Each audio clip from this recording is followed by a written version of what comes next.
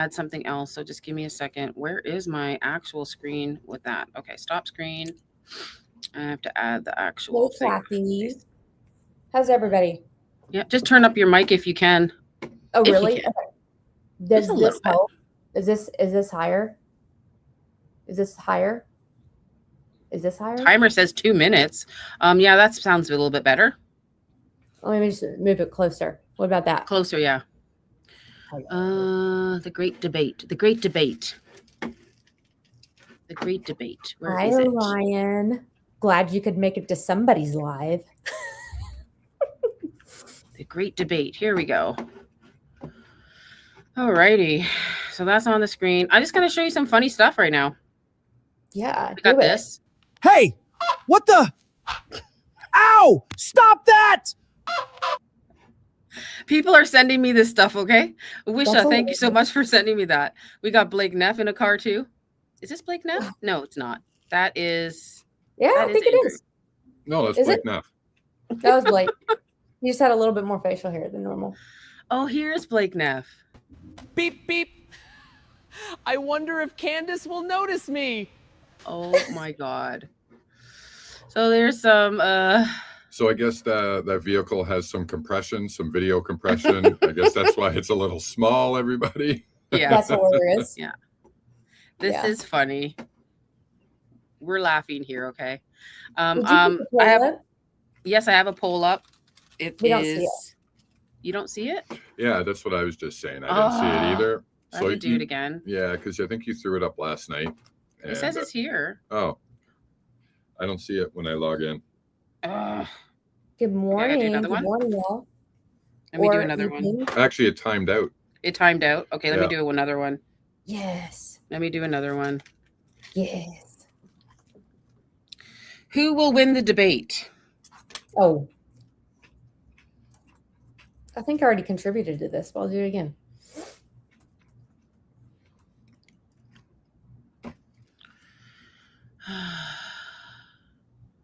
It's very Prunella- early. Yeah, it's so early. No, not Q&A. I don't want Q&A. I have to end this one. Oh, it was there. I'll do a different poll. You know what I That was heard? there. is That was up all night. So, girl, I get it. think I just jumped out of a live too. yeah, I can't. I'll do a poll while we're mid streaming. It's fine. I heard it wasn't actually a pickle. I heard it was olives. Somebody said that. So I'm like, well, that's weird news. Can you hear me okay, Rio? Yeah. Can Okay. you hear me? Yep. Yeah, you're still a little quiet, but yeah, we Can can you hear check? you. Can you check? Go upstairs and check. Our like with What? the. Go upstairs know with the what? phone and check. What, I think her this is audio? why. Or what do you want me to check? Try Take this. the phone, go Is that upstairs better? and listen to see if we sound okay. Well, she sounds quiet. I can. That's just because it's from here. Okay, I'll double check. I just put on the right microphone. Default Hold on. Yeti. How do we sound, guys? Good? Goody goody gumdrop. Hi, love and compassion. How's everybody doing? Wherever you're at in the world. Yeah, you sound good. You sound good. Concerts back to back. What do you do? What do you sound play? good. Yeah, she Oh, sounds look at You all sound the good. people. You sound good. We just can't hear her because of our issue. Yeah.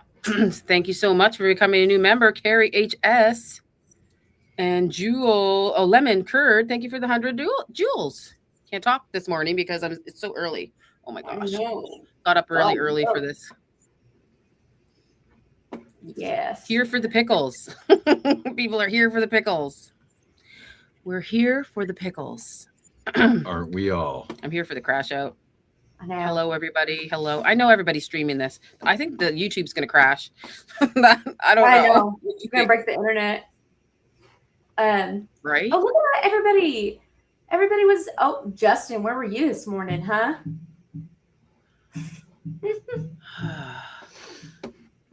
Let me test another.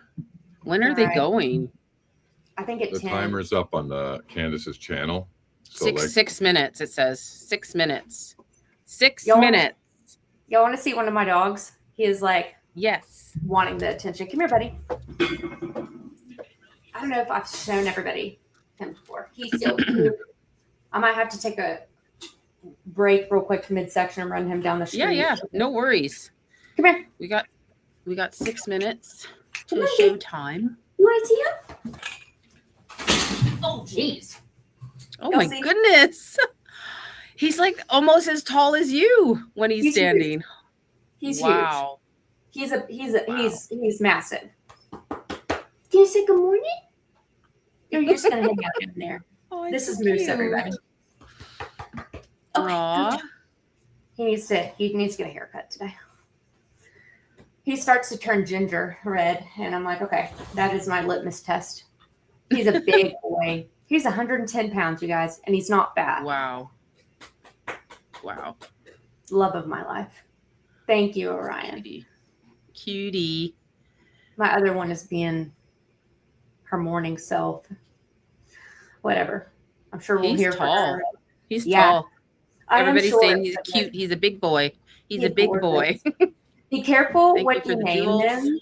His name, Lemon, is Moose. Be careful what you name them. Moose. Mm-hmm. He's a golden doodle, but he ended up 110 pounds. I know. He is. Wow. 110 pounds? He's like a human. He probably can like literally drag you and walk you. Oh, he can. He can. He won't, but my 60-pound dog will do that. But he is like he's not like, well, he's now treat driven, food driven because of her, but he is so much like a golden retriever in the mind. He just wants to please.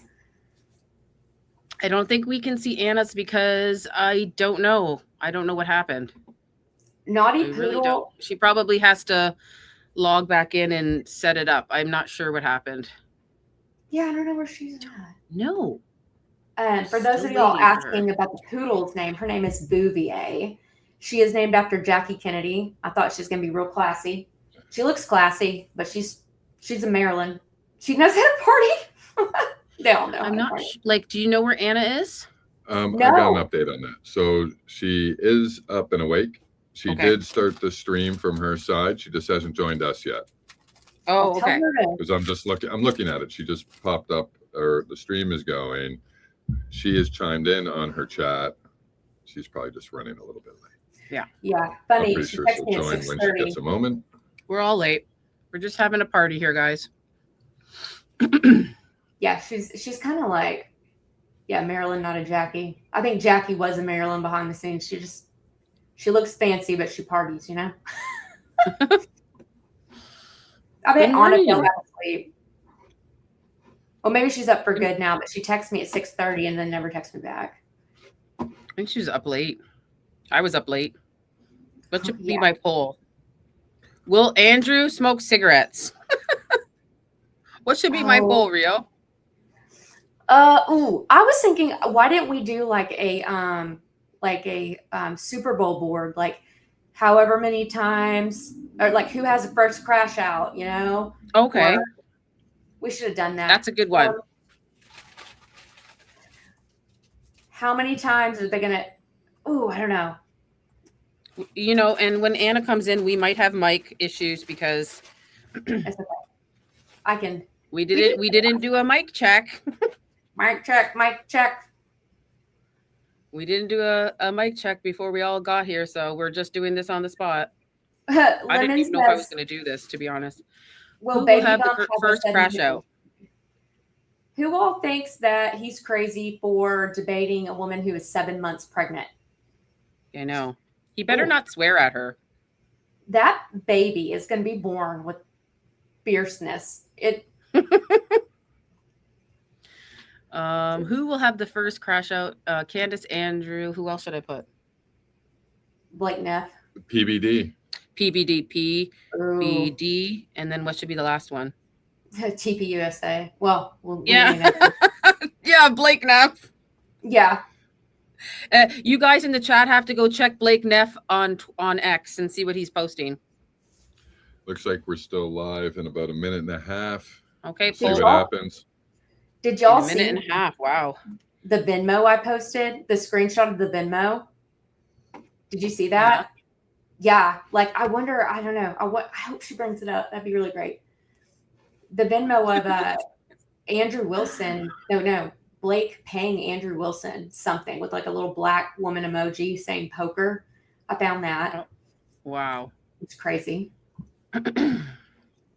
Rest in peace, Pickle. Rest in peace, Pickles. I love all those pickle things. Everybody's sending it to me. It's so funny. I hope he's respectful. Am I going to fact check at the same time? I think we know what Pierre. I don't know. For stuff that we don't know, yeah, we can fact check that. No problem, Lemon. Absolutely. Oh, it's a real Some inquiry. things we'll be able just to go off memory because we've been here since the beginning. But Now, if we have audio issues, we'll just mute ourselves when Anna comes in, wherever Anna is. We were discussing, we should live stream it or do an after party. I said, let's just do both and see what happens. Because I think everybody's doing it. I see Gary Paramount Tactical's doing it. Trigger Smart's everybody's live streaming it. So I do probably have to stop and go and talk and then play it again. So if you want to watch it on Candace Owens, go ahead. Yeah, I would suggest you give those people views or whatever. But well, normally we're going to talk a bit too. Normally when we do watch parties like this, like especially from the court, we don't talk a lot. So no, with the court, no. But I think we shouldn't probably comment too much on this. No, just let it fly. Agreed. I'll stop I like that. and I'll laugh. I'll say something and I'll keep going. I like What that. time is it? Candace Stream says waiting for her, so we can go pretty much any minute now. Okay. Quick bio break before this starts. Let's see. Let's see here. Before we get into this, did you want to go through any supers and stuff? I see. Sure. I think I think we should do that before we start. Thank you so much, Dope Lemon, for the 2 Jewel Silver Star. Thank you so much. Jail. Oh my goodness. Thank you so much. Holy smokesers. Oh, wow. Who Dale, got that? thank you so much. Who got that? Who got it? Who got it? Mailernoid, IB Nichols, the brand via RB Ham. Hey, RB Ham. We did a show with him on Don Jeffries. Turnpie 1, Patricia Rose, Hammer Stuff, Lulu Balas, Mark LOL Misinformations, and Sandy Girl in Florida received those memberships. Wow. Woo! And what was I going to say? And thank you so much, Dale. You are amazing. Stay for the after show. I'm going to have everybody come up. Whoever wants to come up, they can come off, whatever. We're going to have some fun here today. I love the spelling. What was I going to say? Somebody said, Rio, if you wanted to have a mod, was it? I think Love and Compassion said that. Yeah. How do we do it? You should, because so YouTube will protect, so they can protect your chat. So you can add like Love and Compassion. You can add like Critter KC, whoever's in your chat. I don't know who's in your chat. They're all going back and forth. Like, shout out to the mods. Like, you guys are all over the place. Yeah. Shout out to the mods. Are they the blue ones that are in mine? Hey, Justin, who wants to be a mod for me? Raise your hand. Yeah, if you have made somebody a mod, they'll appear in blue, and you'll see a little blue shield by their name. Yeah. Okay. You can just touch and you can just add them as a standard moderator. Okay. Okay, Love and Compassion. I'm doing you, girl. Thank you. Yeah, because she said she can. Yeah. Hang on. Damn. Y'all fast. 30 big jewels. Thank you so much. Big old girl, 9578. I just see a note in the chat. I guess a little while ago you mentioned about posting something somewhere on X, and just a couple people just said, we don't have X. Can you post it here? I have no idea what you referenced. Oh, neither do I. Oh, look at this. Look at the little squirrel drinking the water. I don't know how to make her a mod. I see the 3 dots on the side. I don't want to put her in timeout. Oh, sorry. Oh, you don't know how to do it? Mm-mm. Yeah, she just needs you to watch Oh, you have to do it. Do you have your phone nearby? Yeah. So turn the volume all the way down off your phone first. Go to your Right. live chat. Go to your live chat. Then press the three dots. It should work there. And then Okay. log out of, and then swipe out of there because you don't want two things playing. Right. We don't want that. It will work through your phone. Okay. Did you get it? It doesn't even show that I'm live on my phone. It shows that you're Oh. up here. Probably because I'm in studio, not StreamYard on my phone. StreamYard on my phone, right? Just go to regular YouTube. Don't go to StreamYard. Just go to Okay. your regular YouTube. Go to your live section. She's there. She's there, yeah. Go to your live section. Go to your chat in your live section. Press the three dots, and you should be able to do it there. Don't go to studio. Don't go to just go to regular YouTube and go to your live.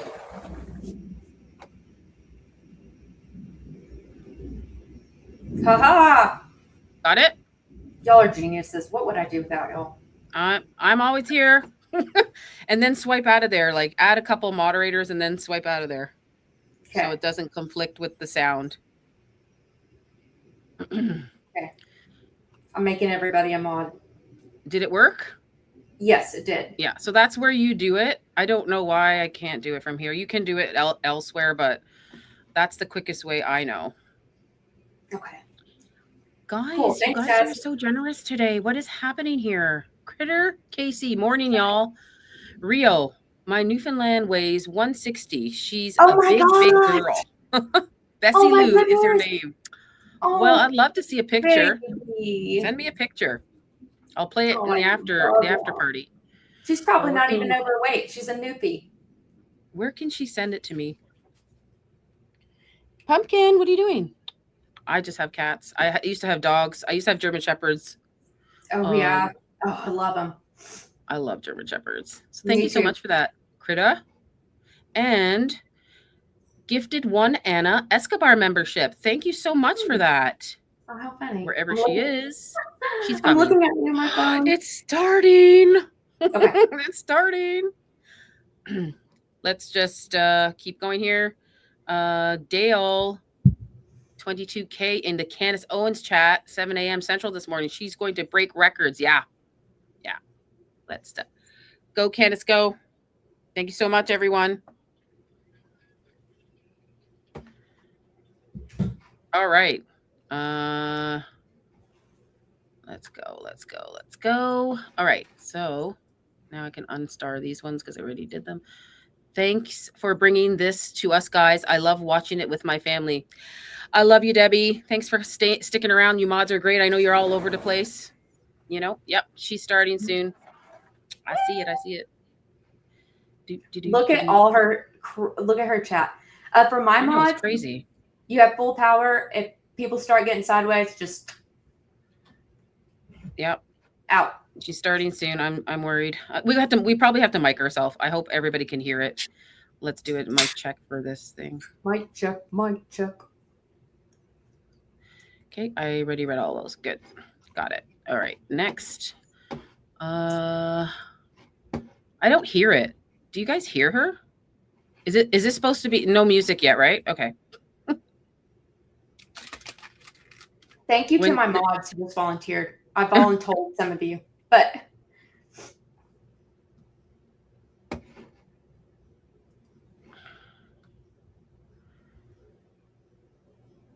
Yeah, I have a poll up, guys. Do the poll. We'll do a couple polls today. Funny ones. We'll do some funny ones. We'll do some funny polls. thank you, Justin. Thank you, guys. Justin, it's the Thank you, least you can do for guys. sleeping through my live this morning. Thanks for being going to her side and be a mod for Rio. I really appreciate it. Yeah. Thank you. Anna will be here. Sorry, guys. We are running late. Didn't even know if I was going to do this. Pull me, Allie. Death Queef. You are hilarious. Oh my God. What are you writing? Look at that. Flamingo is jacked. Cow herder. Look at the Who legs does on not that. mean cow herder? Somebody said Booby means Cowherder. You guys are so funny. It could be a Oh, it's so Cowherder. early. To Jill Silver Star. Thank you so much, Kathy. Kathy's in the house. I think I got my nerves out because I did a live this morning. Oh, that's good. No, it was good. It was really, really good. It was good. Justin failed to show up, but that's okay. It's cool. Oh, here we go. Soon it's starting. Should I just block this chat? Yeah, I don't need to see that. Yeah. Right? That looks better like that, right? Yeah. Okay. Is that our background or hers? The lightning. That's mine. That's my background.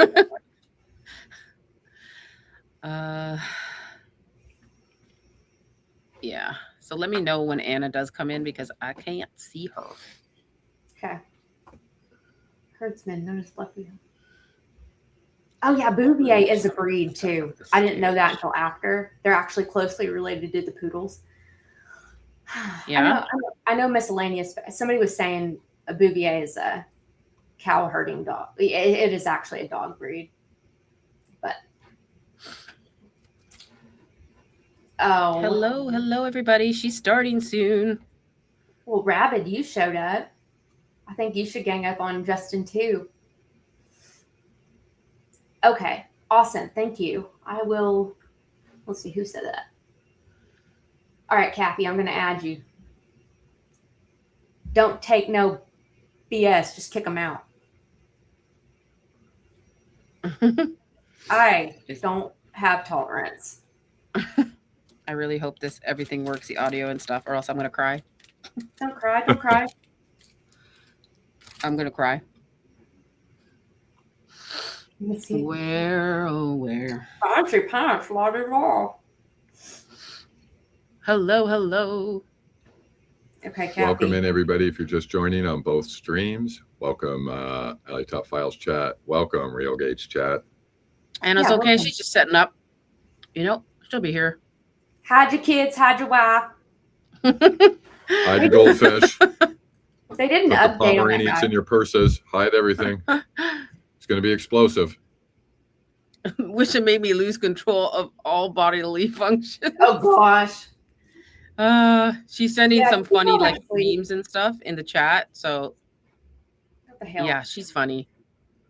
She should have been a comedian. She missed her calling. Hello, everybody.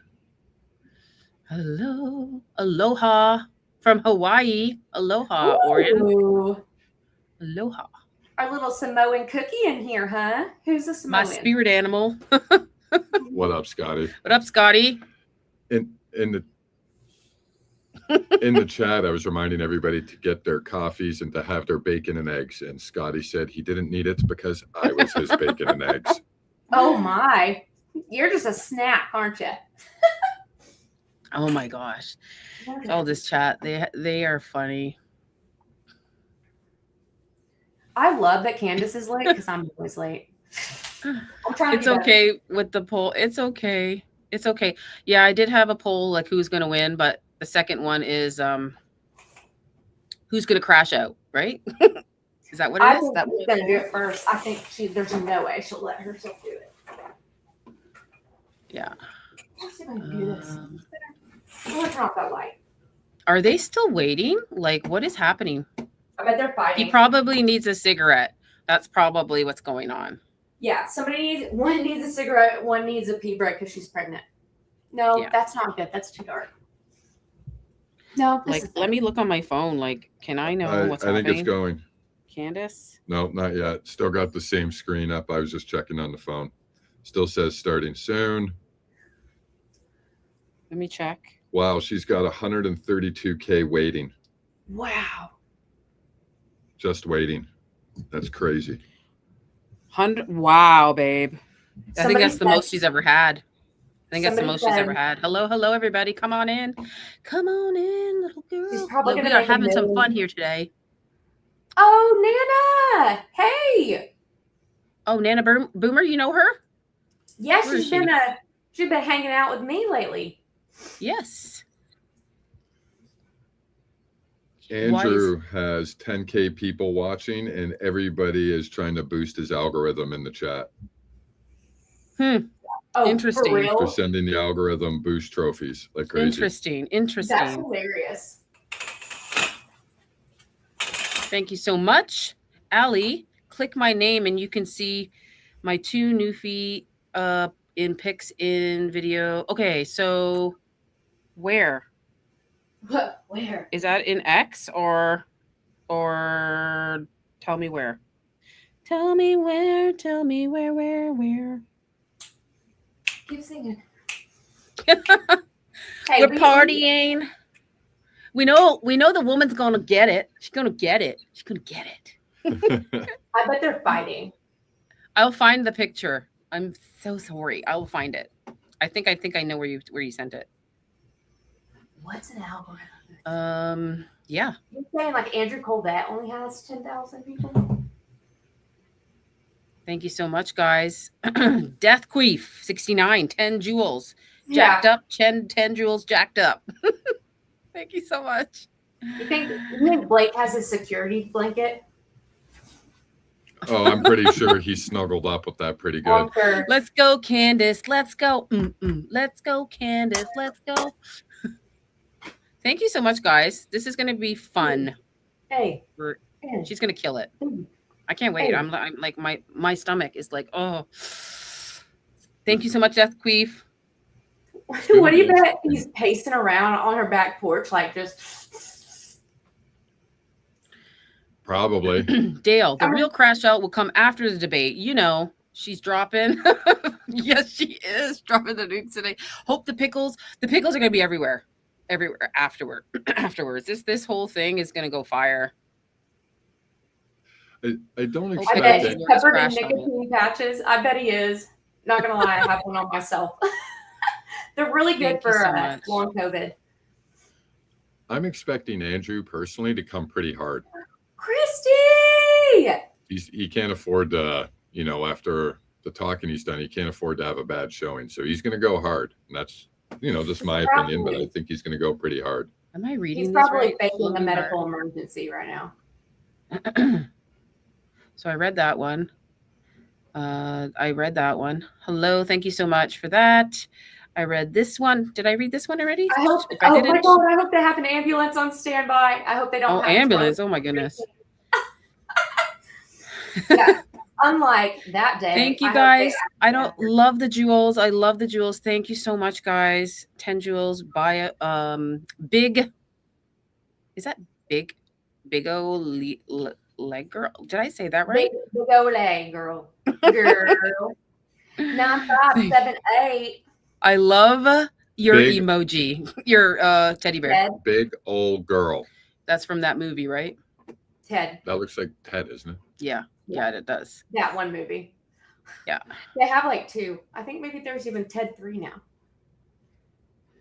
Thank you so much, Kiera Michelle XO, for the 300 jewels. Girl power. Yes, girl power today. Let's do it. We're doing it. This is for I think this is for you, Rio. 30 jewels flower. Mm. Don't know if it's for you. I don't know who this is for. It's not me. It is not me. Maybe it's I'm for not Anna. on podcast. Probably not. Maybe it's for Anna then. Thank you so much, Pam. Big old leg girl. Oh, maybe it's big old leg girl. Did I really read this one? 1058. Yeah, I already read Yes, that you one. did. Okay, got it. I think I read everything. I will get to all of if you guys if this starts, I don't know, they're running late, I guess, right? He needs his mojo. He needs his cigarettes. Christy. Right? Watch him Oh like he says like smoking like half a dozen before he starts. See, I also have a thought here too. Oh? What if it's delayed because they're arguing and Andrew's trying to back out? Oh, he's they're trying to back arguing out. right now. He's I know trying to they're like arguing. get her. Yeah. Well, I was just, we don't know that. I'm just saying, Candace is usually on time. Like she goes late sometimes, right? But This is not a like different situation and it's going to be more complicated. And I'm just wondering if there's something happening that we are unaware of because we're not there. yeah, I think Kiera Michelle, I think he is at Candace's house. Yeah. One what's crazy, the opening screen's been on so long. I have Candace's stream up on my phone, and it's running commercials through the start screen because it's been up so long. Hold on. How funny. Did you send it to me like in XDM or I want the picture? Allie, I sent you how to see my dogs in the last super. Oh, okay. So go back into the supers. I don't she think said. I have them in here anymore. They're Hey. gone. Hey, Mr. Feelgood. Welcome in. Long time no see. Kidding. Don't I have you on Discord or something? Like maybe send it to me there. This woman needs to get up on here.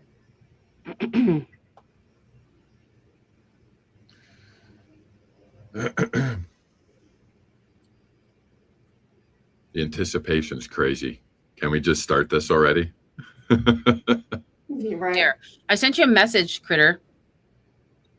I think that's you, Critter Casey. I sent you a message, so send it to me there and I will show it after. Yes, I see you are texting me back. Thank you so much for that.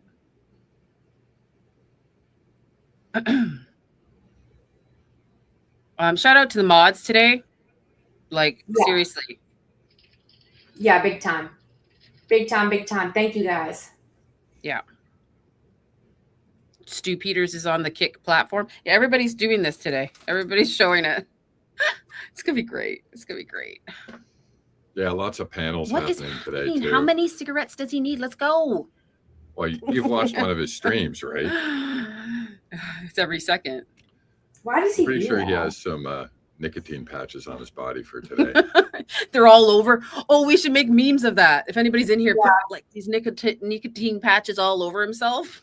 It is so easy to overdose on that. It is a different form, I'm telling you. Really? Yeah. I don't know anything about that. I have asthma, so I can't smoke. I've never smoked, but I have a patch on right now because it helps with long COVID. Oh, I started small and worked my way up just a little bit. Yeah, so it's good. I highly recommend. okay. don't buy them I from did not know Walmart. that. You can buy them from Walmart, even the Walmart brand. Don't buy them from Walgreens or not. I did not know that. Yeah. Well, now you knew. Anna should be here. She just has to join whenever she's ready. And it is a bit early for her down there. Just, give her some grace. Like, what is it like? It's Like 8 or 7 in the morning. It's still only 8:30 for her. It's 8:30 for her. So she stayed up late. So It's 10:30 for us. yeah. Yeah. But still, I'm sure it was Hey, a really early Louisiana's in one. the house. Hello, Yeah. Louisiana girl. You were Hey, advertised to be on someone's Louisiana. stream today. Yeah, I thought you were on stream today. Yeah, I thought she was supposed to be on with ADN and Dee Dee and Teresa. She's advertised Oh, to be yeah. on that stream. Oh, are you over there? Oh, maybe she just stopped in. Or are you guys doing it after? No, they're live now. Oh, okay. Yeah, Thanks for stopping. everybody's live now. Everybody's live now. Okay. Yeah. Thanks for stopping in. Appreciate you, girl. Yeah. Where is she? I don't even see the comment. Oh, I sent something to you on XDM last night, Louisiana. Yeah, maybe check that out. Oh, and I will send. I'll just show this really quickly. It's I don't know if you guys can see it. This is Critter Casey's dogs. Let's see. Oh, yes, I recognize them from the other day. We've seen them. Chocolate, so I beautiful. love them. I will bring it up later too. I'm gonna have to reheat my coffee. Oh, I see why. Louisiana was supposed to go on to their stream, but she didn't feel comfortable showing her face, so they decided Aw. not to have her. Well, I'm sorry that happened, girl. Oh, I'm I get sorry. it though. These days it's crazy. you can come on mine. You can come on mine after if you would like. Once this thing starts, I'll send you a link. It's gonna be a party here. Face or no face, I don't care. Anybody can come here. We can Coffee reheat. party here. Let's party. What is going on with this lateness? I don't know. I'm starting to like get like antsy. I'm gonna start dancing. Do do do do do do. What should we? Oh, here we go. Thank you so much for the Are gold we coin. live? There we Okay, so we're go. officially live. We're live, everybody. Candace, Andrew, good to sit down here with you, talking to you guys about Can we get the live the captions conversation off? that I think started with you being on Joe Rogan when you said, hey, I'm offering $300,000. And for the audience watching this, you have to know when you see this final product, there's a lot of stuff that happens behind closed doors. There was still communication till midnight, even some of the stuff this morning. Like it's like you're trying to sell a company. It's the last 24 hours that the deal doesn't work out, but kudos to the both of you guys that you made it work. The topic of discussion today, how this got prompted is, Andrew, you said there's overwhelming evidence that Tyler Robinson shot and killed Charlie Kirk. And Candace, your position was he's a patsy. Tyler Robinson is a patsy. So, of course, we'll talk about a lot of different things, but that's kind of how the whole thing got started. For the audience watching, I think this is truly for three different people. Number one is anybody out there that loves Charlie, respects Charlie, his legacy, what he did. We have a lot of love and admiration for what he did. He changed the lives of many people, young men, young women. You worked with him for many years. You guys were friends. You've said a lot of good things about Charlie, respectful towards him. You guys may have disagreed on some things, but you got a lot of respect for him. The second audience is the folks out there, you that's watching this. And so for you, you've been wanting something like this to take place. And kudos for Andrew for coming out and saying, hey, I want to have this conversation, and for Candace to accept it. So you have the ability to say, I agree, I disagree, comment, do all the stuff that you're doing online. And if you want to see more of these things, any of the three channels, subscribe to them, the Candace Show, the Crucible. I'm sure some of the people from Crucible are watching as well, and the PBD podcast. The more you subscribe to this, the more we're able to deliver these types of conversations to you. And last but not least, it's about the two of you. My goal is to speak as little as possible. 99% of the time, it'll be you guys speaking, and the audience will be able to see it. If I jump in, just so everybody knows on the back end, both have agreed. In the back, there's three people representing Andrew and three people representing Candace to do fact checking. So at any point, if somebody makes a claim, the other can say, can we fact check this? I can jump in and say, fact check this. Even the folks in the back can say, fact check this. So it is a very fair conversation that we're having here. And so with that being said, kudos to Michael Knowles. Your name was mentioned a lot. You missed out right now. The last 10 minutes, we talked about you. There's a lot of love and respect here mutually from both parties, all three of them here. And then, of course, the great Joe Rogan that started this conversation. And he also volunteered, but it ended up being this format that we have here today. So with that being said, Andrew, your claim is overwhelming evidence that Tyler Robinson killed Charlie Kirk. Opening statements, opening comments. Sure. And what I mean by overwhelming is I just find it very convincing. I think that's what most people mean when they say overwhelming evidence. So I have a brief opening statement. On September 10th, 2025, Charlie Kirk was murdered. Many of you already know a lot about the events which occurred after Kirk's death. You remember the ghoulish laughter, celebrations, and madness we saw from leftists all over, from TikTok invasions, debates, posts on social media, destruction of memorials, and things like this. Within weeks of Kirk's death, a cottage industry began to form, peddling various alternative theories on how he died. What special interest may have killed him, what nations were involved, and was our own government one of them? Because this was the first nationwide traumatic event in Gen Z's lifetime, the demand for answers was severe and palpable. The leading theory from the conspiracy verse is that Israel worked with the United States government to murder Charlie Kirk. Within a day or two of Kirk's death, Ian Carroll claimed that Israel killed Charlie Kirk, and the conspiracy caught on like wildfire. This theory was built on one misleading piece of evidence, that in his final days, on or around September 8th, Charlie sent a text message reading, "Jewish donors play into all the stereotypes. I cannot and will not be bullied like this, leaving me no choice but to leave the pro-Israel cause." This was sent in the context of a platforming dispute regarding Tucker Carlson. From this scintilla of misleading information, it was speculated that Israel killed Charlie Kirk because he would have successfully opposed the Iranian war. Now, that's a fun theory, and who doesn't like a good, fun conspiracy theory? I like them. But there is no evidence that Israel actually killed Charlie Kirk. And if Candace has some, I'd like her to actually show it to me. I'm open to suggestions, but to date, there hasn't been any. There is, however, tons of evidence that a leftist killed Charlie Kirk, just as Charlie feared they would. I believe Charlie Kirk, and I have the receipts. No, I didn't have a dream where he came to me and told me that the left killed him. No, he didn't come to me a dream and say, Candace Owens betrayed him. That never happened. In fact, I don't need dreams of any kind because I hold in my possession never before seen messages from Charlie Kirk to his security team on September 9th, 2025. I'm going to share the message with you today, which is the first time this information's ever been publicly revealed.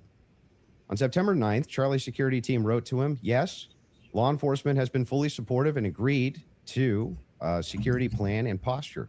Tomorrow's event will be covered by both my team and the campus PD. If additional support is required, patrol units will be available. I have 11 on site. Charlie responded with this. Okay, great.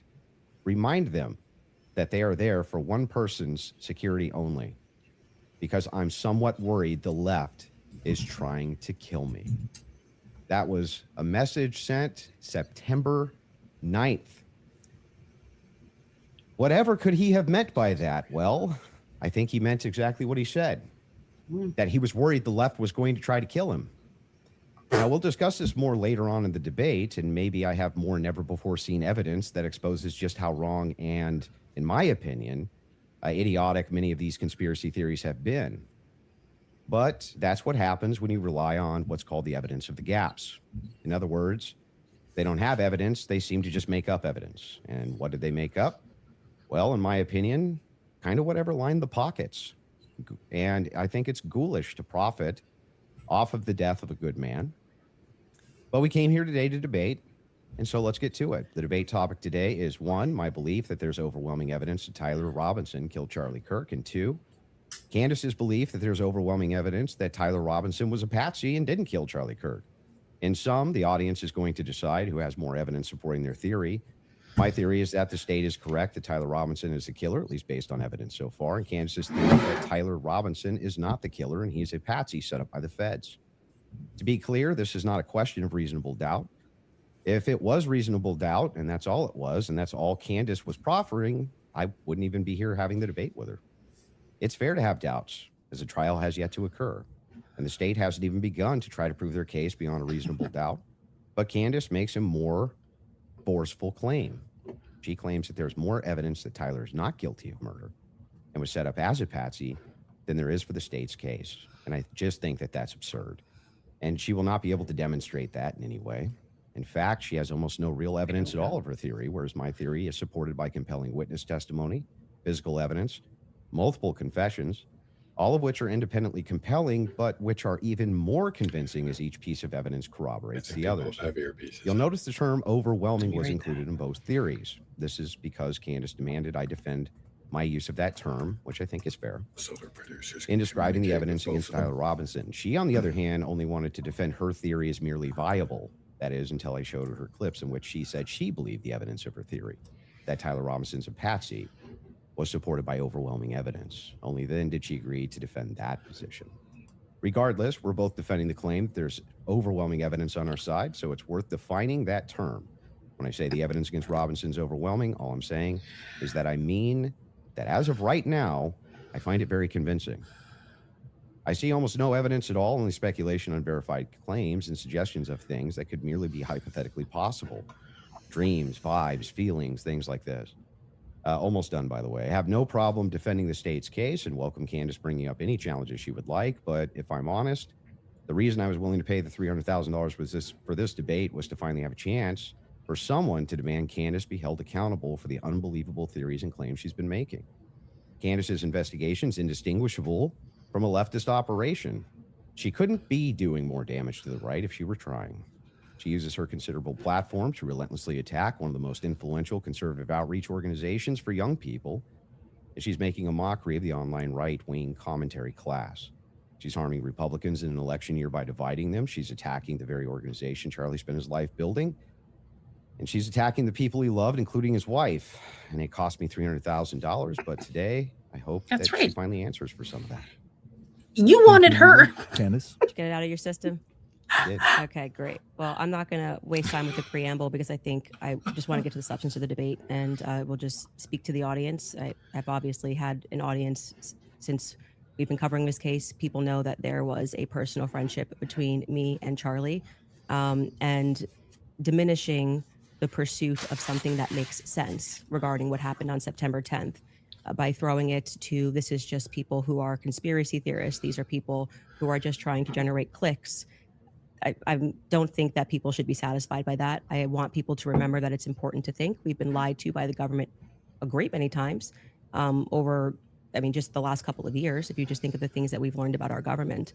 And I do want to say this, what's been the most disturbing element, I think, for everyone is that not only does the narrative not make any sense, which I'm going to demonstrate, I don't need to waste time with the preamble going through the points or trying to insult you or pretending that I've been running a podcast saying it's just dreams and vibes like I'm Miss Cleo. And that's the reason why it's taking so many influencers. It looks like $1 billion industry of influencers to dispute everything Candace says. It's not because I'm on my platform saying I had a dream last night.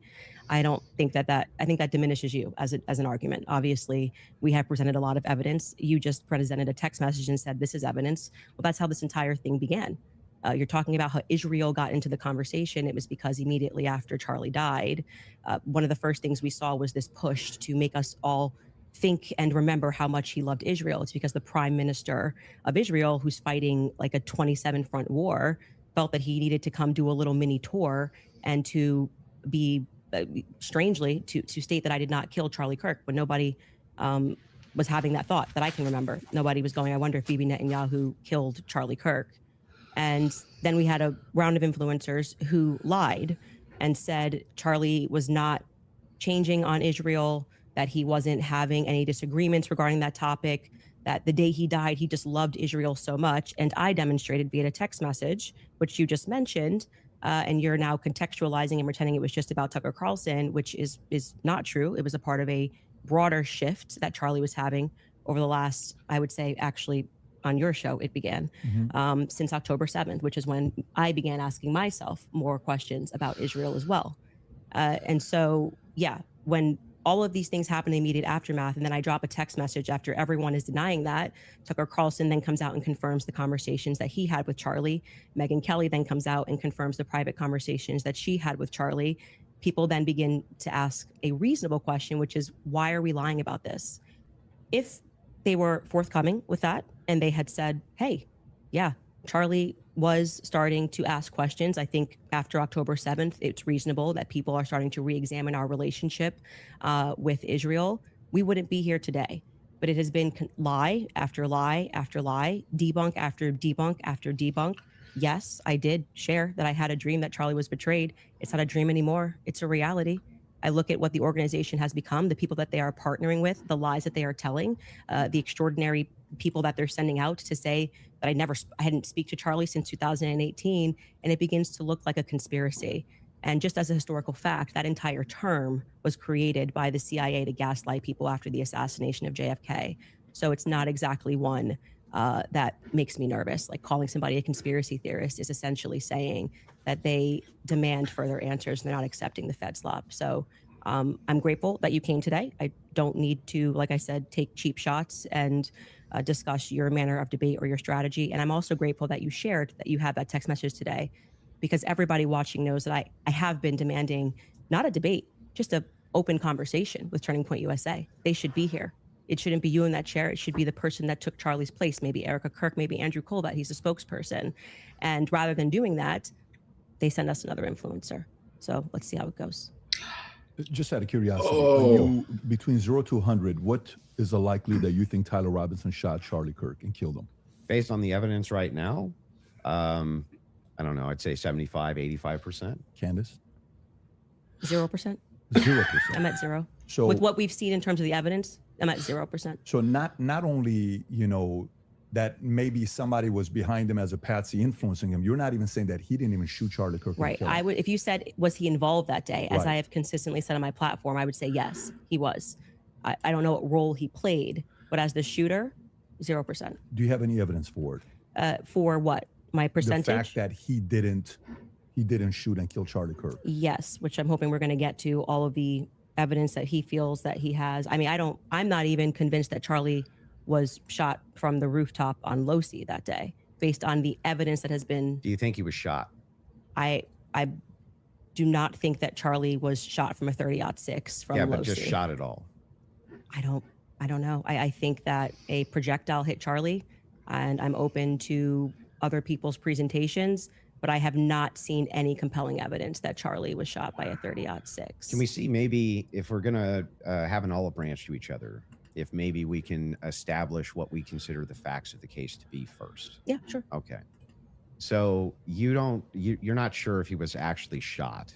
You're open to alternative theories. To that. He was definitely hit with a projectile of some description. If we're talking about was he shot from a gun, a 30-06, I would say definitively no. Okay. It defies common sense to think that he had a Superman neck, and even if he did have a Superman neck, which has been demonstrated, I think actually recently a YouTuber actually set up Valhalla steel cages and shot it, and it went through. So under no circumstance will I. So at least not a 30-06. Definitively not a Okay, 30-06 but you from are low C, open- 150 feet. No, But you're not necessarily closing off the avenue that he could have been shot at all. with maybe a smaller.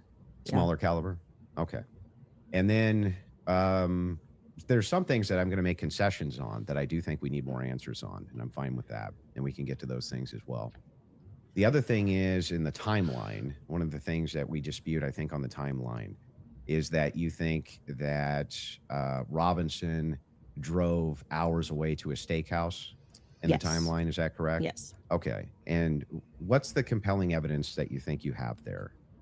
I spoke to the owner of the restaurant, Mm-hmm. and I have seen the receipt. I know the conversation that I had, and I think it's enough that it will be presented. Obviously, if this goes to trial, but yes, I do believe that he was in Panguitch, which is near his grandparents' home. Did he give you an unedited copy of that receipt? I have seen an unedited copy of that receipt. It was not given to me from the owner. But I want to, before we get into like all the timeline stuff, I want to address what you think is evidence so we can keep this on par with what your claim is. Since Well, I think that that's a piece of evidence that's in dispute, and that's why I'm. yeah, but Because if we're not trying to get establishing to the whether there's timeline- overwhelming evidence that Tyler Robinson did this. Yeah, So if you whether wanna then use the starting first- with if you want to use the first part of that for the internal critique. yeah, for like you, we should that's go fine. over the actual Okay, evidence that we so feel. The first reason that I think it's compelling evidence is that Tyler Robinson's rifle was found near the crime scene. So I would consider that to be very good evidence. And also the fact of the matter is that I dispute this claim that a 30-06 could not have made this wound. I think that that's absurd. 150 grain Remington core lock absolutely could shatter when it hits the neck of any human being. When you say that there's some steel neck and it's a smaller caliber, you have to make a counter explanation. Why wouldn't a smaller caliber also go through bone? It could. I didn't say it can't. Right, exactly. So if that's the case, then ammunition is going to be the critical key here. And if we have frangible ammunition, which we do in this case, a flex tip round, well, I'm sorry, not a flex tip, a soft point round from 150 grain Remington core lock, that's just a small jacket that goes around the actual lead piece. This thing could have split apart in air for all we know, but definitely upon impact. And we have the medical examiner who confirms this in a summary. And my team can bring that up, the summarization, which means he would have to be a part of some kind of conspiracy as well. Okay. So just to start with your point about saying that the gun was found near him, near Losey Center, or I guess off in the woods. That gun, did you watch the testimony? Did you watch the preliminary yeah, we hearing? covered it live. Yeah. Okay. So forgetting what the summary of the medical report was, did you watch the testimony that was given by the Caitlin Oliver, the ATF woman, Samantha Carner, Mhm. any of those people who went into the science of Yes, I recall. You're talking about the bullet when they- analysis? Yeah, when they went into the DNA. Okay. So that's kind of the most relevant part. Okay. I'm not denying, I've never denied on my platform or anywhere else that a gun owned by Tyler Robinson was found near the crime scene, right? That Okay. doesn't remove, if you think somebody set up as a patsy, you could take a gun out of this room right now and you could walk out and plant it in the woods near a crime scene. I That's agree. not convincing evidence to I me. concur with the fact that that's a possibility. So you logically possible. I think, have said on a platform that you were a gunsmith. Mhm. Okay. And for how many years? many years. For many years. You Mhm. also said that you were an Army sniper. I wasn't a sniper in the Army, Okay. and I never said that. by the Sorry, way. your wife tweeted that you were an Mhm. Army sniper. Yeah, I don't know. Like 15 years ago, she said something. Does it she said change that it 15 was- years later? She said that it was colloquial. So Army sniper is a colloquial term. Yeah, I was never an Army sniper. Okay. What did you do in the Army? Did you teach this? Then I corrected it and said you taught rifles in the Army. No, I didn't teach rifle. No, I taught rifles as a private citizen. Okay. hmm Uh, And I was an NRA instructor for many, many, many Okay. years So, alongside my gun shop. as with your expertise, Mhm. when she gave testimony on the stand, Samantha Carner, that there was dust and there was debris Mhm. that was found in the gun barrel. Yep. And then when we had the person who, and this was, I believe, Caitlin Oliver, who explained painfully about the DNA, the prints. Well, let's start with a No, point no, at no, a time. I'm not done. You said something, so I'm going to finish my thought, right? You don't want to do a point at a time? No, well, sure. If you want to respond to, Well, I but wanted I to want you to start respond to with 2 the points. I debris. want you to start with 2 points. Okay. Dust and Mhm. debris in the gun barrel. Yeah. Secondly, the fact that there were 5 sets of prints, 5 plus actually by the end of the testimony, 5 Mhm. sets of prints for which we already had the woman who worked for the FBI forensics testify that above 2 prints, if you're taking a sample, it's no longer a science, right? She testified that when they took the sample of what was on the trigger, they saw 5 plus prints. And among those 5 plus prints, Tyler Robinson's was the most degraded. Mhm. So I would like you to explain how Tyler Robinson's prints could be the most degraded when she said, actually, you could have DNA on something that you've touched. You could have DNA on something that you've never touched. And to get DNA degradation, they've looked at pieces, items 20, 40 years on that don't have degradation. Yet Tyler Robinson's prints, amongst 5 plus other prints, were the most degraded on that weapon. Yeah. So let's get into all 3 of the claims. First, with debris. When it comes to debris, firing rifle doesn't always blow the debris out of the barrel. Okay, So you think there could be debris and dust. Yeah. He just fired the weapon. Sure. Okay. not only that, he left it in a forest. Now, I don't know if you agree with me, but if you leave a rifle in a wooded area, it's also possible that debris could get in that way. But I'm not even sure that that's what the case is. I think it's far more likely that you fired the shot, it just didn't blow all the debris out, and it often doesn't. You'll find this if you take Grandpappy's dirty rifle and it's all dusty inside the bore and you go fire it, you'll often look down the bore and there's still dust. Okay. Happens all the time. Okay. And the prints? Yeah. So the prints, we don't know all of the details on just yet. We do. It was excruciatingly long. testimony on the We prints. don't, because they haven't gone to trial, so we don't know on the print front. But Tyler Robinson's DNA was on there. You made the claim that Lance Twiggs' DNA was on there, and it was not. Well, when she gave the testimony, no, hold on. First, let's go to your first point because that's wrong. We can get a fact check on that. What do you mean we don't know until it goes to trial about the degraded prints? She testified, and Yeah. this is the person who took the prints. Yes, but the problem is that inside of this particular testimony, you agree with me that there's going to be much more of the DNA analysis during the trial, right? But you also would agree that her fact is not going to change, that among the prints, his was the most degraded. Even so I'm if- asking you to but let's- address that. How well, could that be here, possible? Let's give it, let's just grant this for a second as a possibility that his fingerprints were degraded. No, it's not a possibility. It's a fact. The Okay, person who took hang it. on. I'm just okay. granting it for the sake of argument. You should grant it because it's a Okay, fact that so she now, presented. so now it's Okay. granted. So what?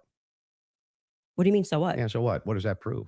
It proves that if his prints were the most degraded amongst 5 of them, Mhm. you're going to have to explain how that's possible if he's the one that recently fired the weapon. Oh, Yeah. So wait a second. You're saying that it's an impossibility that if his fingerprints are the most degraded, I'm telling you if to that's the explain it. case- You're the gunsmith. Well, so wait a explain it. second. How would a gunsmith give an analysis on fingerprints or DNA? Do you think that I work in a DNA laboratory? So with your answer fingerprints? is I don't know. You can just say you don't know. But You I don't did. have to. But I did. No, you said so what? So Yeah, say so- I don't know. I but what actually would don't that- have an what explanation would for that, prove, Candace. though, is my question. Well, I think that what it would prove is that it is a more viable theory that people who had stronger prints on the gun Mhm. may have used it more recently. Did they say who else had fingerprints on the gun? They named Matt Robinson explicitly. Okay. And this was a part of the testimony where she was speaking about how they got samples of elimination samples from the home of Amber Robinson, Mhm. Matt Robinson, and Lance Twiggs. Those are the 3 names they named. So are you saying that Twig's Would you like me to fingerprints- finish my statement? I just want to make sure I'm clarifying.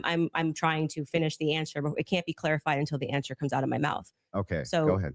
this was a portion of her testimony Mhm. where she was explaining how they got elimination samples from the home. And she named Matt Robinson, Amber Robinson, and Lance Twiggs as the elimination samples that she was using.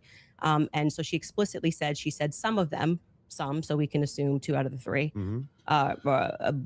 were their prints were found on the gun. She explicitly named Matt Robinson as someone who had prints on the gun, and then said there were 5 people that they had taken that sample from. And again, what's also relevant here is the earlier testimony, which came from the FBI forensics analyst, I believe it was on day 2, where she said that when you're using those mixtures and those samples and you get up to 5+, it's really hard to make any sort of a determination. So both of those things are relevant. If you can't explain why his prints are the most degraded and you're saying he is the shooter, it's not really a so what. It's an open-ended question that people have a right to pursue. It's not a conspiracy. It's actually proof of my claim that there is evidence that he was set up as a patsy. That wouldn't prove anything about him being a patsy. They said it's evidence to support the claim that he could have been set up Okay. as a patsy. So this is why I said earlier, so what? Because even if it's the case, this doesn't have an explanation for it yet.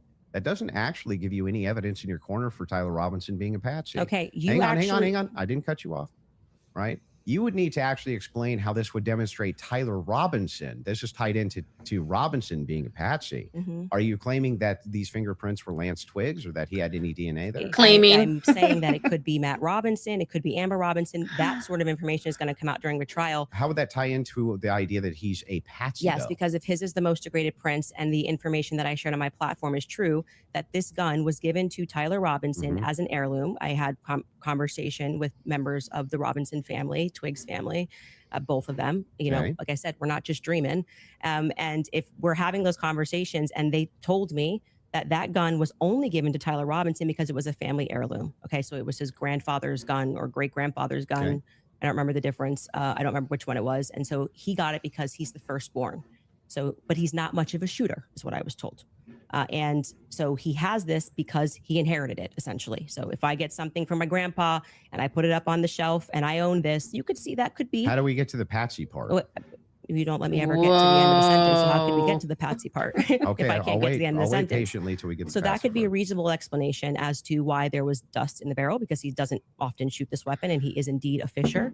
And it could also be a reasonable explanation for why we have Matt Robinson's prints on this. Obviously, Lance Twiggs, even if he has prints on things, they live together. That doesn't really mean anything. But that could demonstrate that somebody took his weapon and put it somewhere. His prints are the most degraded. Somebody else's prints, there's more presence of somebody else's prints. And that could demonstrate that somebody is taking items from his house and putting it into But it various also places. could demonstrate nothing. So the problem that you have here is that this is pure conjecture. No, This is not evidence that Tyler Robinson is a patsy. It's only evidence that you have conjectured up that, well, if it's the case that these are the more degraded prints, then therefore that means must be patsy because dad's fingerprints on gun. I didn't say must be Describe patsy. how this actually links in to Robinson being a patsy. Okay, I just described that for you, so I can explain it to you, but I can't understand it for you, so I'm going to move on from that. But to just go back to your point about this is not evidence, you can't make that claim because the entire basis for why you think that there's evidence for Tyler Robinson being the person that took the shot Yeah. is based off of a hearing under Utah 1102 rules, meaning that they are doing the exact same thing that I am doing.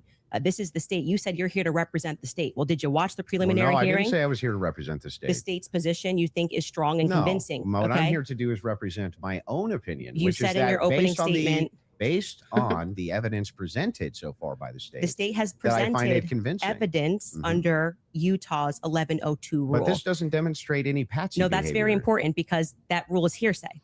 So you can't say at the same time, Great. Candace, you're not allowed Uh-huh. to. And what that means under the Utah rule, which I'm sure you know, because I'm sure you watched the preliminary hearing and yourself understand what You that didn't means, watch it. is that the entire hearing was hearsay. It means none of that information that was presented is going to be allowed. The majority of it, the overwhelming majority of it is not going to be allowed at the trial. They're allowed to present when it's just a probative I hearing. don't think all the evidence that was put in was hearsay. Okay, you didn't watch this case. But not only that, no. This is a huge point. This I is, want this to. is crazy we that you can don't call know for this. a fact check if Yeah, all the evidence we need was more than a put fact in. check. This was every single The team day. in the back is Utah actually Rule saying They want to 1102. go there. So they said there's a medical examiner's explanation of the shooting that's in the back. Rob, if you want to pull it up, and then Candace, if anybody from your team wants to pull something up, no problem as well. But they're requesting it. If you guys got it, pull it up so we can show it. And in the interim, is that it? Yeah. So I'll read this. Just what are we looking at, just so we know? Yeah. So this says the bullet, or at least part of it, sequentially perforated the interior left of Mr. Kirk's neck, strap muscles of the left side of the neck. This is a summary, by the way. Left common cartoid on the left internal external jugular veins. The bullet also obliterated the left side C27 vertebrae, transacted the cervical spinal cord. Medical examiner observed a significant portion of Kirk's cervical spinal cord was traumatically absent. Mr. Kirk suffered from other severe injuries, including bilateral, apical, and posterior intercausal hemorrhages, pulmonary, apical hemorrhages, multiple disruptions to the thyroid, et cetera, et cetera. So the summary of the examination is that he was shot. Chest That trauma. was what they were pulling that up for. Okay, and I'm not disputing that he could have been hit with a projectile. We're not disputing that, so I don't know why this was brought up as a fact check. Could you bring up 1102 Utah Rule? Because this is an unbelievable point that you're making by saying that I am not allowed to infer off of evidence. You can infer. I'm trying to follow the inference. But your entire reason, like you asserted that you believe there's overwhelming evidence on the basis of what we saw in the Correct. preliminary hearing. The entire preliminary hearing was hearsay. Yeah, I'm fine with your inferences. But no, you just literally said I couldn't do that. Yes, I can. No, I didn't. I'm just saying from your inference, how do we get to Patsy? This is how you got to Shooter. The Tyler Robinson did it. No, You got to just Tyler shoot her from that. Yes, you did. You again, this is something important. So we should pull up a fact check about what the 1102 Utah, and under their constitution, for the sake of a preliminary hearing, they do not have to have hard evidence. They don't have to put people on the trial, swear them in. But no, that's why the entire hearing was basically hearsay. Officer Bagley But was not saying, all of it, like I said. the overwhelming majority. again, no dispute. Outside of the one But that you don't that's want to not give. what's Please don't in cut me off. dispute, though. Outside of Can we that get is some what's pickles? in dispute. It It's means not. Look at that his foot. your entire brand of saying you don't have evidence, falls apart when the entire preliminary hearing is based off of hearsay. In fact, Lance's testimony before they had about an hour debate. Actually, maybe it was more than an hour debate before he sat, and they said this is not going to be allowed. You wouldn't even be allowed to do this. We'd be able to cross-examine him. The questions that they're asking Lance are all leading. And what did he say? Well, I'm the magistrate under Utah Constitution. 1102. It is my job to allow all of this so we can see if the state has enough here that we can then move to a trial, which will then, they would not allow this stuff. They would say we get to cross-examine Lance. Lance But just you're can't arguing willy-nilly things I'm not say, disputing. but the entire substance of your argument is that people can't infer off of evidence. That's No, what you're saying it's to not. me. When you say Candace, Here, you I'll can't give you talk the about the degraded argument prince, which is a now. fact. Yeah, I'm not and then saying infer that. off of that Didn't say that. Tyler could have been a patsy. You're just telling you, making stuff up. So I'm here's not what the making stuff position up. is. I'm I'm not making asking stuff this. up. By the way, I'm I have saying Rule 1102 that ready I if you think want to you. read Let's it. pull that up. Let's pull pull up that up. I'm 1102. doing exactly what the state did. Okay. I'm looking at a piece of evidence, and I am saying. But you're not showing me how you get there. Can you from the describe to the inference. audience what Rule Yes. 1102 So means? just so everybody who's watching this at home understands what I am saying, even if he doesn't. What Andrew is arguing is that I don't have the right to extrapolate from Never a made that fact argument. like Just making it up. Quiet. Just purely making it up. Quiet, mister. I'm asking based on Andrew. based on Can I your show my evidence? You just inference. showed yours. Reliable hearsay. You'll get a chance. Reliable hearsay in criminal preliminary examinations. The entire preliminary hearing that you just saw was on the basis of reliable hearsay. And what that means essentially is the people who are making the statements can just say, Patrick told me that he did this on Monday. Patrick's not here. And that is, they can allow that into the hearing. That's just because it's just meant to be probative. And so it's the state saying, here's what we have inferred. So you are allowed to take a piece of evidence and then you are allowed to infer off of that evidence. Okay. Case in point, that's a demonstration that's a demonstration of what I just did. I said the prints were the most degraded off of Tyler Robinson. And from that, what I am inferring is that it's plausible that Tyler Robinson was set up. That doesn't. Okay. That's the point in contention. That's not a point in contention. That's the point in contention. It's not a point in contention. If you're saying it's a It point, is the point in contention. it's not the point in contention. I'm telling you that was what the entire hearing allowed Why do you for. look the at him? evidence Great, that he is but describing we're asking you that now. he is Looked at using him. to Mhm. argue his case is all based on inference, not fact. Great. Inference, not fact. We're so what they are just- inferring off of the Mhm. facts. So again, we're going to take this, and I'm just going to even grant it because it's irrelevant. I'm asking how you get to the inference that even if you dispute that piece of evidence, that means Patsy. I'm looking for the logical chain for how you get to that inference. What I am telling you is it's the exact same way that when you tweeted, I think that this evidence is overwhelming. When Uh-huh. they say that looks like Tyler Robinson's car, he drives a similar car.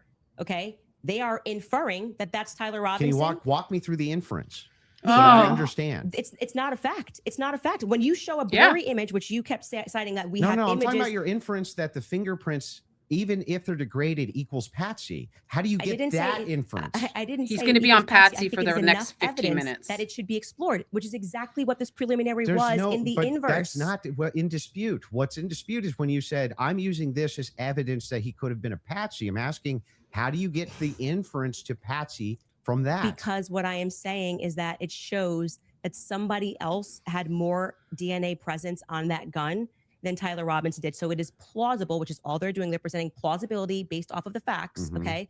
It is plausible that somebody just took his gun and put it there. That's it. Is there equally, That's how it works. and is there equally 100 other plausible explanations? I think that's the reason why most people are exploring when things don't make sense. Got it. So, So- yes, at the beginning of that, this is how the court process works. So if, just it- so we're if clear, there's this is the 100 other state's evidence plausible and they're inferring. explanations, then Candace, why is it that we should go with this idea that it was a Patsy? I'm not saying that we should go with the idea that it was a patsy. I am saying that there is Oh, I Just- thought that was the whole defense, your whole claim no. today. My whole claim was that there is more evidence that he is set up as a patsy. How does that equal evidence of Patsy?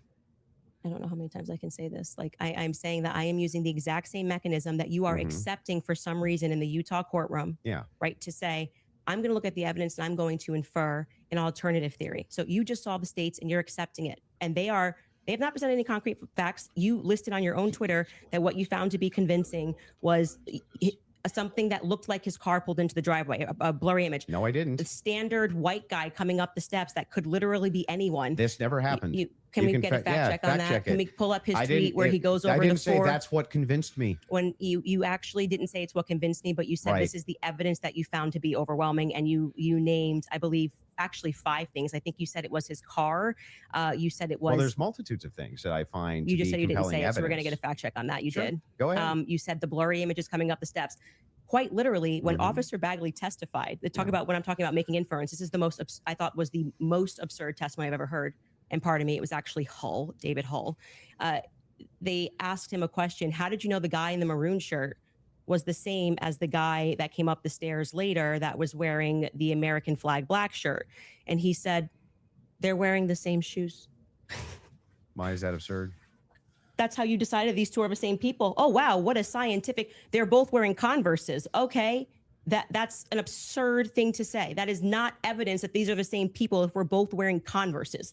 That was what he said. That's what flew on the Okay, stand. but I still don't understand how that would be absurd. If It's just- somebody, it's an absurd thing. for instance, if somebody were to change their clothes but keep the same shoes on, wouldn't you utilize the shoes to try to track that person? If The they were changing idea their that on a clothes? college campus, 2 people wearing this totally different outfits, but both Mhm. wearing Converses can't happen is such an absurdity that I don't even need to like argue that. I'm just going to let people deal. Why is it Okay. absurd? Just concede that point. Obviously, it's an absurd I thing don't. to say. I'm not I know sure. these are the I'm same not sure people in because they're both context- wearing Converse. Yeah, I'm not sure if in context that's what happened, but It even is. if it You is, can get a fact check on but it. even if it is, again, And it was if Hull. we're utilizing inferences, whenever we're dealing with logic and we're dealing with making a logical inference, we're going to take the entire collaboration of evidence and then we're going to make inferences from that. You would do that with any type of logical proposition. Otherwise, you could never have a true or false claim. You just told me I couldn't. So do when that. that never happened. You're just making stuff up. So anyway, when we're talking about logical inferences, what I'm looking for is the logical inferences that you have that Tyler Robinson's a patsy based on the totality of evidence that you have. We can keep going through your other evidence. But we should find his Yes. tweet where he lists the reasons that he was convinced. So I let's mean, start with the 30-06. I think that that's fine. Your team's looking for. Do you remember how long ago that was? the tweet of the 5. Did you delete it or no? No, Did I you don't delete delete tweets? tweets. Okay, cool. I just look for. He said the. Unless I it was his misspell. car. It was his. It was the car, and it was definitely the staircase photos, and it was when the trial was Okay, going she on. has it. Perfect. She If you, has get, it. if you got, Skylar has it. If you want to pull it up so we can Fantastic. see it. Somebody said, so give me the clear evidence right here. I want you to provide it right here. All I heard from the investigator was, we believe this to be Tyler Robinson. Is belief something you go as a fact? You wrote the car pulling in. That's Mhm. a totally blurry image. Robinson getting out of it. You have no idea if that's Tyler Robinson. Mhm. The fact that he is seen 4 other times on camera, the fact being just a standard white boy with brown hair was seen walking up staircase. The DNA on the roof, we should discuss that. And on the screwdriver that he left behind, it's overwhelming, man. Yeah, but that's not an exhaustive list. Well, just so we're clear, you did tweet it. But it's not an exhaustive. Yeah, well, but just you 5 said seconds ago, you should You concede. said I only said this one thing and said that that was overwhelming. Actually, That's not what I said. it is. You could even pull Patrick, your did own I say clip. that? Can you fact check if that was said or not? I did not hear her say So the this. thing that's funny here is like we still aren't getting to any of these inferences. So Why these, are you pivoting? so But that- just say well, you were I'm not. wrong. I'm It's cool gonna- to just say I was wrong. I I can say wasn't. it. I'm not wrong. So back to the Whoa. tweet aspect here. It was really funny. That's not an exhaustive list of why I find it. I didn't say it overwhelming. was exhaustive. I just said you And- said it. And on top of well, no, you didn't. You said that I only said this You one can't thing, say he's wrong. and then said based on that it's can overwhelming. I never didn't. admit You he's didn't wrong. mention that I mentioned the screwdriver, DNA, all these other things. You never mentioned any of that. So no, you're actually incorrect there. But on top of that, moving over to the actual evidence Are you? itself. Are you? Yes, I'm okay. Anyway, back to wasn't the gonna ask evidence if you're itself. okay. Yes, Actually, I'm fine. glad you're asserting that you're But okay. back- I wasn't worried about your health. I'm but just saying back that to- you said you tweeted this. You said no, I didn't. We got a fact check, and now you're like just gonna gaslight me and pretend that I There's said no gaslighting. it wasn't exhaustive. I never said that. I just said you did There's say this. Zero gaslighting. I didn't say you couldn't have said more, Yeah. but I would like to address what I mean, you this said is in your that tweet. time. If this is how you want to spend it interrogating my position, you can do it that way. I'm just addressing what you asserted Mhm. on your Twitter was like the hard evidence that convinced you was overwhelming. That's literally That's your debate not what claim. you said. That's not actually, in fact, what happened in that exchange. Is he? Yeah. Is I he was here okay? for it. Is he go? So is he what's your good? position? He's running his Yeah. So textbook my playbook. position is that based Textbook on all playbook. of the evidence, which has Mhm. been demonstrated, To pick apart at least all facts the that have already evidence to been my proven that knowledge, don't matter. Yeah. that I am actually not seeing anything that's compelling as an alternative theory. I'm not seeing anything which is convincing me of something otherwise than what the state is presenting as evidence. That's my position. If Okay. that's what you're asking me. So just going back to what you did actually tweet, is it fair for me to ask questions about that?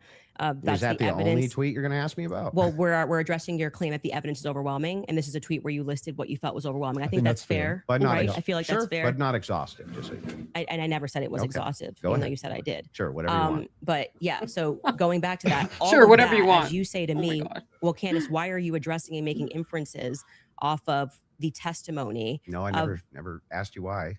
You're making inferences. I asked you how, with the inference you made, you got to the conclusion. Okay, so I would like to know how you got to the conclusion, and I'm just going to throw it right back at you because Yeah, for some that's reason fair. you permit yourself to do it, and that's what I'm demonstrating is that you permit yourself to do it, Mhm. and then you say when I do it, it's a conspiracy, right? No, How are you able to infer off of blurry staircase images that that is Tyler Robinson? yeah. So in that particular case, what you do is you take that evidence, you combine it with other evidence. So Two it's not different just backpacks. that Tyler Robinson is seen in the staircase. Why are you calling him Tyler Robinson in the staircase? That's what I want to get to. Yeah, because I mean, we'll just use this. If you don't agree that that's Tyler Robinson, then you would just have to humor me. I think it is, so I'm using the name. But why do you think it is? Because I'm you make trying- everybody, you that's call them literally what I'm conspiracy trying to theorists. explain to you. Okay. So if you're asking for my inference, why I think it's Tyler Robinson is because Tyler Robinson said in his text messages, you'll be able to see me on security footage at the campus. Said it in his own messages. On top of that, Twigs, yes, you can pull them up if you want to fact check that. He did say. On Yeah, I top would. of I'm that, sorry. I actually think I really did miss that. I'm not saying you're wrong. I just Yeah. I don't remember him saying you're going to see me in. I'm in footage. paraphrasing, Can but we it was pull that close to up? it. Yeah, If I you don't- may I feel- have I it, think if And you that's by the not can way, pull it up. Twigs himself said that he You're had gonna see me some on the staircase. that he had some maybe a tiny bit of doubt, but it sure looked like Tyler Robinson inside of this various surveillance footage that he saw. So Lance, sorry. There's hang Go on, ahead. You're hang right. on. So there's multiple reasons why it is that I believe that that's Tyler Robinson, Mhm. not just because of blurry footage. Did you have a dream? Just kidding. No, it's because I combined multitudes of evidences. Okay, so let's address those multitude of evidences. The first one we're working on a fact check on because I do not ever remember him tweeting. That's me in the stair. I mean, or Well, he didn't tweet texting. it. Texting Yeah. that's me in the staircase. I think that I you I didn't could- say that. I said I literally didn't. What I said is that he texted over, "You'll be able to see me in footage at UVU," and I'm paraphrasing, but that's what Okay. he said. Yeah, could we get a fact check on that? You The can find second it. thing you said was Lance's testimony, and actually what Lance says is, I'm not 100%, I agree. but in terms of what he wears, again, pointing out the absurdity, Mhm. he wears Converses, he wears sneakers. If Mhm. his boyfriend is not 100%, I'd like to understand why Andrew Wilson is overwhelmed by it. That's what I'm trying to get to. And lastly, I would like to remind you that Lance's statement would not be permitted. This was a huge part of the preliminary hearing, Mhm. that they were leading. All the questions that were asked of him were leading, so they would be struck down at the actual trial. Mhm. And also, I would like to remind you that he got use immunity for that. Use immunity, I understand. which means like That happens, by the way, all the time in these and cases. I'm wondering why it particularly happened for Lance in this testimony. And I would also like to point out that something that's remarkable about this, again, leaning to my perspective, that Lance has a lot more, which I have said many times, Lance has a lot more involvement than the feds are letting us know. I think more Nobody is going to come disputes out that either. because they interviewed him Yeah. on September 11th. And then for whatever reason, just ahead of what was supposed to be slated as the preliminary hearing, which was initially supposed to be in May, they bring him back to do this interview, Yeah. which in my opinion should have never been allowed. And I actually agree with the defense that it's a violation of his constitutional rights not to allow them to have cross-examined him. But I understand Utah 1102, do what you do. It's all hearsay. But to allow it in that way for him to just be able to also have use immunity, knowing that he's not going to get in trouble. He could literally get up there and lie about anything and he's not going to get in trouble because the use immunity was given to him in April, I believe. April 28th is when they gave that testimony to the defense. I think they shot it in like April 20th of 2026. That is not compelling to me for somebody who has use immunity to give a testimony and to Mhm. say, I'm not really sure, but definitely like he wears jeans and stuff. That's not what he said. He did. Actually, you can get a fact check on that. Yeah, that's Skylar, not, I think he you said pulled much it up more if you than want that. to. So a couple things we have. We have Rule 801, Tyler's messages, that says it's not hearsay. But first, go to what Candace is asking about, Skylar. I think you have it. You just text me if you want to pull it up. You said you have the text. If we can put that up on the screen. Thank you. It was me. Look at the pictures from the surveillance Oof. footage. It was me. Okay. I Oof. literally said to you, it's not an oof. I said I didn't remember this. And I'm happy to have a fact check on that. Okay. I didn't call for the fact check saying you're wrong. I literally said I Okay. don't remember that from the Well, I'm text just messages. saying to you, like, Okay. I'm trying to be concise Okay. for you. And then also bring the 801 that you just said. What was the other Mhm. one? Yep, the 801. Tyler messages saying it's not hearsay. If you have that as well.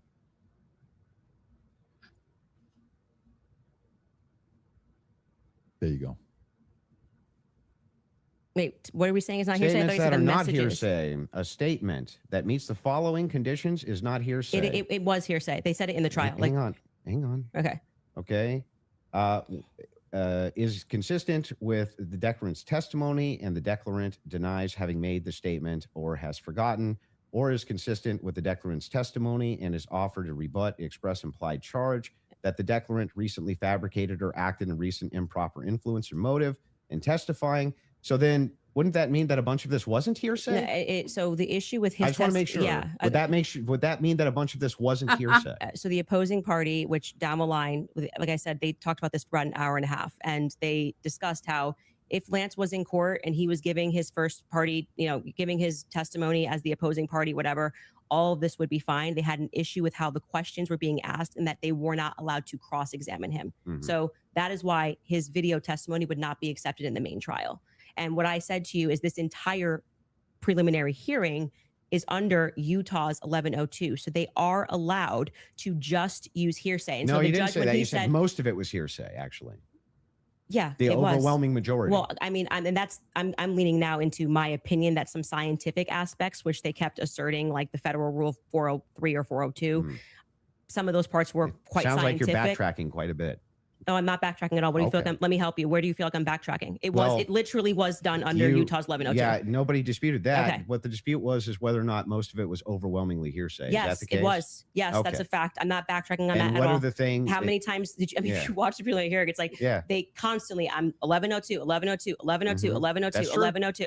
And And the reason for that is because it's allowed. I'm not saying it's illegal. It's allowed at this stage, but I'm just reminding you that when you're going to sit across from someone and your claim is going to be, where is your hard evidence? This is what I heard, and I agree with what I'm watching. You are watching the state put on a hearsay preliminary hearing, and all of those things are not going to be allowed, right? Even when they got into witness statements and things of that nature.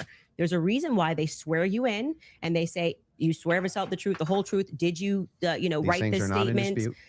So it's the overwhelming majority of what you saw was hearsay because other people were representing other people's statements. They were saying they had conversations. We don't know where it came from, all allowed at this stage. Okay. But it's hearsay. So but even a lot of that stuff may not fall under hearsay under what we just read, right? But the evidence that you're speaking about, like when you say that we're going off vibes, you don't know Tyler Robinson, okay? His boyfriend is not 100% it was him. So I'm going back to your points that you made that this was overwhelming evidence for you. That doesn't make sense to me. Well, overwhelming just means you can't consider another option that there could have been another white guy wearing Converses on campus. Yeah, do you agree with me that I said that what overwhelming means to me is that it's just very convincing to me? Yeah, and I find it to be completely unconvincing. And that's fair. Because I understand that I looked at those blurry photos that they presented and said, your statement on right now is that he's wearing Converses and he also that's just crazy. But these aren't the evidences that I find the most convincing. Well, you said that in your Twitter. That's not the only thing I've ever said on my Twitter about this case. Right, but the question that was asked of you was pretty direct. Yeah. Right. What did you find? This is not an exhaustive list of all the things that I find. Well, that's not what you said convincing. in the tweet. You can tweet longer too. It's not like we're limited now to 240 characters anymore. So anything that I tweet and all other tweets that I've ever made are now excluded because I used the word overwhelming in this one. Well, even though all of this information I've said so publicly over and over and over again is what informs my position for why I'm convinced on the case. That's bizarre to me. I feel like this is Andrew versus Andrew. Somebody asked you a question. What are the points that you find to be the most overwhelming? And you answered. You mean from that day, from that particular day of the hearing that I was responding to? Okay, this is something you find to be more overwhelming? Let me ask you that question. Yes, okay. That's what do I you? was saying, Okay, go ahead. Go on. What do you find to be more overwhelming? Yeah. Can we do this? Do we want to get into it, or do we want to do a quick ad break? Are you guys good to keep going, or I'm fine to keep going, but we can would also. Would you like to take a quick break? Doesn't matter to me either if way. we're going into a different topic, that may be another 30 minutes, 40 minutes. I don't want to stop you guys in the middle of it. Let's So end it on what what you you find to be more overwhelming. He needs a break. Yeah. So if for me, it's the confessions, the text messages, all of that is what I consider to be, from my opinion, that's the most convincing for me. Okay, we should discuss the text message confessions when we get back, if you'd like to. Okay, that's a good idea, folks. We're going to take a quick ad break. We will be back in 3.5 minutes. Thank you. All right, you guys. For nearly 2,000 years, Christians Okay, have I'm lived gonna mute that. continuously Hold in on. a small village just outside of Jerusalem called Taibeh. They were. All right. Oh. Well, guys, I've found the first part of this pretty fiery, and Andrew just seems like whenever he can't get her on a point, he just dives down into semantics or deflects and then tries to change the value of the point, if that makes any sense. Tries to manipulate what the point actually is they're discussing. Yeah. And when she provides evidence, especially with the part that they're just talking about the hearsay being allowed as evidence in a preliminary hearing, she's right. And she explained it to him multiple times, right? And he just would not accept that. And it's like I felt for her because she explained it so much. What do you think, Rio? I'm wondering why he and TPUSA thought this was a good idea. Like, I think this is the way we all thought it would go. I mean, it's even worse than I thought it was going to be, but he literally would fail in a deposition. Like, he keeps circular arguments. He's not getting to the point. He just runs around. It's like zero substance. And literally, it's like he's unwilling. I don't know if he's too stupid to get it or if he's unwilling to accept that it is hearsay, but it is allowed at this stage, right? So later on, it's not going to work. It's all hearsay. Anyways, I don't think he watched the hearing. I don't even think he watched it. I don't think he reviewed all this information. Also, it's not a soft tip. No, we've never been told it was a soft tip. Like, I went over there's like 17 variations of that 30 cal, the Yacht 6 sold by Remington. There's like 17 different ones. They never told us, ATF didn't say that it was a soft tip. So he's making that shit up. Pardon my French. But yeah, like did he just not prepare? Yeah, and I find it weird that was one of his talking points. He's supposed to be a gunsmith, but then couldn't bring any of that expertise to his talking points. Yeah. So I felt like, why are you bringing that up if you're not going to bring any knowledge from that job you had? And he said that it could get dust in there if it was in the woods, if it was left in the woods. He thought that was going to be funny, that like people were going to like buy that. And I don't know why, like if this was a touchy topic about him, like being, you know, some sniper stuff, like why he even went there. Why did he even bring, like, why, you know, I don't know. It's wild. I was just checking Andrew's Give, Send, Go, and it's up to 70K USD at the moment. Whoa. Wonder So how that's much him paying himself for showing up. Yeah. And however much Blake Neff paid him on Venmo on the 20th of July that we found. And also, Yeah. like, Maybe that was the 300K to get in. honestly, probably. And then like the Patsy stuff.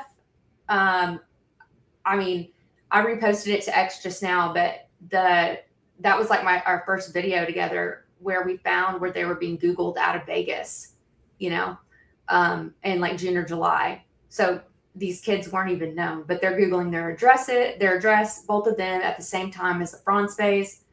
You know, we know Meemaw lives there. I don't know. I think that's pretty solid. You can't say it's concrete evidence, but it sure as hell is suggestive. Mm-hmm. Agreed. He went off with the Patsy for like, I don't know. That's what he was going with. You claim. He you was claim. trying to jump like the pond from New York to the UK, you know, like you got to make your steps, lay your foundation. And he can't say declarant, right? I normally don't care if people say things wrong, but it's declarant, not declarant. Oh, yes, he did say that.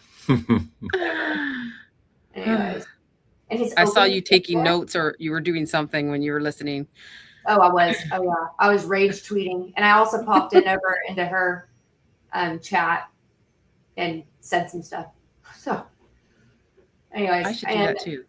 What an oosh canoe, whatever it rhymes with that, giving an opening statement like he's man. or an attorney. Like, nobody cares. Oh, my God. I'm gonna put make a little meme with him with Frank Turk and the pickleball. Because don't forget, Frank Turk. If you're in here, Wisha, we need to combine those two. Combine the pickleball Frank and the pickleman Andrew. Together they are one. Himself. So full of himself. I think you need a cigarette break. I agree, everybody. Did you see his foot? Watch his foot. His foot goes like this. Yeah. Did you see his foot? He's Yeah. like da da da da da da. I'm like, okay. He's making me nervous from just like the shaking of his leg. Yeah. Yeah, he's a total dipshit. Yeah, I agree. Yeah. Like I'm surprised he hasn't sworn yet, though. Thought there was going to be a crash out. I do have he I do have a kind of poll. like went for the dig in the beginning, which was disrespectful. You don't like dig at somebody. It was like within his opening statement, like, you know, Yeah. I don't recall what it was, but he's so condescending. And she's being very like professional and stuff. And he's stopped being condescending now. You notice he's like, okay, yeah, okay, I agree. That's because he realized it wasn't going to work. Like, and with those short comments, like, yep, whatever, I don't care. He's trying to gaslight her with those. That's what he's trying to do, right? Yeah. So he's playing the same routine that we saw when he went at Stu, right? He's doing the exact same thing, and that wasn't even a debate. That was a mockery of a debate. And we're getting a little more here, but I will give Andrew a little bit of credit where it's due. He's actually conceded a couple small things. Yeah. And, you know, he's not being as rude as he was there, but the debate is still young. Yeah, I'll do another poll now. So, okay, I'll end this one. What should the other poll be? So this poll was, who will have the first crash out? Candace, Andrew, PBD, Blake Neff. Oh, Blake Neff won. Did anybody check the tweets? We got to check the tweets for Blake Neff. Oh my Let me go gosh. check it. And we can do another poll. He's actually the perfect representative for TPUSA because he's perfect. That's exactly how they are. Go ahead. What should the other poll be, Rio? How long do we think he's going to last before he just throws in the towel? I don't know. Maybe not. Maybe not that, but I don't know. How long before his crash out? Yeah, that foot is a crash out. His foot has crashed out first. Oh, before he crashes out and swears. How long before he crashes out? You know what I've noticed is that he's conceding a lot, which is good, but usually people do that not out of coming in his approach. He's not doing that to come to the table with her. It's because she's running all over him. Yeah. Yes. Let me know when that's back on. Yep. Okay, so how long before he crashes out? Crashes out and swears. What do you think they're texting him right now on his smoke break? You got it, bro. Just get back in there. I don't know what to put for that. Immediately, soon. I don't know. Just say 15 minutes, 30 minutes, 1 hour. Okay. He doesn't crash out. Okay. Yeah, I'm watching on Candace's page just to see when they actually do come back. They are still in commercial break, everybody. Oh, it's because they needed a smoke break.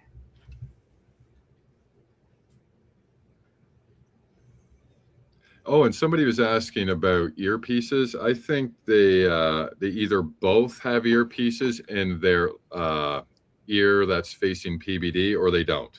That's just my opinion. I haven't been able to see an earpiece. I saw Andrew go to touch his right ear, which is sort of suggestive that he has one, but it doesn't mean he does. Yeah. And Another pulls up. Did y'all see her face when the camera started rolling? She was just looking at us like this. Yes. Like, here we go. And also PBD. Did you hear him say? I don't think she said that. Yes, I did see that. Did you see him look at him like almost like they're friends or something? Oh, they're back. Okay, we're We're back. back. Fantastic. I think we're back. By the way, just an FYI for those of you that are watching The Crucible, there's 30,000 concurrent there watching. Support Andrew Wilson. That's your fans of his. Click that subscribe button and helps him grow his business. If you're watching Candace, I think there's 225 to 250,000 concurrent right now. We'd like to see that 300, 400,000 number on there. Click that button as well to subscribe and share it with your friends and family. And if you're watching it on PBD Podcast, do the same there as well. This allows us to have more conversations like this. The mainstream media hates the fact that we're having these conversations right now. Just so you know, they want to control it. This is free for all. This is what's best for the audience. That's why we like freedom of speech. Having said that, let's go back into the text conversation you were having, right? Okay. Let's stay there, and then we'll go into the cross-examination stuff in about 30 minutes. Okay, that sounds fair. Okay, so yeah, I used basically three pillars for the totality of the evidence. Okay, so if you want to know exactly what those three pillars are, this is going to be the testimony with the text messages and the confessions. This is going to be the physical evidence, and this is going to be the totality of the summary of the case. Okay, so right now we're focusing on one of these pillars in my defense, which is fine. I understand that I have to defend my claims as well. So when we're talking about the messages themselves, they seem totally valid. I have no idea why they wouldn't be valid. And I have not heard any good explanation for why it is that these messages should even be questioned. The defense hasn't questioned them, as far as I'm aware. Nobody has actually questioned that these messages came from Robinson to date, except perhaps you and other people who are kind of in that camp. But why should I question these exactly? I'm not sure. Okay, so first let's just go over legally what the point is of a probative hearing. The defense is not they're not there to say or to argue or to defend themselves at all. They have to address what is being presented by the state, okay? So they're not here to then say, let me give you an explanation for these text messages. Agreed. The relevant portion of what the defense did do was actually before we got to the preliminary hearing. I had mentioned that it was initially supposed to be scheduled for some time in May. They asked for an extension. That reading through those filings of why they were requesting an extension and why I actually believe their extension should have been granted because they did not receive discovery on their text messages. That was one of the reasons. There were many reasons why they wanted to have an extension, but this was crucial, right?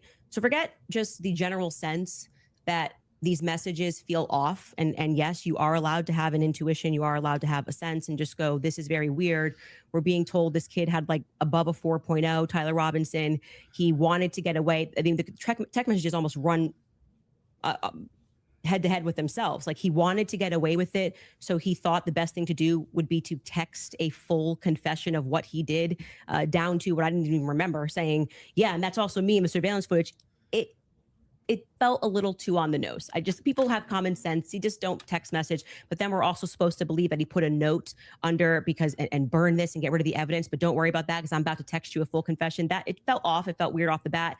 The manner in which they were texting, we're told he's like a gamer who's using a Dremel to carve expressions, catch fascist. But then suddenly he's writing like a 1700 Also, as a Helldivers novelist. player, he did actually get the 500K code correct.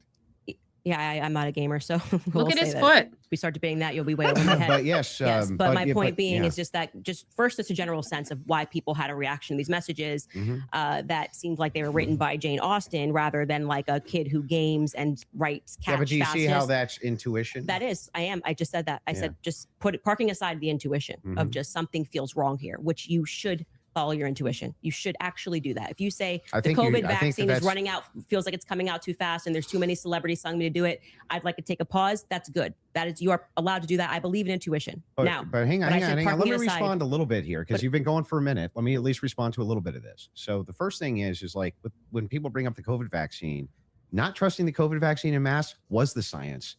That wasn't just intuition. That was the science. There was tons of competing science.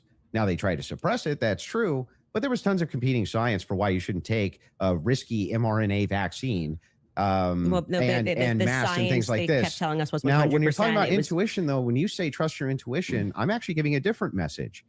You actually should be very wary about trusting just your intuition. It is true that intuition can be useful, but it has to be tempered with logic, reason, explanatory power, and evidence, not just intuition. That's why we're parking it aside. Intuition is the first step. Something feels off, right? Okay. That was my first step with COVID. I don't like the way it's being pushed. It shouldn't require a celebrity campaign, by the way. Another element of that is why people don't feel good about the Charlie thing. Why do we have so many influencers saying things? It's over. Why are you guys all using the same adjective? Can you switch it up? I'm overwhelmed. Like, chill. Like, you could say, I found some kind parts compelling. I think this should go. I found some parts compelling. Maybe we should, see at the trial. That would be Don't you think Fed slop's a buzzword for the counter industry? But everyone on the same day of watching this trial, which was, I would say, not overwhelming at all. Nobody came in medium, right? No one came in like there were some interesting aspects. This was a little suspect. But I do think it's enough to go to trial. They all came in like they were passing away and we're going to die from being overwhelmed. Well, they're trusting their intuition. Okay. Well, actually, in that scenario, they're looking at the preliminary hearing and have a reaction to it. It wasn't their intuition. But like I said, parking aside, just getting to the substance, parking that aside, aside just a general intuition that sometimes might be second messages. Then we look at the filings, which came from the defense, and they were requesting an extension saying, we have gone to the prosecution and we have requested all of this stuff in discovery. Yes, you are saying that you took Lance's phone, okay, and that you collected his phone on September 11th and that you sent it off or whatever. You took a picture of the text messages and we are being given these text messages to review.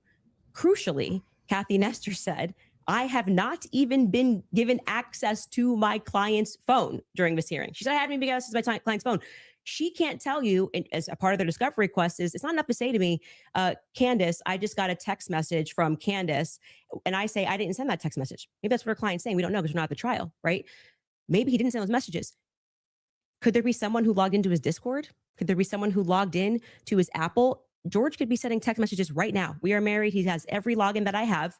And remember, he's up for a death sentence. So if I'm able to sow reasonable doubt with common sense, he may come during the trial and when they actually have to address these points, say, I did not write those messages.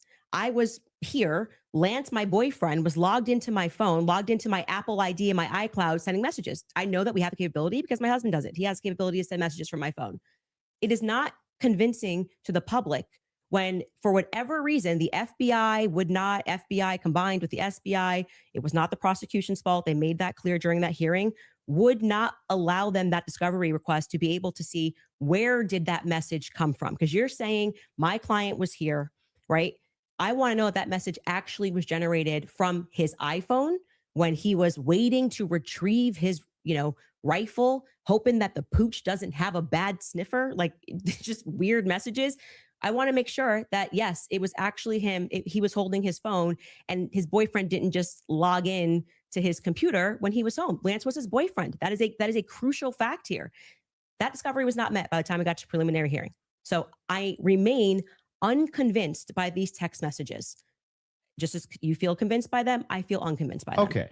So then the idea here is the reason that you don't think that these are valid text messages, and you don't, right? It has not been proven that these messages are valid, and they don't sound valid to me. Mhm. I don't think anyone, even if someone was selling like a, I don't know, pot on the corner, would be smarter than to write a full-fledged confession. He even writes, I thought I would get away with it, and I was hoping never to tell you until old age. And then we're being told that he wanted to commit suicide. And okay, but he just said he wanted to get away with it, but he's not smart enough to, I don't know, maybe not text it's such a confession like we've never seen. I think this would be like the first time ever somebody has start to finish written an entire, I'm in this surveillance footage and I'm here and I'm wearing my Converse. I'm being a little facetious here, but it was a little ridiculous. It didn't pass a sniff test for me. You have kids and I you do. love them more than anything. I do. If it was the case that you thought that your kid was innocent, wouldn't you be out telling everybody and their brother that you thought that they were innocent? And also, wouldn't you maybe recant and say, hey, he didn't actually confess to me. He didn't actually, none of this happened the way that the state is presenting it. What would have prevented the parents from testifying? Well, two things I can answer that. And if you watch my show, I keep telling you it's not vibes. So right after the shooting happened, Lance Twiggs, the FBI put him into a safe house they paid for. They went to the parents as well, to Matt Robinson and Amber, basically said, your life's at risk. There could be somebody who jumps up and wants to avenge Charlie Kirk. And, we're going to watch you. And they went into a federal safe house. What happened next is that they started thinking that the feds were maybe gonna, maybe not as honest as they thought. And how do you know any of that? So you gotta watch the show, right? Yeah, no. How do you know that? I had a source within the Robinson family. You have a source, an anonymous source, of course. So there's no way for us to verify that what you're saying right now is actually even true. Do you find it to be reliable hearsay? No, I don't find it to be reliable at all. It's just a source. I'm just doing what the prosecution What you're doing did. is a cool story. It's not cool. Well, hang on. You must have hated watching the preliminary hearing. You're giving us a cool cool story. wait, you're saying that according to your sources, that the reason that the parents haven't recanted any of this. Recanted what? They have no statement from the parents. Wait, I just want to make sure that if it was the case, it was being reported in mainstream media that your father came to you and said, hey, is this you? What's going on here? And then he and one of his buddies took you in where you turned yourself in. You wouldn't go out and be like, no, that's not what happened. That isn't what happened, though. You're just wrong on this. Okay. Maybe I'm paraphrasing. What am I wrong on? So what is sorry, just so I'm clear, where is your evidence that the parents turned him in? Well, no. I didn't say that. You said the mainstream media? I said with a sheriff friend. Yes. But the father did confront him. The father confronted what? Tyler Robinson. And where did you learn this? That the Tyler Well, I mean, that's confronted part him? of the official documents. Our fact checkers can pull that up. But yes. But I'm saying, when you say official documents, do you mean you saw this on CNN or you saw this play out in the hearing? No, this was one of the things that I went through and fact checked pre-debate. Are you talking about the charging documents?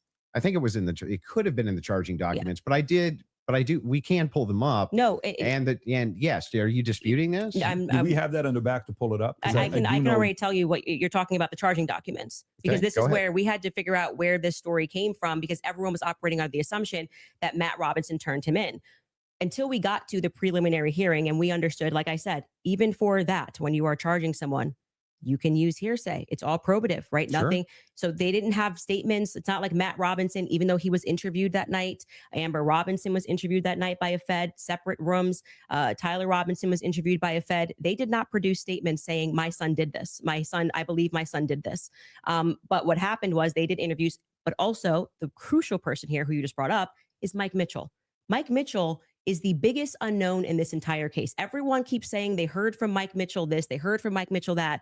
So when the person wrote up the report that night, and it was Brian Davis who wrote up what became the charging document, he after they transported Tyler Robinson from the Washington Sheriff's County office up to, I think it's Salt Lake City. I think it was 4 a.m. in the morning that they got up there. He then writes the what becomes a charging document. So he's basically saying, we all spoke to a bunch of people and here's the information that we got, right? We've not seen that. So it could have come from Mike Mitchell. Mike Mitchell could be saying, I don't know how this negates the point, though. it Why wouldn't truly the negates parents? the point because you don't have a statement from the parents. Yeah, you are going. Why wouldn't they just correct the It's not the correcting. That doesn't misinformation? negate the point. The point is that we now got the preliminary hearing. If the parents were the ones who said, I'm turning my son in because he's guilty. I didn't say they turned him in. I think you're talking about the over. You said it's been the narrative. Everybody's known this. The narrative initially, which I think you agree with, was that, Matt Robinson knew his kid was guilty and turned him into the police station. What actually happened in terms of Sheriff Brooksby, who was present there and gave a press conference, what happened was this Mike Mitchell character essentially peer pressured him. And we can get a fact check on this. We can find Sheriff Brooksby's press conference. And he said, they know it's you and you're going to come in peaceably, or people are going to be banging down your door. He was a undercover cop, which I don't like that. I don't know what he did undercover. It's very hard to find anything about Mike Mitchell, but he worked with them for 20 plus years, the police officers.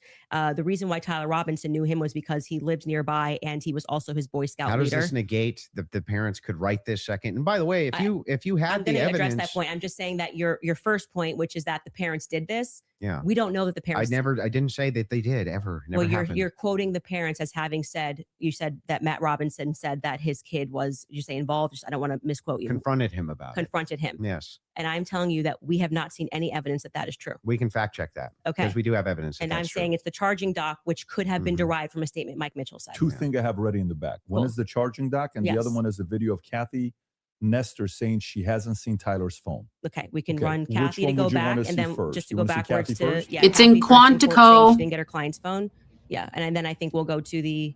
If you're okay with that. A thing not in dispute. These are all things that I'm not even disputing. Okay, so we don't and have to show it. We never get to the thing that I am disputing. Well, I was just providing an answer. We were coming back in from a break because you were talking about the text messages, something that you felt was concrete. So it was just my rebuttal to you Mhm. that it's not concrete because they haven't had a chance to actually answer that. And she didn't even get to see your client's phone. So that's effectively, again, the state saying these messages are real. You don't get the discovery on these messages just yet. She will during trial. They will actually get Don't you discovery on the think messages. that would make their case fall apart if it was the case that they weren't able to actually pull the data off the text messages? Do you think the prosecution would go to court with fabricated text messages? It's called winners and losers. They may not be fabricated, but by the way, as what they are saying, like I said, if there was somebody logged into his phone, they may not be fabricated. That's the point. So let's get to the They just let's could get be to the somebody parents. else. The parents. fact His check. phone That's and what I I would would say, rifle. I believe what you're talking Quantico. about was derived from the charging doc, which was signed off by Brian Davis. Let's pull it up. Let's see if that's correct. But not Charlie's phone. What are we looking at Robinson's mother explained that over the last year or so, I'm sorry. Can you zoom in a here? Is little this bit? the charging I doc? can't see it. Robinson's yes. father reported that when his wife showed him the surveillance image of the suspected shooter in the news, he agreed that it looked like their son. He also believed that the rifle that police suspected the shooter used matched the rifle that was given to his son as a gift. As a result, Robinson's father contacted his son and asked him to send a photo of the rifle, which makes sense with the text messages. Mhm. Robinson did not respond. However, Robinson's father spoke on the phone with Robinson. Robinson implied he planned to take his own life. Robinson's parents were able to convince him to meet at their home. Yes. So this is proving my point. This is from the charging document, correct? Mhm. Yeah. So what I'm saying to you is that 3 people got interviewed on that night. Mike Mitchell got interviewed, Yeah. Amber Robinson got interviewed, and Matt Robinson got interviewed. Of the 3 of them, only one of them actually wrote a statement, which was referred to in this preliminary trial. He came in, I believe, in March, Mike Mitchell, and he wrote a statement, which I find to be very shady that they Got decided to it. bring. But why aren't the parents disputing that? No. Well, first off, That's the question First I've off, been the asking. parents are not going to ever play in court, play to the cameras in court when they have a legal team that is going to be advising them not to speak to the court because your son could go to prison But they're forever. playing to somebody else who's your source? I'm not going to address that. They're 'Cause playing to I don't- someone I else don't who's your think- I don't source, think but it's- won't go publicly tell the If- media this yes. is not true. Well, what I did not say to you that I just said I have a source, so I want to Uh-huh. be very clear and take it from somebody who is involved and permanently sued. When I have to take my lawyer's advice, I mean, there's so many things that I want to respond to when people are speaking about. Yeah, but it's bizarre that they would utilize a source which would get the information to you, but wouldn't just go to the media and be like, actually, that's all wrong. I am telling you that you would nary find a lawyer who would advise you to go to the media. Oh, and speak. this mother. Especially when your son is If I up for, thought that my kid was up for death. if I thought that my kid was in any way, shape, or form going to be up, you couldn't shut me up. But- Or my wife, she would be like, that's not true. That's ridiculous. There's no possible, that never happened. These people are lying through their teeth. They'd be public whether you like it or not. Yeah, that's for you and your wife. But when a judge issues a gag order in a case and your son is up for death, and your lawyers could be advising you that if you say anything, you could blow the case, you would have a more responsible consideration. I see. And we're speaking opinion here. You're like, well, I wouldn't care. I'd violate it, and I'd violate the judge's orders and see what But would I mean, happen. if you have a I'm source, not- it seems like I'm they're not- violating it with them.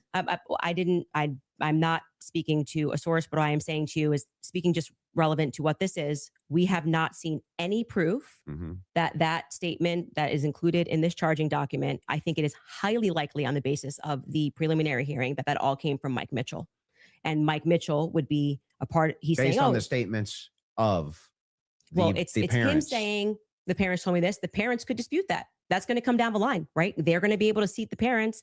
I will say this, putting together context clues. If the state had it on, 100% certainty that Matt Robinson and Amber Robinson said it, a 5-day preliminary hearing would be a good time to say we have enough evidence. And I can tell you why Matt Robinson made this statement, and here is his statement that he signed. That would have been a good time to present that evidence. That and would get the also public on be a your good side. time for the defense to say that's just totally No, fabricated. it's not. It's the wrong time. Why couldn't they? That is completely the wrong time. Why couldn't they? Because what they're doing is they already said they didn't receive discovery. They literally can't. They literally can't because they can't. They did not You're receive saying that discovery. they didn't receive that information? No, they just received the text messages. But in order to That's not the text messages. the probative information, Yeah, we're talking about the information that we just reviewed. That's not the text messages. they never presented it. The state never put it on. Yeah, they didn't. The defense could easily still have presented this. Yeah, No, they could have said they're no, no, You're no, they're not allowed to. Are no, you sure? in a preliminary hearing, Yeah. the defense is engaging with whatever evidence the state decides to put on. Uh-huh. They did not put this on as evidence. Brian Davis was up there. So they're not allowed to present anything? They're responding to the state's I'm asking, evidence. are they allowed to present anything? They are allowed to say, Like if there was a conspiracy that they could prove right then and Mhm. there, would they present that in one of these hearings? no, it wouldn't be the right time for I that. disagree. I think It's that not they, disagreement. I think You're- that they not only could do it, but they would do it. In Mm. fact, when I talked in depth with my attorney, they said that's exactly, if you had actual evidence that there was fabrications by the feds, that's exactly when you would introduce that. So when in the document that they filed yesterday or a couple of days ago, Mhm. the appropriate, like what you're doing at this stage of the hearing is the state is saying we have enough evidence Yep. that we think this needs to go forth to the trial. Hence the reason that there's this extraordinary, we allow hearsay because it doesn't really need to be perfect. It can be enough Mhm. that we feel like we can move forward, right? And okay, I disagree with that in general when somebody's rotting in prison, but whatever. The next phase is for them to meet in court and for the defense to essentially present an argument to the state that says, we find this filing to be defective in and of itself. We don't even have to defend ourselves because you, the state, have enough, you know what the laws are on the books, and this filing is defective and you should get rid of these charges because they don't make sense based on what you can decide based on a law on the books. So then that's why they then file the dismissal, right? So in the dismissal, what they're doing is they are engaging, and this is what was widely misinterpreted. Well, yeah, they're engaging as though as it's a hypothetical. If this is Yes. hypothetically Yes. true, then so they're X. saying all of Yeah, these but that's charges. not, I'm not disputing any of that. So that's what I am. you're asking What I why am. you're saying could they no, just what put I'm on? asking specifically is like who could shut parents up who are like, no way, there's no possible. This never happened. This is ridiculous. They would be shouting it on CNN. They would be shouting it from the rooftops. They would be losing their minds. And you're like, nope, the gag order would be enough to keep them quiet.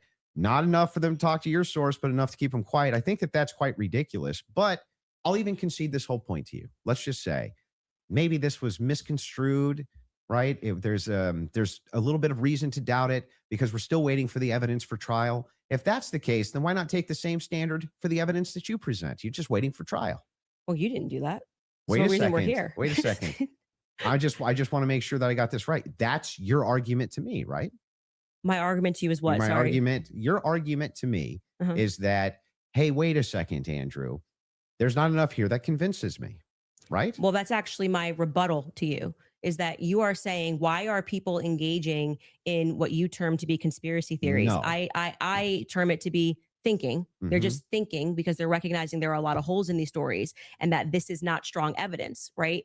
This is the reason they're doing it. I'm explaining to you, this is the reason that they're doing it. I'm addressing what you view to be Yeah. overwhelming evidence. Mhm. And by the way, I want to be clear, That which what convinces you're- me. yeah, well, but thus far, And this is just like, every that's, point that you doesn't brought convince up, you. every point that you've brought up, did you feel like this is beyond a reasonable doubt? I mean, you I realize remember what I said in my he's opening. going to be It's not beyond a reasonable doubt. Mhm. It's just what I find convincing is what I find overwhelming. So why are you so upset when people say they don't find it If convincing? that was the limitation of the claims that you made, if it was just, wait a second, there's a little bit of problems. There's some problems in this case that I have questions for that I want answers to. Nobody would have a problem, actually. At least of all me.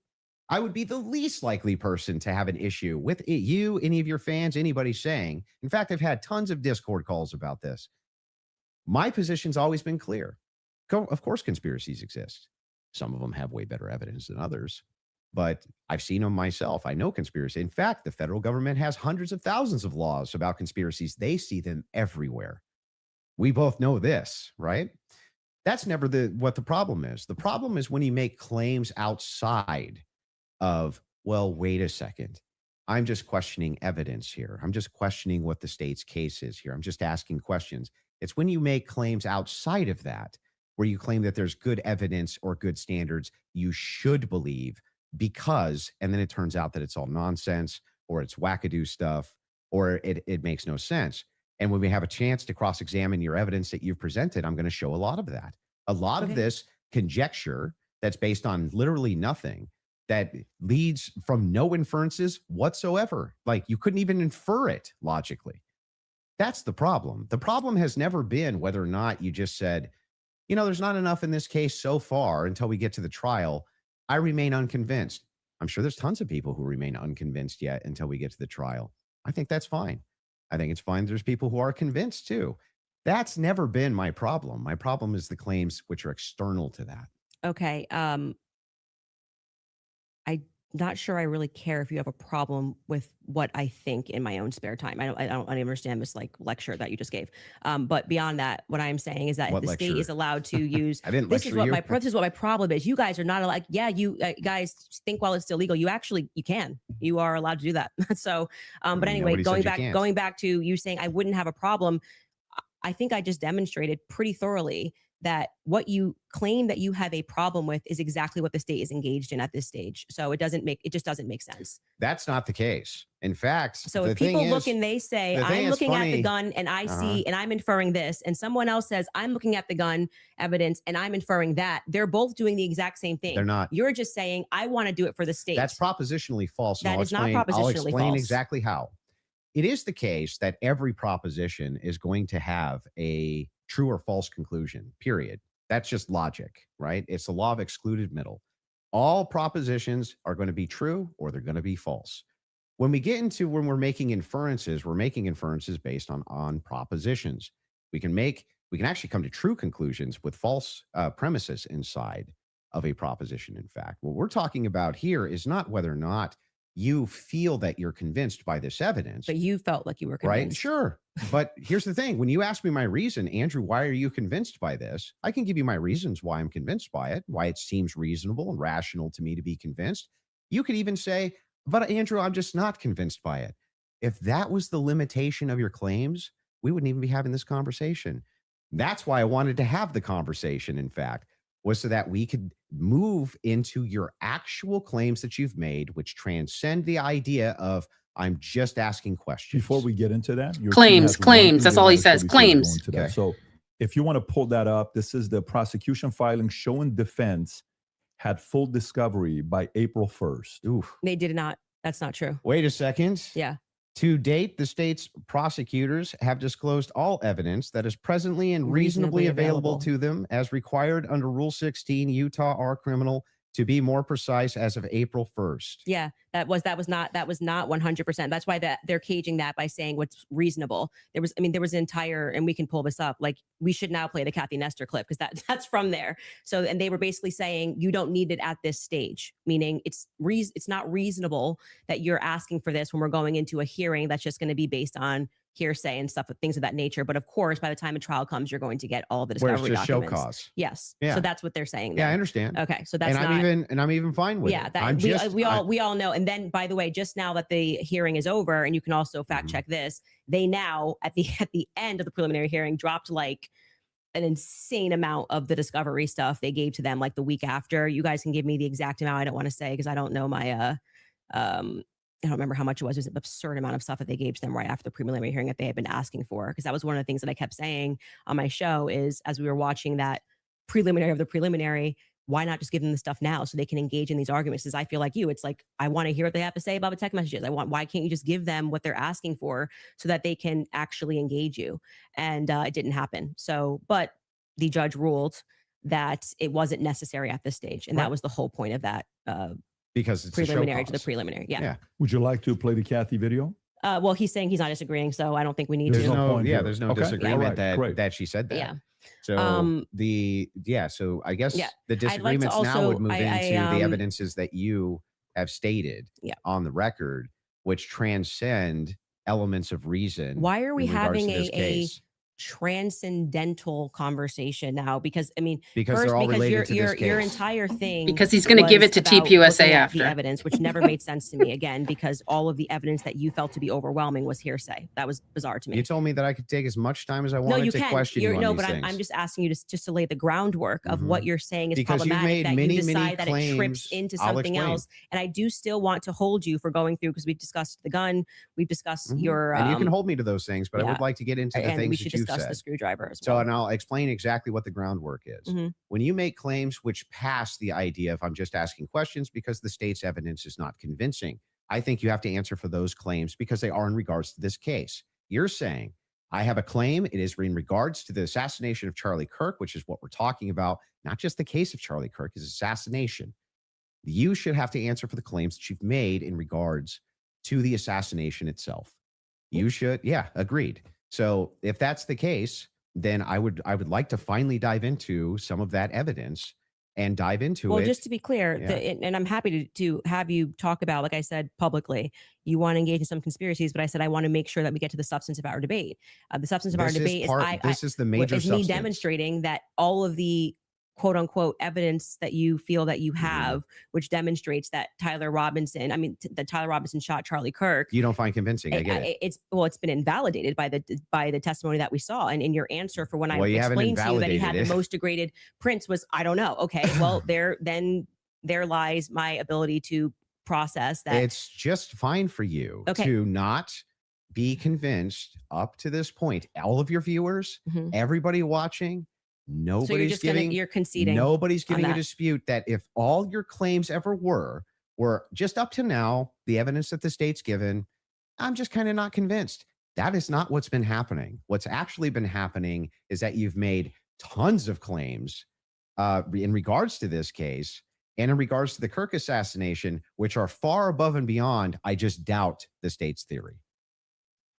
Okay, yeah, I mean, sure. those are I the do things doubt. I that do doubt the state's theory. I also am I get it. welcome to say what I think. If you want to move into opinions, if you want to talk about Erica Kirk, if you want to talk about Yeah. Turning Point I'd USA, like to talk about all and of get it. into it, I'm Yeah. totally happy to do that. But I just want to say that, like, I do not feel, because I've said what's important to me is that we exhaust this topic Mhm. first of our actual debate claims. I do not feel that you sufficiently have argued that the evidence is overwhelming. sorry. Candace, question for you. That What- Tyler But I am Robinson. sorry you feel that way. Candace, one question. What evidence do you need to see for you to say Tyler Robinson killed Charlie Kirk? That's a great question. A picture of him? I actually expected in this preliminary hearing, actually, On the roof, maybe? the inverse of what he was saying is true, right?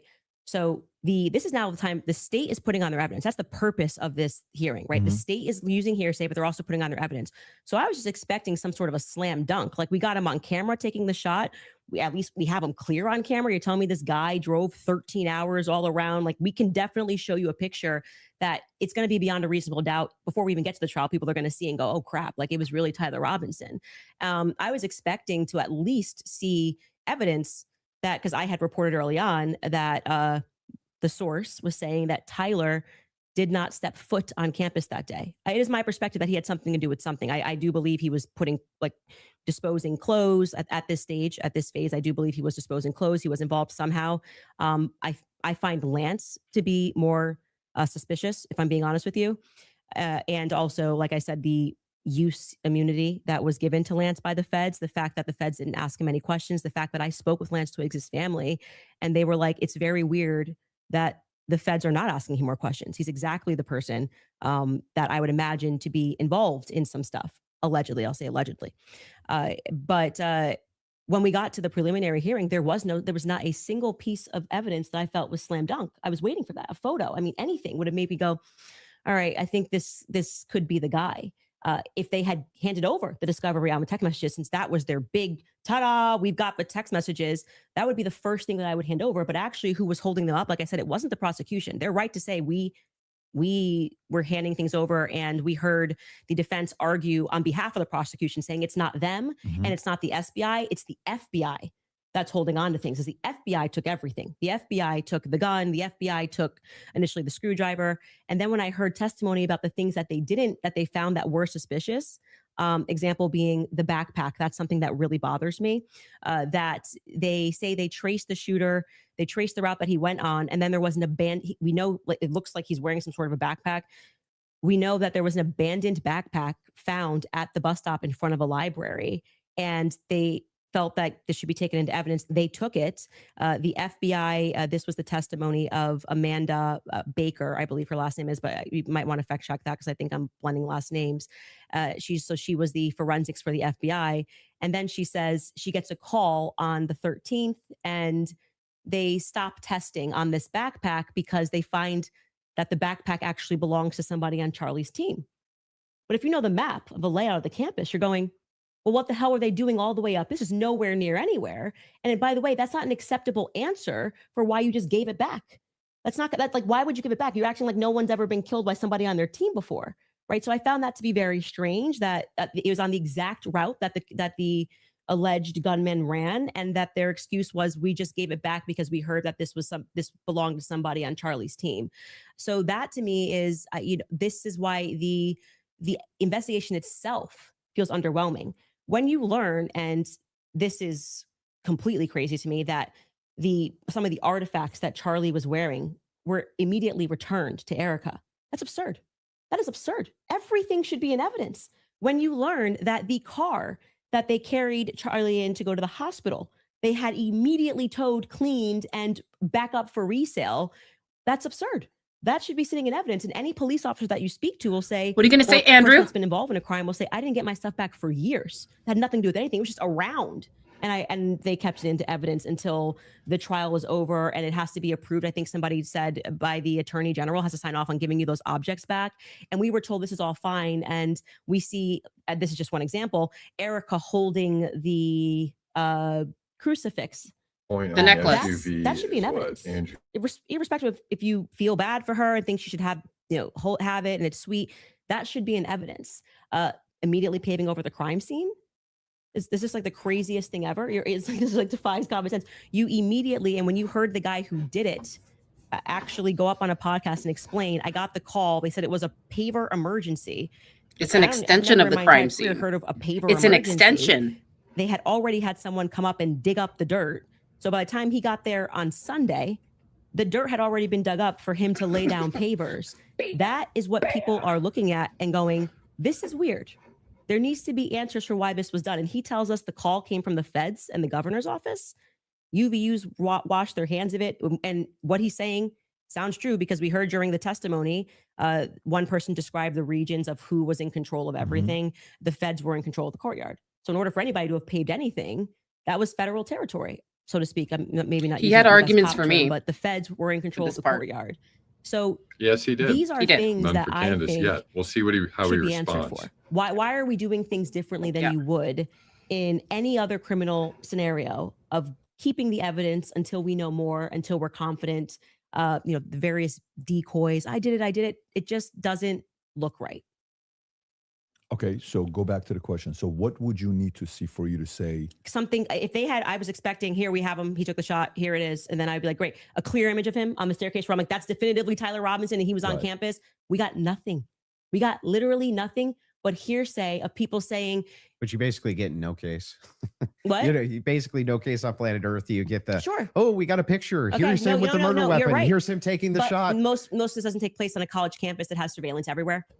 Yeah, One but- clear image of his but I And understand everybody's taking when you're videos. his asked- car plates. If you you're know, asked like- the question, what would it take to Agreed. convince? It'd be the same question be asked to me. Andrew, what would take to convince you that the oppositional is true, Patsy? right? That he's a patsy or something like Right. that.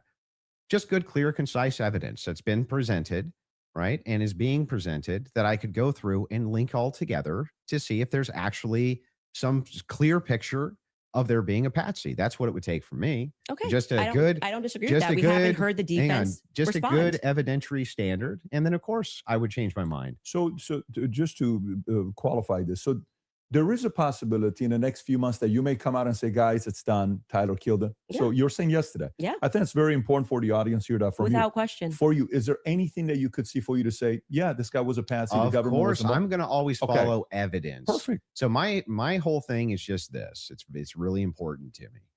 I don't mind people being truth seekers and justice searchers, and the internet has helped solve tons of crimes. There's no ifs, ands, or buts about that, right? However, there's also people who, they not only don't solve crimes, but they just come up with conjecture and what's called flooding the zone. You flood the zone with tons and tons of conspiracy-based ideas, and they go nowhere, right? And in fact, they actually take away from legitimate investigation. Now, I'm not even saying anybody here is purposely flooding the zone. That's not even the claim. All I'm saying is that the claims made absent, this is just me not being convinced by the state's evidence. Those become claims, and claims have to be defended. Just like mine have to be defended, yours have to be defended. And that's what we're going to get to now. Yeah. You want to get into it? Would you Yeah. guys like to take an He's ad all break about the before we come claims. Take an back? ad break. Sure. And then He we'll said talk nothing Erica about the Kirk and SUV, though. TPUSA. Yeah, And nothing and about the the conspiracies SUV. that have Nothing. been conjectured by Candace Owens in regards to this case in the Charlie Kirk Perfect. assassination. Folks, we'll take a 3.5-minute break. Yeah, we're going to talk and, about we'll this be back soon. garbage. All right, you guys, you have Hold on one probably second. seen all the buzz around red light therapy lately. Hello. I was in a space with this dude and we were talking about the SUV and why did they take it, not take everything out of the SUV when it got to the auction. All of there was like a coat hanger in there. There was, bloody bags. There was All the stuff, fragments. Everything was still in there. They didn't confiscate that, but they gave the necklace and the coat, his coat, back to Erica. It's just bizarre. And then I said that in a space, and Andrew was there, and he goes, "So you're making a claim, Ellie?" And I'm like, "No, the SUV is an extension of the crime scene." And he goes, pull that up from Utah law. So I put all the links there, and he didn't want to read it. So he's reading something else where it said, literally in the state of Utah, forgot which number it was, that if you're transporting someone that passed away or died, that vehicle is an extension of the crime scene. Yeah. Am I right? Or Yeah, you're I right. put all the links there for him, Rio, and he was just saying I was bullshit. Well, it doesn't, with people like him, it doesn't matter how much evidence you feed to them, and you shouldn't even have to, they should go look at it. But they didn't prep him with a lawyer. They did not prep him with, I cannot believe that. He said, my lawyer. I'm like, okay, so you have a criminal lawyer that counseled you on this? Because criminal law is different than civil law. And it's he didn't even know the full extent of a preliminary hearing again. And she just made him look like a fool, Mm-hmm. Yeah. And exactly like what you're saying about that. And his It's an use of the word extension of the claim. crime scene. Here we are taking the rifle, putting it in Quantico, taking Tyler's cell phone, putting it in Quantico. But Mhm. now we got like severe things that have happened, and in crime scenes, like we take all that stuff and we just put it away because something during the trial could happen Where Right. it's needed. where it's needed, and if we get rid of it, how stupid is that? How I mean, stupid is that? They never don't preserve double negative. They hold on to that stuff forever. I mean, Yeah. I don't know how he can refute it. I mean, he's just sitting there listening to all this, evidence and all this stuff, and it's just like yeah. I mean, like, how can he sit there and still say, okay, well, what I consider, overwhelming. Well, and that's his thing, because he's always like, you don't put your opinion in it and this and that. And he puts his opinion Yep. into what the officer or the law enforcement should have done with the SUV. And that's Right. how he tried to debate Ali on that subject in X Space. He told me it wasn't part of the crime scene anymore. I'm like, well, in the state of you Utah, if you're taking a person, you're transporting them in the vehicle. There's blood. There's his who knows, his phone could have fell in there. I don't know. It's There's part of the everything's crime in scene. there. Yeah. Everything's in I there. mean, it doesn't take a genius to figure that out. And even did y'all see Julian Dory and Barron and then Steven? Yes. Yeah, amazing. Even he was saying that, and it just doesn't take a genius, but like arguing with someone who is dead set on like disagreeing with you, is obnoxious. Like, it doesn't matter. It's for me, it's suspect that I mean, you don't yeah. think that's so. Like, I think I said something like, if your kid was in that vehicle, you wouldn't want to confiscate that vehicle, see what was in the vehicle. Right. Like you don't want to preserve that. Right. We're just gonna ship it. We're just gonna ship it back to Utah auction and auction it off. Right. And not take Rio. They didn't take anything out of it. Well, they did. No. They did. Babe, I'm 'Cause we've talking about seen- I'm talking about the FBI, the investigators or whoever, the peace officer, Right. whoever, because Right. Andrew Wilson said it's up to the peace officer to make that call. Okay. Well, we know they people did take for some my stuff ass. out. The candies were the gone. candies were gone. So we know they took stuff out. Why are the candies gone? Like, They we were know better they spot. took stuff out, but for some reason they left a lot of stuff They behind. took the necklace out. So you figured they would have just taken everything in, because it looks, obviously some of the things that were left behind had DNA on it. Yeah. Most likely Yeah. Charlie's, but we won't never know that now. Not to Yeah. mention it's also a biohazard, on top of that. I know that's separate, but it's also that. Yeah, I don't know how he can sit there and say this stuff. And then he was saying, what was he saying? Like, well, this is just the way, I feel or I think. And I was like, oh, well, we all grieve differently, don't we? Yeah. See how that Exactly. holds up? It's ridiculous. He is like, Yeah. I don't know what the word is. He's being a little bit like he hasn't sworn yet. No, and I'm like waiting for it. He's and if being- you watch him debate, he does debate in circles a lot. That's his tactic, right? Yeah. And he Yeah. does that until he can catch you in something. And Yep. he's having problems really nailing Candace on something. So he's going to keep going in circles until he does. Because she knows this like the back of her hand. It's Yeah, her he doesn't best know friend. anything. It's She her best schooled him friend. a couple times, She sleeps and eats this stuff every day, like all of us do. hmm We're doing this every freaking day because we know deep down inside this is bullshit. hmm Absolutely bullshit. I'm sorry. It is. No. No, be sorry. I mean, the whole world, the whole country thinks it's bullshit. Yep.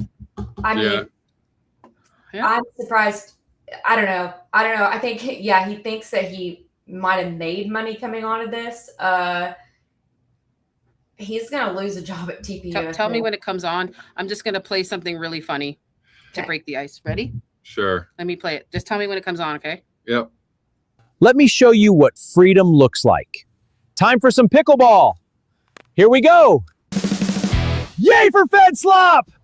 These pickles are great. Yeah, they're the best. Oh my Hope you God. guys enjoyed that. Let me Oh, play one more time. I love the like the book on the left or whatever. Do you like that? I love that. So I'm Let's me taking put it that. back up again. I'm Sorry, taking guys. that's obviously Frank and Blake. Is that Mr. It's Sneff? Frank and Blake. It's Mr. Frank and Blake. Sneff. Hope you guys like that. I'll play it again after. I can't believe this. I Yes, mean, hit that like button for Rio, Anna, and Yeah. myself, please. I don't know. I think she's coming for the after party. I think she's, Okay. it's early there for her. I don't know. She was supposed to have a show with Stu. I don't know what happened. Stu's I on somebody think that- else's show right now. Okay, so I don't know. She's doing that on Monday, I think. She's doing Monday, right? Going Yeah. on. But it's like drevel. Is that a word? It just feels like "Meh," like in my ear. Him. Yeah. He's so I don't know. Like they could have at least the audacity to come on here not prepared bewilders me. Like they actually thought that they could just roundabout argue her without knowing anything. Yeah. Yeah. That's Play weird. the pickleball flamingo. Hold on. Okay, tell me when it comes on, babe. Hey, what the? Ow! Stop that! There you go. Did you enjoy that? Yes. I'll play the pickleball one more time. Smell like a man of faith, ball like a legend. Let me show you what freedom looks like. Time for some pickleball. Here we go. Yay for Fed Slop! These pickles are great. Yeah, they're the best. Smell like a man of faith, ball like a legend. Bold, Oh brined, my unapologetic. Oh my God, that's great. I love it. Thank you, Wisha. Shout out to Wisha for that. Oh, good job. That's hilarious. Shout out to Wisha. Yeah, she's also a mod in here. I don't know where she is. That was funny. Shout out to Wisha She's Birchwood. working. Yeah, she's working right now. What do you guys think is going on over at TPUSA right now? They're watching it. We know they are. Do you think they think they're winning? No, Sure they're they're losing. not. I think they're losing terribly. I think Candace is doing fabulous. I mean, this is like a smoke out. this is a smoke out. Yeah, Yeah. but you Gonna know even they're going to be display. spinning it. They're already They're gonna turn the going to be narrative, yeah. spinning it. So I would look for like Blake and Andrew and all those people out there and Gary Melton and that Yep. whole camp to be a little irate and trying to sell a narrative that Andrew won tonight. So Yeah. I would actually say if you're on X, the crash outs and spaces tonight are probably going to be Yeah. epic. So good. Gary- Hopefully epic. it's Gary's Friday. streaming it. Gary's streaming it right now. I want my balls back from Frank. Oh my He's God. got none of these guys got balls. I give Um, you permission to take him back, Scotty. You're more of a man than Frank is. Take him back, brother. Take him Kidding. back. What they're gonna do is clip this, like somebody said in the chat, and they're going to like flip it. Like they're they gonna always have to do. try real hard on this one. Yeah. She's gonna sleep so good. She's gonna sleep so good. Man, Uh, it's I embarrassing. guess Andrew's trying to get 2 or 3 smokes in since we're a little delayed here. let me play some. What do you call it? I got some super chats. I think I already showed this Yeah, one. play some super Did you chats. show this one? Thank you so much, Miss Doro. What's a car toad? What? Toyd, does he know how to say cart? Oh, we're behind in that. Yes, I remember that now. Yeah, because they put out a video making fun of Candace mispronouncing things. So I think that's literally what she's getting at and just pointed out, hey, Yeah. you guys do it too. Yeah, thank you so much for that. Big And clarinet. Tornado Alley member for 5 months. Thank you so much. Yeah. very Um, cool. A poll. Okay, let me close the other one. How many cigs can Andrew smoke in 3.5 minutes? Oh my god, Dude, he smokes one every minute. he's probably like not enough. Okay, part of me, I don't really feel bad for him, but part of me kind of feels it's hard to watch sometimes. You know, it's hard to Death watch. Queef has a comment here. Sorry, don't mean to interrupt. No, Blake go is ahead. crashing out live, apparently. Oh, I would Is he love to really? clip that. That's what Death Queef's saying in the chat right now. How long before he crashes out and swears? Should I just still leave this up? Has it been an hour? Yeah, you can start it and go to another one. It's Mhm. fine. So it said in 1 hour. So that was the winner for that poll. I can do another one. I want to count how many times he says claim in this one. Claim. Like, why is He he says doing claims. that? He did that to me all the time. I swear to God, he was in a space and I didn't know that was Andrew Wilson at first. And he goes, "So, Allie, you're making a claim. You're saying that the SUV." Shut up. You're like, well, I mean, The SUV claim, is not opinion, an fact. extension. Like He said it's not. He said it's not an extension of the crime scene, He's full of shit. and that Utah law doesn't consider that because the peace officer would just go, "You can take it by." Yeah. It's so nice to hear Candace say all this legal stuff because I'm like, oh my gosh, this is exactly what I've been covering. Like even just this morning, I did like the first part of the briefs, you know, and I was like, this is how the preliminary hearing works. So the fact that we are freaking out that they didn't say all this stuff, like this is why the prosecution has to open the door and then we can say something, but we don't get to present all of our evidence at a preliminary hearing. It's just not how it works. It's just for the prosecution to show the court like, hey, we have enough that there is a question of fact, right? So to go to a jury. That's why even if you have competing evidence with what the prosecution says, it doesn't matter. Because the judge doesn't in that moment like rule which one is better. Okay, so we're officially back. Oh, they're Andrew, back. before we go into the other issues you want to talk about, is it fair to say you're good defending your position of the overwhelming evidence? Yeah. Okay, beautiful. You take the lead. Go for it. Yeah. So I have a bunch of questions for you, and I want to make it super painless, right? So no traps, no gotchas. I'm just going to ask them direct. And I think that as long as they're not loaded, if they're loaded, you should not respond yes or no. But as long as they're not loaded, if I just directly ask them, I'm hoping that you'll just give me a direct answer. So here's the questions that I have. Wait, before we get into that, I would like to just reply to that. So just to be clear, we agreed to debate our claims, and then I agreed publicly that I have no issues having a conversation with you about other things that I've discussed that were outside of the court hearing and things like other evidence that's come across our lap and things that we've been speaking about.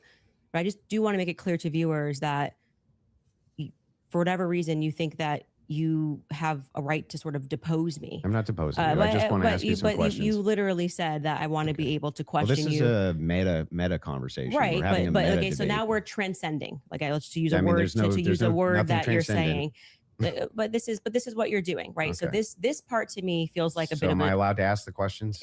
I've already said you can ask questions, Then but I let me made it ask very them. clear to you via email and with you in conversation that we should be speaking. This isn't like you get to sit. I want to ask you if you want to depose me, you should join I'm not Brigitte deposing Macron's you. defense team. This But is you're part- like, I'm this just is going a to ask questions. legitimate Can you part- answer it? Blah, blah, blah. Yeah. It's like, I don't know what you're going to ask. And I I'm know. going to And answer if as you I have see issues fit with it, because I'm not. I get it. Yeah. I Okay, get it. Just so we're clear. Usually in the debate, if something's not loaded, I'm just direct with because the you kept question, saying with I'm the Joe answer. Rogan. They have no evidence. They have no evidence. And now you're like, let's move away from the evidence. You Let's talk about transcendentals. Okay. Anyway, so direct question, super easy. Was Lance Twiggs DNA on the rifle, as far as you know? We can't say that for certainty. As far as you know. I already answered that in the first part. We can't say that for certainty. I told you the context of which they spoke about those things. So no, as far as you know. We can't say that for certainty until we know what other the 5 sets of prints were on. So that there. would be no, as far as you know. We can't say that for certainty. You can say no, as far as I know, for certain. We can't say that for certainty. You can say that for certainty. if your energy here is going to be like you're my dad and you can tell me how to speak or what I'm supposed to say, you're just going to come up against the wall. I'm Okay, familiar with but- this debate strategy. but I like, am just yes or no, telling yes or no, you. yes or no. We're not debating anymore. We're having a conversation. So I already addressed that in the first half of this about why. No, we're still there's- definitely debating. This is still no, it's not a debate. this is Now inclined this to is you your- saying I want to probe Yeah. things that sit outside of the evidence. I actually already That you've addressed this. stated. You asked me. Uh-huh. You're not going to go like where you're Okay. sitting and I'm on trial. I'm not on trial. Okay, great. So let's you talk can about have a conversation let's as talk we've about the agreed French. to. Let's talk about the Foreign Legion. Sure. Was the Foreign Legion, do you believe, trying to kill you? Yes, that's why I reported it to the correct officials in government. That's what I was told, and I handed over that information to Tulsi Gabbard's office. What's your best piece of evidence for that? Well, it was Positive evidence. Whoa. It was told to me Mhm. by somebody who is high up in the French government. I passed off that information to Tulsi Gabbard's office. I also passed it off to Trump's office, Donald Trump's office. Mhm. And that's all I can tell you. I wouldn't be able to probe any evidence because I don't have the power to do that. I'm not the federal government. And I would also like to say that this becomes this other piece of what you do, which is when people say, this, I was told this, and this is the evidence that I have, and I'm willing to have that conversation and write the email to the correct government body that deals with this. Like, I can't hack into Emmanuel Macron's bank accounts and say whether or not the I information agree. But then you go, well, where's your evidence? It's like, well, my evidence is that I reported it. I did the right thing that you're going to do. So if somebody calls and says, hey, Andrew, there's a viable death threat against you, and that person definitively has the rank to be able to tell you this, and you say, well, what I'm going to do now is I'm going to report that to the feds. Then I go, what's your evidence? It's like, well, I got the information and I gave the information that I got from who I got it to the right body of people. And that's Okay. what I did. Got it. I just want Cool. to make sure. And so I'm not it- trying to trap you. Well, I just want to make sure I got it clear. and that's why I say I want to know what you're doing now, because this has always been the thing. It's like, we actually can't win on the overwhelming claim. So we're just going to go and bring up everything that I think can try to embarrass her. I reported I'm exactly not as I trying to received embarrass it. you. I just want to make sure that I get your Yes, positions I clear. have not said, yeah, go ahead. And now you have stated multiple times that you believe that Israel's involved in the death of Charlie Kirk. Can you give Yes, me? we can pull up the clip. Can I'm sorry. I'm just saying. I finish the sentence? Go ahead. Can you give me the context for what are you talking about? Like when I say, generally speaking, why people think that Israel's involved? hmm Okay. Where's your question? Yeah. Do you have any positive evidence whatsoever that Israel killed Charlie Kirk? Well, I couldn't say Israel was on the ground and shot and killed Charlie Kirk. I would say that there are various things that we're trying to establish, one being a motive. And since I don't believe that Tyler Robinson and his transferee is a convincing motive because he was fired up about politics, which Lance testified that he never spoke about with him, nor do I believe that he was, so into LGBTQ issues, since Lance testified they never spoke about LGBTQ issues, that he stopped and ate at Chick-fil-A, which if you are into LGBTQ issues, wouldn't be your lunch before you go kill Charlie Kirk for LGBTQ issues, because, Yeah, but do you have positive evidence? I'm answering the question as I feel like I want to answer it. Like I said, you don't get to for an hour and a half. But the question I'm questions and asking tell is me. about positive I'm evidence. telling you that in any case, establishing a motive and Mhm. and again, I already explained this at the top of the show, but the reason why people find Israel to be an interesting question is because truthfully, Charlie's perspectives were changing on Israel. Sure. And he was starting to realize how much pressure was being put on not just our government to constantly fight their wars, but also being put on his organization personally. If people had come out and been honest about that, rather than rabid claiming he never flinched and everybody's lying and this is not true, you would probably have people that just go, that's life. People change their opinions. I understand. And then there was the rabid, I mean, not even that. It's like everything was about trying to convince the public how much he liked it. So then, other Israel. than intuition, how you feel about things, do you have any evidence Israel was involved in killing Charlie Kirk? I have already said, and if you're watching my show and the context of what I said, this is the general sense of why people think Israel's involved. Nobody has made the claim that Israelis, there were also, obviously Ian Joe Carroll Kent. made the claim. Well, Joe Kent, who I think would have the right to assert it, noted that there were 12 Israeli cell phones on the ground that day. I think most people would like to probe that. Now, it could be maybe they were students, and they were Israeli students in Utah that day. But we'd like to probe that narrative because what we've seen after coming from the Israeli government, the Israeli prime minister, kind of denying that he did it, which wasn't really necessary, was quite busy. The phone call that happened, which no one wants to discuss, in the Hamptons the week prior, or not the week prior, I think it was around August 5th or 6th that took place. Mhm. And again, the almost desperate lies about Charlie shifting opinion on Israel lead us to believe that there could be an Israeli angle in this. But we cannot say for certainty that Israel called the shots and this is how it happened. But it is definitively, I think, a thread that a lot of us would like to see there's no pulled. positive evidence. Whatever you want to say, however positive, negative, however you want to say it. Well, I like don't need positive to- evidence I can just would have be a conversation. Material evidence and other evidences which would what point we've you said to it. is on our show is what we've said, which is this feels like a conspiracy building. There's no reason to lie about these things, and yet people are lying. BB ain't acting right. The Hamptons thing was weird, and the way they tried to shove the Israel narrative down our throat immediately. I mean, the day he died, posting a picture of him with an American and Israeli AI'd photo on the president's feed doesn't feel right. Do you have So- any evidence that Erica Kirk or TPUSA participated in the murder of Charlie Kirk? I've never said they participated in the murder of Charlie Kirk. So how could I say that I have evidence they participated in the murder of Charlie Kirk? Okay. So then you don't believe that they did. I never have said that statement. trapping So I'm her. not going to get you to ask me personal questions about things that I've never said on record. Okay. He's trapping her. That's- He's your trying team to is make sending her messages make an right back saying they have a accusation. video so What that he did to can Stu. catch her and I don't know what the video is.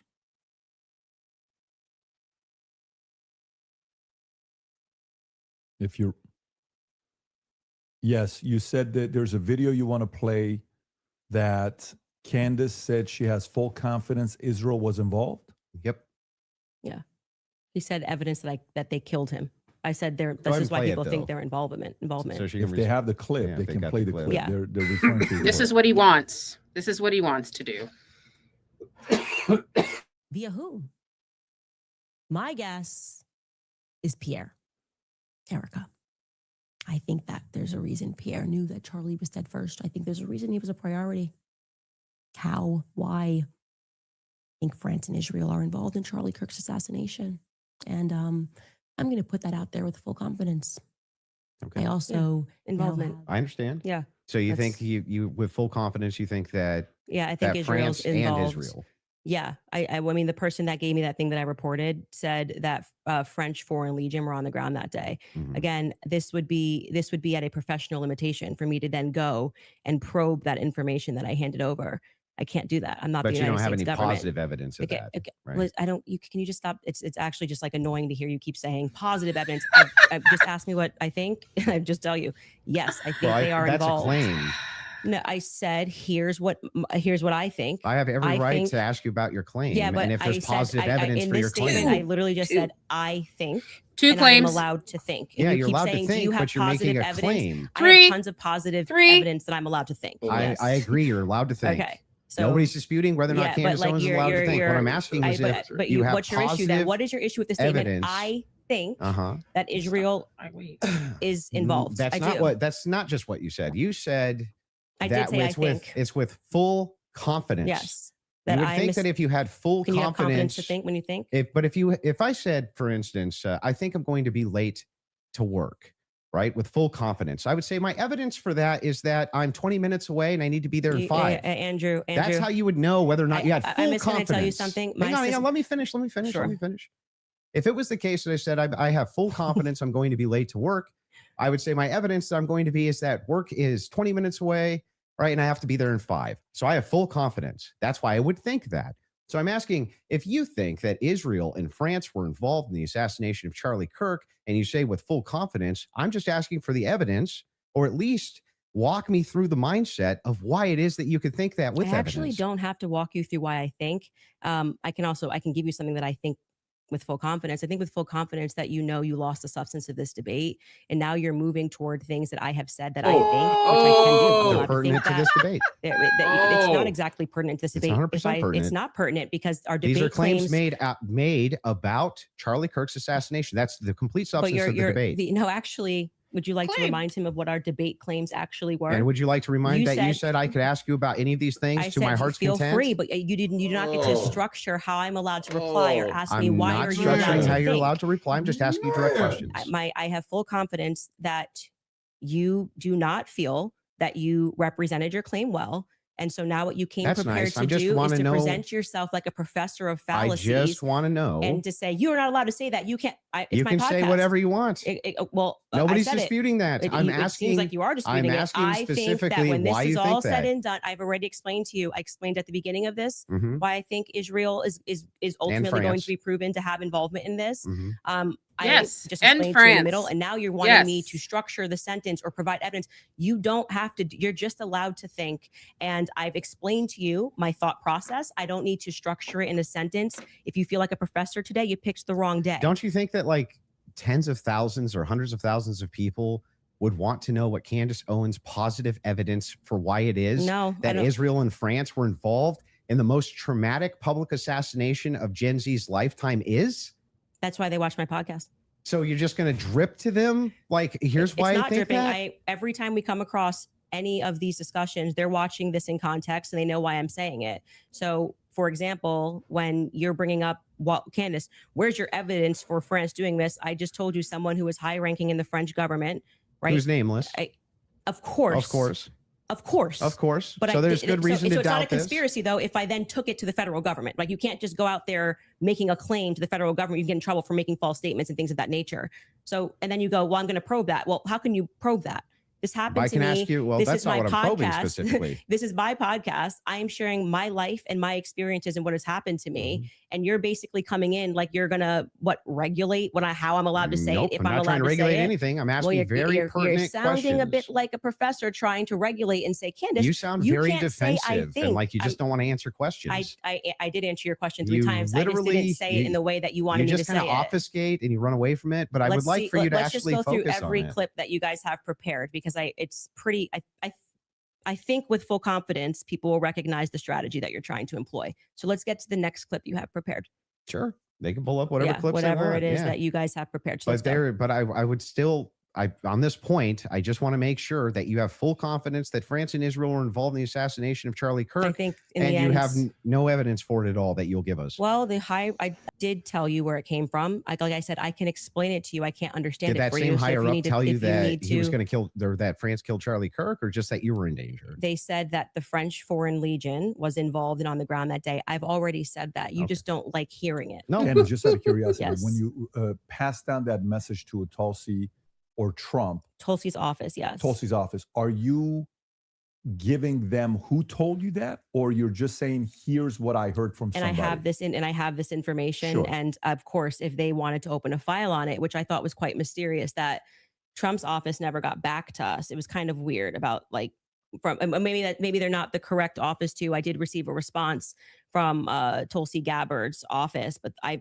don't think there was ever any investigation into what I Got it. said. So the call was, hey, I've been Emailed. told It's- the email. yes. Email was, I've been told I have somebody is- information, that the French Foreign Legion was on the ground during Charlie's assassination, and that it was a lot of information, but Well, you didn't give specifics who it was from. not in the first email because I figured they would Perfect. yeah. So if they do contact you, 100. are you Yes, comfortable giving 100% who it is?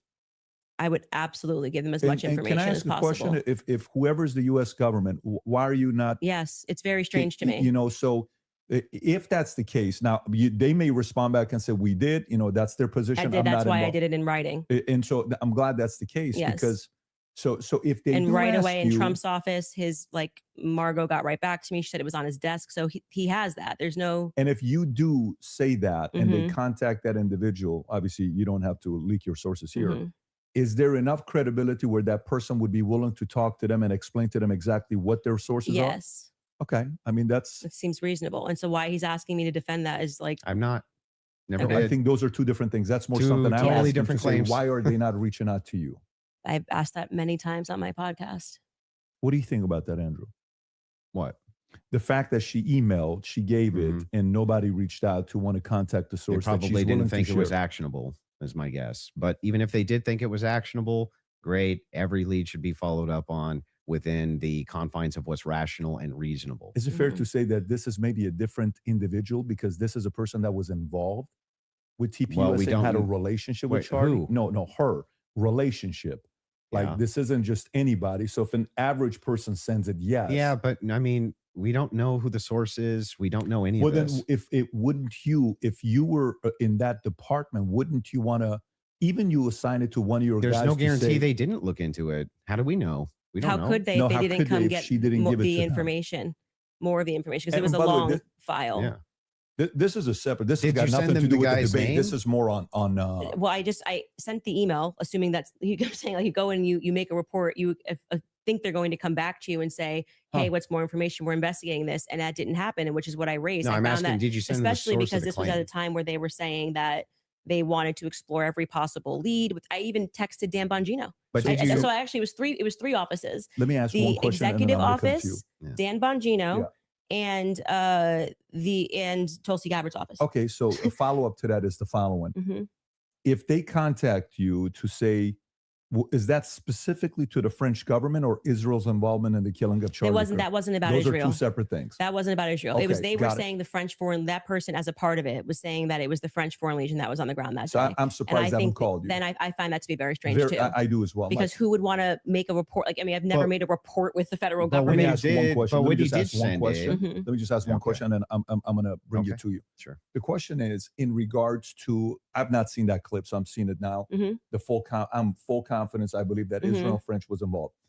is that also based on a source that somebody told you that Israel was involved in the assassination of Charlie Kirk, or is that a gut feeling? So in terms of Israel, I mean, what I've said is what I publicly have said here. I do think that at the end of this, we are going to find that Israel was involved. I do.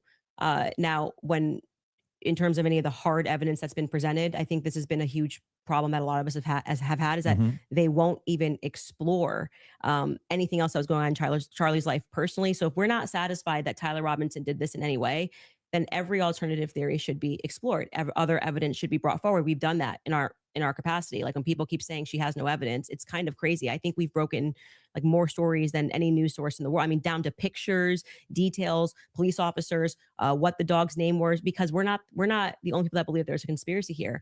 The police officers that were involved, the many police, sheriff's offices, that were departments that were involved that day, all believe that there was a conspiracy. Down to the U.S. Marshals believe that there was a conspiracy. They were, my sources at the U.S. Marshals were saying they were basically sent on a wild goose chase that day. But do you see how you say my sources? You're not allowed to have sources. Well, like the thing is funny. So is CNN allowed to have well, sources? hang on. I but have we can't- sources. If I said I have sources that claim none of that's true. In fact, my sources claim that her sources are lying. My sources claim that none of them believe that there's a conspiracy. My sources claim all of them really think that Tyler Robinson was a lone gunman. If I just said that as hypothetical, wouldn't you say, what? Yeah, I think what probably adds weight is like then when I drop photos of the car that no one was supposed to see, people go, okay, her sources are legit. So, and then when what I say is then proven in court and nobody knew those things, people are recognizing that my sources are legit. When I say Charlie was scared in the last days, and then I dropped the text message, which you've just learned about a couple of weeks ago, of him saying he was leading the pro-Israel cause when everyone was lying about that, then they say, I think Candace's sources are legit. So I think what's happened is I've actually built up a rapport with my audience that it's not vibes and dreams. And that's why they keep watching my content, because like, for example, when I just the other day released the content of the shooter on the roof doing the lateral crawl, then they're going, I don't think these are just vibes. It seems like Candace's sources are legit. So I've proven myself in the market. Yeah, I'm not sure that would legitimize your sources as being legitimate when it comes to the idea that, oh, they all believe that there's a conspiracy going on, which is actually what your claim is now. How would that actually, hang on, I'm almost done. How would that, talking to PVD how would that legitimize, well, it's not his debate. How would it legitimize these sources that even if it's the case that you get some court footage or some things like this, why would it legitimize that your sources are telling you all the marshals believe it's a conspiracy, all the police believe it's a conspiracy, everybody believes it? How would that legitimize any of that? What I am saying to you, and you are not forced to believe it. So let me just explain what I was answering here, and I think that you understood what I was saying. Is I have, because people trust me, compiled a lot of information and presented it to the public, and this information has been proven true. We've presented photos, we have presented videos, never before seen stuff. The public has never seen it. And so what that does is your audience goes, okay, when she says that she has these sources, clearly she's telling the truth. Now, whether you would then go, well, I'm going to believe her when she says they think that there's a conspiracy, that's up to you. You cannot watch my content. I'm not here to tell you that you have to watch my content or believe everything I'm saying. Well, don't you think questioners should get questioned as well? By who? I'm not committing a crime, am I? By just like saying what I think and collecting aren't evidence. most of the people you ask questions of not actually committing crimes? But what do you mean they should answer questions where? Like at a police station? Like no, what are you just saying? like if you want people to come in and answer questions for you. I have questions about this in the investigation. I have questions about this. I have questions about that. You want them to answer your questions. Doesn't it seem totally fair that you answer back the questions people have for you? No, they're not answering our questions. So it's also fair that they don't answer them.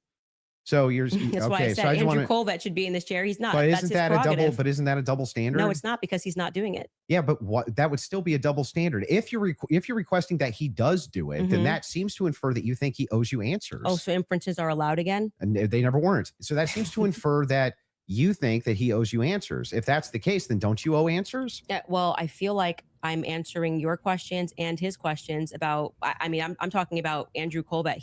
His position is he's a spokesperson for Turning Point USA. Uh-huh. So when the crowd turns against Turning Point USA on the basis of a lack of information, or because there has been, I don't know, seeds sown of distrust, I would imagine, and forget answering my questions because it doesn't need to be me. But aren't you sowing a lot of those seeds of distrust? Well, I think they're doing a pretty good job themselves, if I'm being honest. You can blame it on Candace all you want. Well, People love to do that. The thing is funny is people like, act like I'm I think ground their zero. PR I'll be fair with you. Ground zero of people not trusting Turning Point USA. I think that there was some actually PR kind of there. last. I think there was some PR there. Sure, they could have done better. Absolutely. I'm not disputing any of that. One thing, though, that I want to just directly ask you is, do you actually believe that anybody in TPUSA or Erica Kirk or Erica actually participated, had foreknowledge of, or facilitated the murder of Charlie Kirk? I'm not going to get myself into a legal pickle here. Everything I've said That's on what he my wants. podcast. I How would think that Exactly I, what I he's trying think to do. firmly that if I was the investigating officers, I would seat them all and I would ask questions. I would at this phase.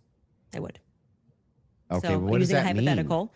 Does that mean that you do think so? I think it was not a sufficient investigation into what we know to be true of 80% of homicides. It's usually conducted by someone you know, right? And the fact that that was never even considered, that like I said earlier, the backpack was returned. How do you know that that- was never considered? Because they gave back the backpack as just one example. They gave back the backpack. They gave back the. That doesn't show a conspiracy. Well, I mean, it shows that the police trusted everybody and didn't just hold things up for a Yeah, second. they and ruled them out as suspects.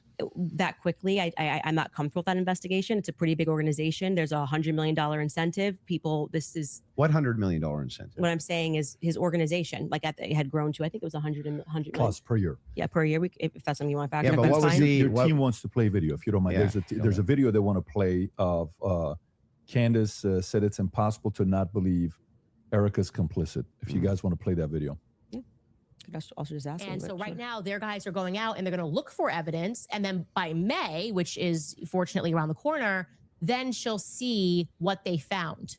So what the F is that performance? How could you sit up there and say, yes, I 100% believe Tyler Robinson did it. That right there is why it is impossible for me to think that Erica Kirk is not complicit somehow. Because what? Those two thoughts actually don't even follow. How would it be the case that even if Erica Kirk did believe that Tyler Robinson was 100% responsible for the death of Charlie Kirk, let's say she believed it with every fiber of her being, believed all the evidence, because she did. She just actually did. Would it then follow that somehow she's complicit in his death? I didn't say implicit in death. You added those two words. Okay, so what's she complicit in? Yes. So sowing this narrative that Tyler Robinson is guilty. So you're chopping up clips. Like I said, you didn't have the confidence to Okay, come well, in tell debate. me, So what now does you're that mean? chopping What it does up. complicit mean? We are showing a clip of her on Barry Weiss, which I can't remember the date that she did that interview. Mhm. And Erica, when she is asked, "Are you one? Do you feel with 100% certainty that Tyler Robinson did this?" And she says, "I do." Then again, context matters. I sit down with Erica for 4 hours under the assumption that she had some evidence, right? Like I'm like, this is why I did not engage in any like Erica, everyone's questioning what she's wearing and all this stuff. I was like, I'm going to wait here because I don't know, just it feels weird to think that, did I think that some of her mannerisms were weird and stuff like that? Yeah, but that's not, you can't convict somebody on weird mannerisms. And then when I sat down with her and I was expecting for her to say, well, I'm obviously the victim on the case and we got to see the shot, taken or this or that, whatever it is. Great. That's why she has that much confidence 2 months ago. And when I sat down with her, it was nothing. It was nothing. Okay. So this is a conversation. How would that make her complicit? Complicit. And again, you said complicit in the death of Charlie Complicit Kirk. in what? Yeah. Well, if you let me finish my sentence, I could tell you that. But my point being is that then you take a look at this and you go, okay, well, this is weird. Why would you have this confidence? And then when you sit across from somebody and you say, okay, great, I want to go out there and defend you now. I want people to know that you can't say this stuff publicly, but you know more things. And she just blanks. And then she says, well, I'm going to call the lawyer. And she called the lawyer. Again, all of this is on my show. So out of context clips is not going to work because I know what I say on my show. Okay. So we call her lawyer and her lawyer says to us, she calls him on the phone, pardon me. And it's me, her, and Justin Strife. And I'm like, okay, great. What do you guys have? He goes, well, we don't have anything yet. we're not at that phase yet. And I'm like, well, what do you mean you don't have anything? And he says, well, don't you know how it works? It's a probable cause hearing. So basically the state says that they're going to bring this forward. And now our people go out and they look for the evidence to assert that Tyler Robinson is guilty. And so I asked her directly, her lawyer directly, the phone's in between us. I'm like, wait, so just so I'm clear, you haven't seen anything that the public hasn't seen? And he says, no. So I'm going back in my head and I'm going, okay, so why is Erica saying with such a degree of certainty, like she was sent out to convince the public and people bit, by the way. I remember even Megyn Kelly was like, let's wait. She's going to have access to things. I did think she had access to things that we didn't have. Why express that confidence to the public as opposed to just being like, we don't know yet. I feel confident he's involved. They made an arrest. I don't understand. How would any of this make her complicit and in what? Well, I've already told you. She's complicit in trying to fool the public into thinking this is some open and shut How case. is she trying to fool the public into this? If she believes like, it, don't look if she anywhere believes else. that Tyler Robinson killed Kirk, if she believes that, how would that be complicit in anything? I do. Are you saying that you think she doesn't believe it? I don't believe that at that stage she sat down with Barry Weiss that's what she believes. No, but that's my opinion. Right. But so when you just say complicit, you just mean she believes that Tyler Robinson killed Kirk? That's it? That's what we were talking about. That's why I said if your strategy was to dice up clips and take it out of context and make it seem like I said she was complicit. Everything. Yeah, but then why not just play the full thing? Like why? Because we don't have like infinite amounts of time. I'm guessing you probably don't want to watch. Well, I'm going to go back to my theory that you didn't feel confident that you could defend your claim that it was overwhelming evidence. So now you're trying to move towards doctored clips and getting me to respond to it. There's no doctored anything. I'm just making sure that we got this right. Yes, that what you're actually saying is that Erica is just complicit in believing it. When I re-examined her actions backward, because I did not have this perspective of her at the beginning, which is why it's so funny to me that you guys make it seem like I'm ground zero. People thought Erica was sus from day I forgive him. And I was not a part of that. I did not lean into that. I did not contribute to that. I was getting actually terrible messages from my fans being like, Candace, you and Charlie always say to go with your intuition. You won't address this, how we all feel about her. Things changed for me when I saw that Zoom call. I will tell you that. For sure. And the fact that she lied to me. So I sat across from her and, I wanted to have that conversation publicly, but they're probably grateful they didn't do it publicly. She told me some lies. And so the next thing that happens naturally when somebody lies to you, you go, when any person lies to you, whether it's a toddler, people only lie when they're trying to obscure something else. Have you addressed what that lie was? Yeah, I've talked about, we have a list of lies that we've been told by Charlie. We can find that, in I'm the sure. meeting with her. Well, no, I didn't want her to cage up. I didn't want to do this, and because I didn't know what to expect. Like I didn't know if she was going to be like, I'm so overwhelmed with everything, and I don't know who to trust at the organization, and I don't know what I'm doing. Like I didn't know. I didn't want to. Just out of curiosity, before anything happened with Charlie, how close were you and Erica? Not very close. So there's not a relationship. No, I would say it's totally normal. Like it's not like there was any issues at all. We were always nice to each other. It just is our life went to a different phase, right? So Charlie and I hitting the ground, running around, traveling 4 days a week. Now I get married. I find love of my life. I get married and I get pregnant. I haven't stopped being pregnant. And what you want out of life changes. You don't want to be running around for 4 days a week and traveling on a plane nonstop. You suddenly want to start building at home and live. I was desiring that suburban life. Did you guys ever do the double dates? You, George, her, and Charlie. Was there ever double dates between the four of you? I was engaged to George quickly. We were planning our wedding. I was kind of in my bubble with George. George traveled with me and Charlie, but Erica and him were just starting to date at the beginning of 2019. George and I were planning our marriage. Mm-hmm. So George really got to know Charlie. I wouldn't say that I really got to know Erica. I was just rooting for them because I knew how much Charlie wanted to, find love. And so I was kind of his wing woman throughout that phase. And I was just happy. And I never was under the impression, obviously, that they were going to get married when they were dating. So it wasn't like I was conscious, I really need to get to know this person. And so it was just kind of normal that by that time, because of where I was in my life, that I wasn't spending any time getting to know Erica per se. So the complicit part about Erica to you, is that a gut feeling? You think it transformed when she lied. You can take the lead. I'm just asking questions. Yes. If you want to I go don't. for it. I actually don't. I still don't understand what you think she's complicit in. Yeah. So when I say Erica's complicit, that's my opinion. When you tweeted Erica's too retarded to kill her husband, Yeah. would you like to explain how you developed your evidence, your positive evidence for the fact that Erica was retarded? He doesn't like women. Yeah, sure. So my I just God. think all women are retarded. Oh, so you're allowed to just say stuff. Who knew? Yeah. So and, You and what, just and explained. what, what dramatically transformed your opinion of Erica after going to the headquarters? Because you were pretty hostile about. I wasn't hostile towards them. You don't think calling somebody too retarded? No, Is- come on. That's like normal tongue-in-cheek stuff for me online. Oh, you're being Oh. tongue in cheek. Oh, Usually when I call someone retarded, I'm being tongue-in-cheek. Yeah. Like for instance, you got. you tell your supporters- wife I to mean, shut up. What's that? If you want to use, you the told same your exact wife to shut argument, up. you would take a supporter like Owen Benjamin. He called you bad names and called your husband bad names. Are you you're just like, well, that's no biggie? I've never answered him on anything that he said. I'm saying that you now are her biggest defender. So do you still think I'm she's not too, her biggest defender. Do you still think she's too retarded?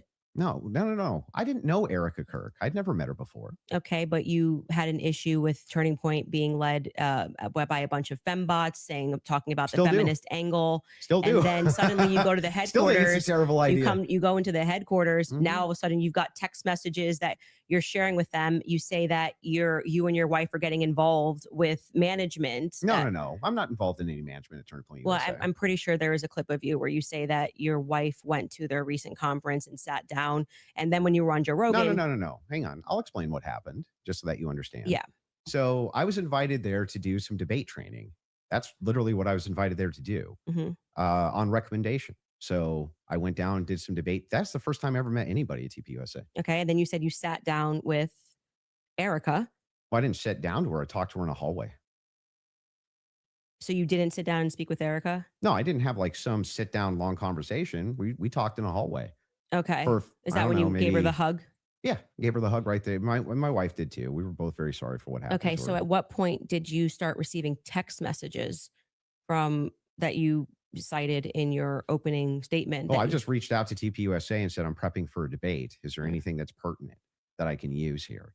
Do you find it interesting that people have been asking for, basic answers to questions, and you're saying that you walked into their headquarters and reached out and they It's instantly amazing, isn't it? If you reach out in good faith and you're not demonizing them and saying that they're complicit in the murder of people's deaths, that perhaps they're actually willing to release things to you that are pertinent. You're other than done. thinking that You're done. Perhaps you're diabolical. Well, I don't know. I, and just think don't have the I best feel like if I was intentions. going to release that information, I didn't demand that it be released to me. I actually never demanded that it be released. I just simply said that this is what was going on in the last 48 hours. Maybe to the media, they could release it. They could release it to PBD. They decided to release it to a guy that called Erica too retarded in June. So what? Yeah, I just think it kind of shows that Turning Point is sending you as their horse. Well, I don't They know just where don't you, have I the don't know where courage to you- have the conversation. like, I don't If they see were this- just releasing something in Let good me ask faith you a to question. answer Do questions, you have any I've never evidence of that demanded claim? it's not evidence that No. you're sharing your opinion No. that she's too retarded. I can't share my Uh-huh. opinion that I think it's Well, going to I never register met the as chick. really obvious to the Yeah. public that rather than presenting that Mhm. throughout the course of everybody wanting to know what Charlie was Mhm. going through his last days, they decided to give it to you to come to my house as some sort of a surprise. Well, Do you think the when- public's not smart enough to do see you through think? that? Do you think that if It's you talking know about terrible PR. if you know that there's a huge debate that's coming up that's going to be probably one of the most viewed that year, and one of the debaters calls you and says, I'm taking this position, this is the position that I feel like there's the most evidence for, and Candace also agreed to answer many of my questions in regards to this. So if you got pertinent evidence here that I can use, I'd definitely like take a But look. what is the It was actually amazing to me. It really was Mm. actually amazing to me how if you approach people in good faith and just say, hey, I'd actually like to know what the facts and details are around this. they when do actually you do give that? it to You never do that. It's amazing. Yeah, I just do not believe that they are doing this in good faith. I don't believe that anything you have done has demonstrated that's in good faith. It demonstrates that you walked into Turning Point USA headquarters and came out a different man because you were critical of the organization. Oh, You were Still critical, am. you were critical of Erica, and now you're sitting here going, Well, Candace, first I of want to all, interrogate you for Have an you hour ever and a half been, about everything you've ever have said you ever about been Erica. critical of somebody that you hadn't met and then you meet them and you're less critical of them? And the inverse has happened too. I was You're right, less critical exactly. about You're Erica, going and now out. I'm more But I'm critical about asking her. you, isn't it the case that there's people you've been critical of and then Mhm. you've met them and you're less critical after you meet them? too retarded. I feel like if you think that she's dumb and let's just talk about your record. I mean, you're a person that has spent time in what most people would term to be the manosphere, talking about well, yeah. I debate against the against feminists and red pillars. Okay. And a lot of the actual. So I'm a Christian ethicist. And I then always you take go the on to ethics Joe position. Rogan and you're Mhm. like soft explaining away why Erica had to take over Charlie's company when they don't have a parent at home. What's So wrong now with you're a his feminist leg? icon? Like you just go into the headquarters and you just shift all of your That's perspectives. a bizarre criticism. Like nobody's in the bigger girl boss position than you. Yeah, I'm actually no. You're in the this is- biggest of the girl boss positions. Like you don't have to do this. Look, You just do this. I- You could definitely not do it at all and be fine, right? But I you don't- still do. I would say that you are making a comparison that cannot be compared because Erica's husband was just assassinated in front of the world. Which the makes sense why parents- she would take the organization No, over. that it makes sense why you would go home to your kids, just so you know. Wait a second. That's bizarre. Yeah, You because wanna they don't have a protect- parent. They don't have a you wanna parent, and they've protect- just suffered a trauma. You don't Yeah. go into the office. You 6 want to days later. protect your husband's legacy, Yeah, right? no. And you're trying to find some The new legacy normal. is his children, not the organization. It's Oh. both. No, Yes, it is Oh. both. It's Yes. totally rational and reasonable to Nope. believe that it would be both Turning Point USA, that is part of Charlie Kirk's legacy. He worked his whole I life think for this it. is why people think she's sus. You're his done. Children. Now, for you though, to say that anybody's a girl boss, right? That's I like the didn't- pot that calling the came out kettle of- black. That came out of your mouth. No, that was you. You brought up girl boss. Girl boss came out of your mouth. Yeah, I'm just saying. I'm telling you that you brought up this idea that I'm defending some feminist nonsense. I'm She's not. laughing. I'm pointing out that they're. By the way, She's not qualified always to take over objective- his company. there's always objective outliers to each situation. In fact, it's the exception that proves the rule. And the interesting thing here is like, I'm still just as critical of feminism inside of TPUSA as I've always been. And I'm just as critical of any pro-Zionist position as I've ever been. None of that's ever changed. By the way, I would think it's the most rational, reasonable thing on planet Earth to do if you wanted to actually see an organization change, to try to work with leadership or reach out to leadership to try to do so. Doesn't that make the most amount of sense? I would like to state for the record that I think Erica is underqualified from to Perhaps. run the organization. Sure. And on the more emotional aspects, I agree with what seems to be a majority opinion, because I'm not gonna say it's scientific, that any woman that would leave her kids and go right into the office after their husband was publicly assassinated does not have their priorities straight. Okay, well, I understand that you can have those criticisms, Yeah.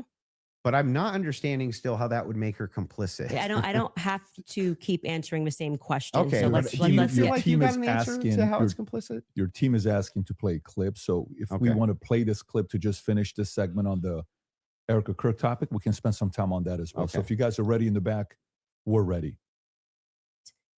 and causing that 30-06 diameter, as would happen with a patent explosives, as we've demonstrated to you in the past, it accidentally, because of how Charlie was crouched, went up and hit his neck. And that ruined everything. That ruined everything. It was problematic. It's the reason why Terrell then had to scramble to get the cameras down, because they were never supposed to see it. They could have said reasonably that a 30-06 got eaten by Charlie, much more reasonably, obviously, than saying that the chicken bones in his neck stopped it because he ate vegetables. They panicked. That was that's why Terrell's nervous on the phone with me. Again, this is my theory, and I am now very much sticking to it. Okay. They panicked. It's the reason Erica had to step out. That's why she would have gotten on the phone with Terrell so quickly, because I was going, why is Terrell saying, well, I didn't want Erica to relive. Oh, that's why I did it. He didn't have an answer. He was nervous. It was crazy. But he acknowledged it. He spoke to Erica immediately. Why did you speak to Erica immediately? So do you believe that there was a shape charge that killed Charlie? Hey, can I ask you why you keep starting clips mid-sentence? Probably to get to where the clip is. No, it doesn't seem that way, because you can always start a clip at the beginning of a sentence. Like Yep. you're just it's completely out of context. You're done. I didn't So prepare the in clips, but yeah, I think that's- I didn't, you but were it's kinda fine ready. to ask it to back Like it up. I said, I don't need to say what's happening here because the internet will clock it. But We're clocking it. in this episode, we are now going, and that's why I said we're now going to look at some alternative theories. I made it very clear that this was a theory that I didn't want to look at. This is, I believe, because I don't have every episode in my head, but I'm pretty sure this is an episode where we presented the evidence that was in the car, the photos of what was in the car, right? And so we are now inferring off of what we see in the car that this very Only much one clip. does look like Only one that or two clips. we That's are it? see a bunch of shattered Rode microphone, which was an Here we early go. theory that I was actually interested in, but couldn't really wrap my head around what was the shape charge explosive. As I say at the beginning of the episode, like it was just not my expertise. And I was concerning myself with timelines and stories and statements that didn't make sense. Without question, Terrell Farnsworth is someone who made me think that we were missing a big part of the story. So I'm walking them through John Bray's theory. If we started to insert what we are actually observing with the evidence that we're taking a look at and what took place that day. So we're completely in the hypothetical right here. And you're now introducing this. If that's the case, if you're just hypothetically Yes, exploring it, and that's why I'm just why asking directly. Yes, but that's obvious when you watch this episode. So that's why it feels like I'm in the middle of an interview with CNN when they like pull up random clips and they're No, I'm like, just making "What's sure- this? What's this?" You watch the episode, you I'm know just what it trying is. to make sure. Do you think that your alternative theory? I think John Bray's theory should be explored. Yes. Okay. Do you think that Charlie Kirk was killed with an explosive? I think that is a possibility. Mhm. Yes. Okay. And it good. should be explored. He's done a lot of work on it. John Bray has done good work. And I think that that's why that theory is now starting to gain steam since we released the second set of the photos of what was in the car. I think it's viable. So this was the big thing I wanted to get into with you on the explosives too. Mhm. What is it about that theory that's actually compelling to you? So I looked into the explosive mic theory multiple times. And the biggest thing that stood out to me is there's no explosion. there's literally no explosion. In fact, there's videos when the shot rings out that kills me. People are actually like looking up towards where the gun is being fired. They're looking away for where the sound is. Like, where's the actual explosion? Well, for every person that you say looks away, there's going to be a person that was looking forward. We have former Marines that have gotten on and said, it looks to me like there's an explosion under his shirt, right? You obviously saw Rob O'Neill go on to, I'm forgetting which platform it was, where he said, the first thing I thought was it looked Rob like. O'Neill is the man that killed Osama bin Laden. Yeah, and I think he's qualified to say what he believes he saw. We should actually, since they're pulling clips, we should run that clip of Rob O'Neill and what he said and what he That's fine. observed and his experience. Yeah. So I'm going to take that. And also there were people who immediately spoke to the media that day who said the same thing, that they thought that something happened under his shirt. That was actually, if you go back to like my first episode, when I was just observing what I saw with my eyes, I was asking the serious question. I was seriously saying, why is it like somebody shot him from underneath? Why is his shirt moving first? It doesn't make sense to me. And That's I'm not, because of air dispersal from the bullet. So whenever a bullet is shot, a projectile shot, you can actually run this experiment yourself if you have a rifle. Mhm. Take like an empty box of ammunition and put it on the table, and then fire it near the muzzle, and that box will actually blow off the table. Okay, so question for you. Does that Mhm. box go sideways off the table? It can. It can. Yeah, you can. It depends on the dispersal. You 3,000 pounds of energy or 2,000 pounds of energy coming at you. That's how much it carries. Well, it's not 30-06. 2,000 pounds of energy. Can you That's look in what the we go back private to. chat? How many pounds of energy Hi, is it? hey, everybody. 30-06. Hey, we're listening. We're Being listening. shot 100 Hi, times a day. guys. That's a great question for Grok. I'm going to say when we looked at it, it was between 1,500 and 2,000. I'm pretty sure pounds of energy coming at you, and you just go upward and to the side. I don't really buy that. I'm going to just say I just think that that's not Yeah, right. But possible. It doesn't go through on the- top of that. So there's another miracle. You didn't get blown backwards. It didn't But go if through. air is, But I also want to say that you're saying this Yeah. can happen, and Rob O'Neill is infinitely more qualified, I think, to speak on that. why? And well, because he's actually shot and killed people. Why would that have anything to do with anything? Did he Because slow down all the videos of the people he shot to see if their clothes moved? well, why are you able to assert your position as a fact? Because I'm gonna tell you how projectiles work. He's not even gonna I guarantee you this guy's not even gonna disagree with what I'm about to say. If it is the case that you have energy and you have mass and the mass is moving in the air has to go somewhere. It doesn't have a choice. I think you're totally BSing right now, man. Not I'm only am I sorry. not BSing, I'm think telling you the you're truth. just- no, you- If a bullet I is think moving one in of your air, thing- air has to move out of way of bullet. But maybe not at the bottom of a shirt here. I don't know. I disagree with that. I'd like to say, for the record, I've watched some of you do these sorts of things where you assert something with a lot of confidence, and You can fact check it. Your Fact check if shirt, bullets displace air. not about whether it displaced air, it's where it dispersed the air. It was underneath his shirt here. It's not underneath the Okay, shirt. a bullet's this big, and you're telling me it's going to hit his neck, Candace, and then it's not it is underneath beneath the his shirt. The It shirt starts up puffs. here and the collar's moving, and then you see the wave here as he's moving backwards. No, Yeah, that's not true. it's not. And we It- obviously Is he can't show okay? that clip. I disagree with you. Okay, I understand you can't show it for TOS purposes. Exactly. That's fine. I disagree with you. People can go watch and make up their own minds. We don't need to debate it. Whether or not that was the first thing I said was, why is his shirt moving first? That didn't make sense to me. It almost looks just like this. It goes across. His necklace breaks first before Charlie even reacts. If you watch it in slow, his necklace breaks first, which I thought was very odd. And then you see a puff here, and then the next thing you know, there's the entry You see wound on his smoke? neck. I would not confidently assert that I see smoke. I've never said it on my Do you platform. think that an explosion generally has smoke? I don't think that there's any quality version of video that would get us to be able to answer that question other than Terrell's 4K footage that he has from the front. So There's a lot of, if you look at the Israeli pagers, it's assumed that it's a similar, if not the same type of explosive that was used inside the pagers that would have been used inside of this road mic. I think that you should, since you love debating, you should debate someone like John Bray, who's worked on that theory for 11 months, and ask those sorts of questions of how a shaped charge would work. I presented the evidence of what was in the car. And I also, at that episode that you're clipping, said John Bray has done an unbelievable amount of work on this. Mhm. And I think he has debated a ton of people actually regarding this topic. So that's the route that I would send you on. For Yeah, purposes that's of my, fine. yeah, That's fair. for the purposes of my show, Mhm. I do believe, to answer your question, that it is a hypothetical. I mean, that it is a theory that should be thoroughly explored.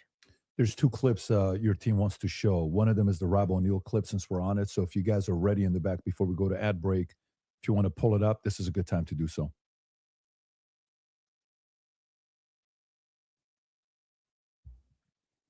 And good to see you, General Holt. You too. A lot of things bothers me about this. Nothing in particular. And it's not like I'm out there saying big lie or conspiracy or someone did it. I'm just saying I've been in a lot of shootings. I've killed more than a handful of people, and this thing looked shady off the bat.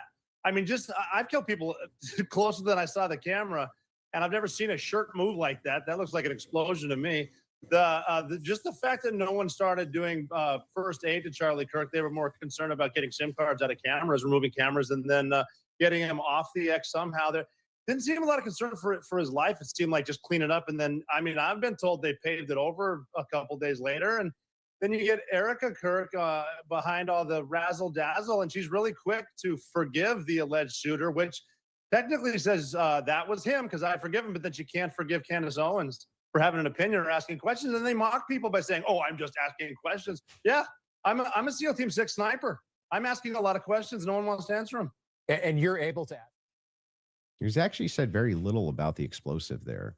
So I'm he just saying he starts. observed, he said he's shot people up close Yeah. and he's never seen a shirt No move like dispute. that. And it looked to him like an explosive. That's what he no just dispute, said. but when I play that video at full speed, I can't see a shirt moving.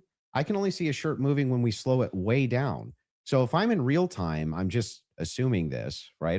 If I was in real time and I was in like a close quarters combat, you kill somebody situation, and I shot them, would you even see the shirt move?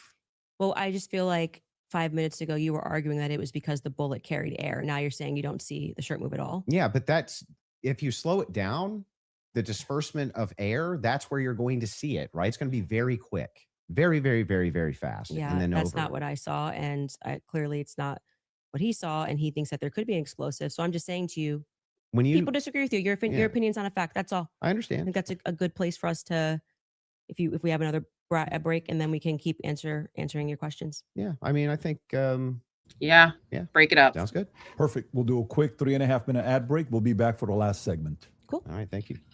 All right, you guys, I want to tell you about Ethos. Hold on because a second, life I gotta has mute a her. way- Oh my God. Welcome in, Anna.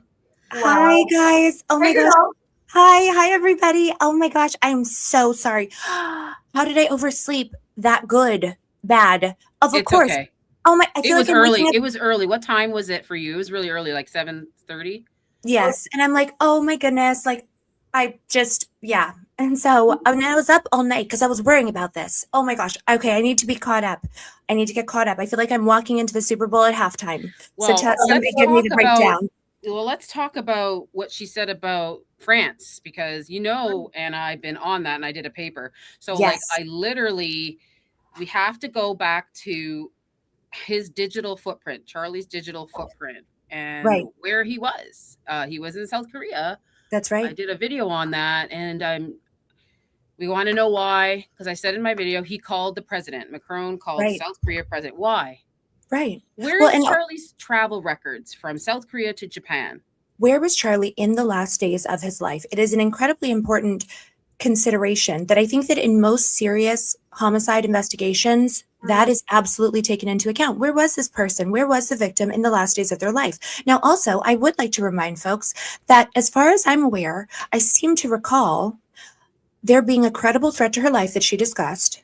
That's right. When I woke up, just so you guys know, I woke up, I'm only up from France, right? So there seemed to be a credible threat to her life. Now, what I want to understand is why is it that Candace Owens is responsible for investigating and proving that the president of France may or may not have had any kind of awareness about a threat to her life. I don't think that that's an unreasonable question. I want to know why it is that she's supposed to investigate that. And then what? She's supposed to go and take the French Foreign Legion and make arrests appropriately? Like, what are we talking about here? That's not her. The onus is Joe not Kent on was her. trying to do that, right? He was trying to investigate these foreign ties, and he didn't get a Right. chance to do that. Exactly. And he said specifically that he wanted to investigate multiple foreign ties. We know about the Israeli cell phones. And so that's what I'm saying is it's like they're treating her. These are the questions that should be being asked to, I don't know, Kash Patel, maybe. Like, I feel like that would be a good person. Maybe Dan Bongino, who apparently received communication from her about a credible threat. Have you ever heard of a time when a victim, and she is a victim, just to be very clear, Candace is a victim in that situation because a credible threat to your life means that you are under threat. And that means that she is a credible victim in that part of the situation. So why is it that the victim is expected to investigate something that is being done or threatened toward them? Has that ever happened? It's pathetic. It's scary. It's scary too. We can all we obviously it's not as great as Candace, but I think we can all empathize with how that must feel, but at such a grand scale, and your government not even follow up with you. Absolutely. Yeah. It must be so isolating. Can you even imagine? I can't even imagine how isolating that must feel. And by the way, we all know that the federal government, those are the individuals responsible. Candace does not have to prove anything. Candace is allowed to bring forward information that may assist the federal government, but that's the onus is not on the individual who is who is concerned in the crime. She is a victim of a crime because she was threatened. And Yep. and by the I way, feel like- by the way, I feel like, you know what I feel like? all this shit now with his phone not being she has his phone. We need to figure out his last digital footprint. I've been saying this since September. Like, where the heck is his travel records? Why did the Macron call South Korea? And why? Like, for me, and Japan.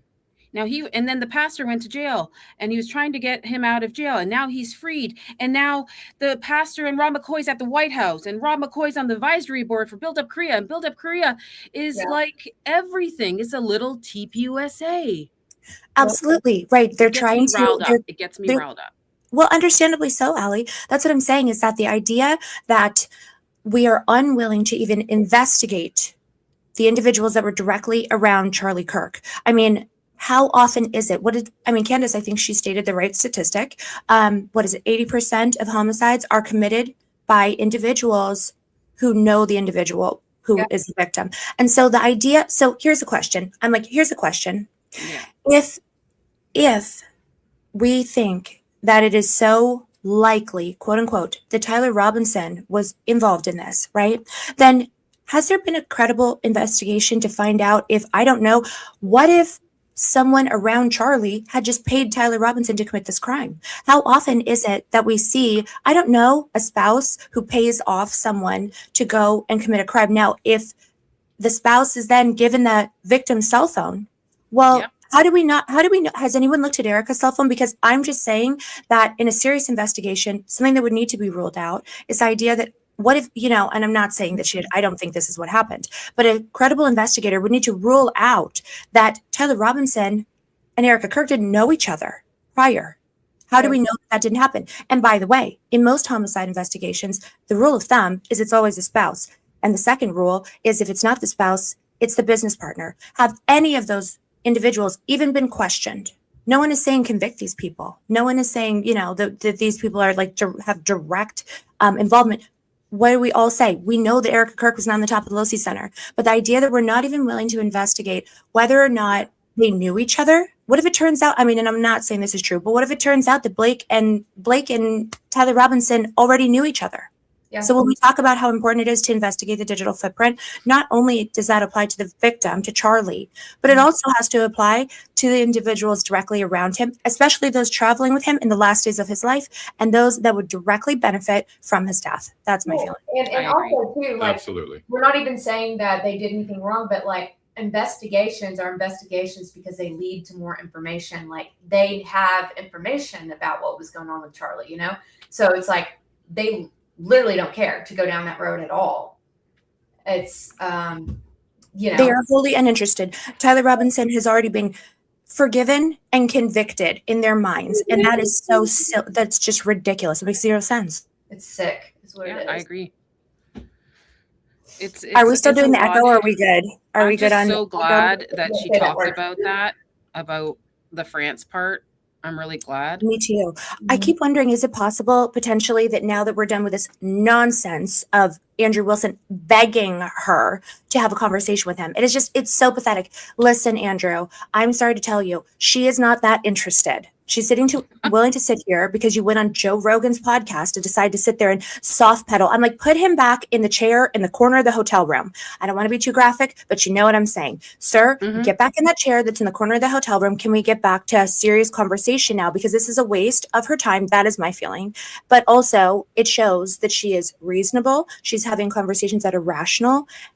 And it feels to me like he can't stand that. I want to know who the people are that he brought with him. Do we know that? No. We don't know who No. Probably just his tech guy. Probably brought his lawyer. Well, I would assume that there's someone who's sitting there because the impression I got is that someone on his team, their specific role is to sit there and be like, you want us to bring up a clip about exactly what? And someone is sitting there feeding those clips because that's his team that's sitting there and feeding those clips to him. They also want him to shut up. You notice that they ear, whatever radio in, and he's like, "Oh, your team wants you to play this." It's right. So your team has to come and save you. That's what's interesting is that, so does Candace also have that person with her? I'm not sure, but it just feels like every time he says something that makes zero sense, then immediately what's happening is one of his whoever his nerd is that he brought, right? I don't know if it's Rachel. It's probably Rachel, his wife, right? Or someone is sitting there going, okay, can we find a clip of her saying something different? Oh, can we get her to sound contradictory? Oh, let me find it. Oh, it's just, ew. Give that man. We also totally Death Queen said overlooked- somebody was yelling in his ear, Team Erica was yelling in his ear. Absolutely. And yeah. him blatantly just admitting that he thinks women are dumb. that just kind of rolled off our backs because we expected that. But hello, why do we have to be? Why does it have to be normalized from him in this whole manosphere crap? Right. Well, it's just Sitting across from a woman. Right. He's sitting across from a woman. His own wife to shut up on the podcast. That just tells you. I'm like, he said it's tongue in cheek. It's tongue in cheek. So this kind of stuff is very, So that's then why was language. he begging? If he thinks that women are so stupid and he thinks that we're all morons, then why was he begging her? He was begging I feel like a lot of the women are actually leading this freaking investigation, so they can all F off. So no, we're not doing that. Not today. You're done. There's no point. It's you're not even being funny and goofy and cute. No, he looks like Right. He looks like he just crawled out of a scotch bottle. He's not interesting. He's not intelligent. He's sitting there and you know what he's doing? He's trying to soft pedal his narrative. That's what I've been trying to do since I woke up. Sorry. But what I've been trying to do is take note of the pieces of information that he is specifically trying to cross-examine her on, because so often when we hear them talk, there's not much point in listening to them because they are idiots. No offense, but realistically, they are there to deliver a certain message and also to try to gain certain pieces of information. So that's what I've been trying to follow with is, okay, so what is it he's here to make sure that he tries to say to the audience? And then also, what is it that he's here to try to get her on the record about or drop into the narrative? Oh Right? yeah, he's tried it so many times. Thank God, she's just not like he thinks she's dumb or something. I don't know that she's gonna fall for it. Which, Right. I mean, she's very, very dexterous. I guess dexterous. I can't even speak anymore at this point. That's okay. But she's maneuvering it well. I mean, she's solid. Yeah. And Okay. I just think The first half was okay. Oh yeah. It's Okay. been like this the whole time. It's just been. It's not even a close call. I mean, Really? he's just sitting there bumbling on. You missed his opening statement. Love you, Scott. Oh, it's I so finished his stupid. opening statement. What was it? Oh, just the fact that he gave an opening statement like Baron does. Oh, he gave an opening narrative. Oh yeah. I'm like, never ever. I'm so glad that I missed that. I'm like, never ever make me listen to a man that is that stupid ever again. Like, you could not. I don't care. Whatever the money was, whatever the money that he was begging for on GoFundMe was, double it. I will not be forced for free to sit there. I'm glad that I slept. That was the Lord taking care of me, because you know why? I would have been furious. All right, You're back. fantastic. So, Andrew, if you want to go What's with your that? last couple thoughts. They're back. Yeah, so I just have two more clips to play, Okay. right? And then we can do final thoughts. I'm guessing. I feel like we got where we were trying to go, or at least for the most part. So the two other clips, I do want to play the Twigs clip. That one is important to me, the Twigs DNA clip. Yeah. And they're going to pull it up just to have you respond Well, to it. you don't have to play it because, like, if you're saying that when I initially watched it, I thought that Lance Twigs' DNA, like, he was directly responding to that because the testimony was a bit confusing. They started by saying that they were going to, like, explaining how they got the samples, and they said Lance, Matt, and Amber Robinson, how they got their DNA samples, and then they started speaking about the gun and said, multiple prints were found on them. And then they moved and they said Lance Twigs's DNA was found on the screwdriver. When I went back and rewatched it, I realized, well, they haven't officially said that Lance or Amber are on the gun. So I think I've already conceded that we don't know that.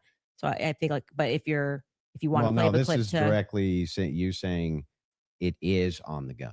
Twigs' yeah, DNA I'm saying is that on I the feel gun. like I've already said to you, like, I've made that concession. But just to be clear, whenever I make a mistake, I just correct it. So that's why when you were asking me 3 times, I've already said we don't know yet, and I've corrected that mistake. So if the purpose of you showing this is to demonstrate that Candace makes mistakes sometimes when she's taking in a lot of information and she's reading through legal documents and she's trying to remember No, it's not 9-hour actually. testimony. It's just demonstrate something else. It is, in fact, the case. We're all going to make mistakes. Yeah. I'm going to make mistakes. and I've on already the case. I've already You're going to conceded. make mistakes on the case. Yeah. But in this case, you were very adamant that his DNA was on the gun itself. Yeah. So I'm just saying that it's not ruled out. We know that there's 5+ prints. I've said this so many times. I had to rewatch the Leo, testimony was again it? 9 hours a day. It got very scientific when they were speaking about this. No, and I think I it was wrongly answered it extrapolated that they meant again. all 3 of them were on the prints when the only person they officially named was Matt Robinson. So we don't know yet if Lance Twigs has his DNA on the prints, DNA on the gun officially just yet. Okay. I've already conceded that. Sure. So That's fine. And then the last one is Yeah. one with Erica Kirk. sure. This is like the Erica Kirk. like, all right, Well, this Erica. just You goes could back- just sit down with me, Erica, this but we just can do it goes- this way. This goes back to a previous claim that you made. Yeah, Why I'm sure. bringing You just it up. accepted defeat. Okay. Straight to jail, straight to jail. For questioning, at least, Erica. I don't care who's mad. I really do not care who wants to be upset after this episode. Really, you will be wasting your breath. You can spend $1 billion on influencers because this is all becoming increasingly inexplicable. You are asking me to be an idiot, actually, and I cannot do that for you. Someone once commented beneath this show that if the situations were reversed and there were this many verifiable lies. So straight to jail. Yeah, so that's the show intro, and straight to jail is a monopoly term. Okay. Like, you know. So do not pass go. Yeah. Do not collect $200. Yes, it's You're going straight to obviously jail. tongue in cheek, and then we explain that It's also actually from I think Parks and that Rec, she I should be believe, brought into guys. questioning because of inconsistencies. So this is the exact episode when I started to think that she should be sat down and questioned. And I still believe that. I still hold the perspective that Erica should be sat down and she should be properly questioned. Do you know that she hasn't been? No, actually, that would be a great thing for the spokesperson of Turning Point USA to say that she's already but sat through. why do they? I mean, my guess would be she hasn't because they returned everything to her. Yeah. But Why do they owe you that though? Why do they don't owe me yeah. anything. That's my show you're watching. Just, you know, the clips that you're pulling are Yeah. from my show. So if I want to say something on my show, I can say that. I You didn't say can. they owe me something. I don't think that's ever, You unless you can, have but another if you clip. say like you need to be sat down for questioning Yeah. and you don't even know if they haven't been, that's strange. He looks like a right? Do you know German if they have Shepherd been? that's on No, trazodone. I have no idea. He's So like you're just nervously saying that they medicated. haven't been. Yeah, if your I think you're just kind entire of filling the air. if your with entire thing just is junk. if you're no, it's not junk. If the query is why is it that Erica Kirk's not being sat down for questioning, but you have absolutely no knowledge whether or not she's been sat down for questioning or not. What that does is it creates an innuendo. It creates an inference. It creates out to the ethos that this should be happening because something's wrong here when you actually don't have the knowledge that anything's wrong at all. I just think that my opinion is that she should be sat down and questioned. But you're not sure if she hasn't been. Yeah, and you're not sure if she has been either. So, like I said, I feel like now you're just kind of filling the Well, air to with my nonsense knowledge, because this Turning is Point's to- like, we want To my make knowledge, sure that you go in there and you nobody- defend Erica. And I have to say, I don't think you've done an extraordinary job Great, at that. but I'm not here to defend Erica. The thing is, I though, would is say like that since 4 out of 5 of the clips that you Yeah. had on the ready when we asked you guys ahead of Mhm. time, I mean, I want to just assert how professionally we have dealt with this debate. As you can see, we have not planned any gotcha clips for Andrew. I expressed to him that what we were going to do was just to use people for fact checks, and because I might not remember something, or I do remember something, and you're saying no, and that is what I think will register to people as very well, wait, fair. I expressly We did not take out of wait, what? context clips of Andrew But to I try to repair. expressly said Please that don't I cut was me going to off. bring We claims. did He not. needs to No, stop when talking you over said her. you were going Shut to up. bring claims Shut up. that you Your would want me to claims. speak to, you didn't say I intend on sitting you down with out of contexted clips to which we said to you before in an email. Any clips that you want to share with us, send it Mhm. over. Let's assert a debate claim so that we can both be ready to respond to it. This just That's not really what happened. well. That what's not what didn't yeah, happen? this the way that you're framing the exchange, What that's do you not mean? that's not actually what happened. We were negotiating. It is true we negotiated out the claim itself, right? Which one's going to take which position? I wanted to make sure that I had at least an hour and a half on mine, and you got the time for yours to question me. We did. We got through your hour and a half on mine, roughly an hour and a half now on mine. That's basically how this went. But in the beginning, Exactly, I did get not take an cracked. hour and a half to just pull out of context clips with Andrew. I actually debated the substance of what's going on in this trial and this hearing. And I do think that there's, I think you fell short of that. there's nothing you- out of the hang on. And There's I did nothing not here say, except I'm holding just you to gonna account get for you your to say claims. yes or no. Well, we Yeah. were supposed to be debating the case This and is whether part of or the not case. there was overwhelming evidence. These are your claims about the case. No, you then admitted that now you're getting into another sphere and you want to talk about the transcendentals and things that I've And said. we got through. And Maybe like he's 4 out of 5 busy of your clips are on about the phone Erica with Kirk. So the Tel Aviv. general I don't think 4 out perception of 5 even were. is your Turning Point's horse. Oh, I so you think just- quite just- a few you of just- them were. you Were just- there 3 just made it Ericas up? or 4? So you're just making stuff Can up. we get a count of how many were about Erica? I feel I like think it was Yeah. 3. 3. Okay, Yeah, 3. I 3. said 4. But those are extraordinary sorry. claims. That's which is why you're asked Okay, about them, well, right? okay, but the point being is now you're veering Claim, into claim. trying How- to get what me are to we at defend on my opinions, claims? and then you completely shirk responsibility when I point claims. out yours.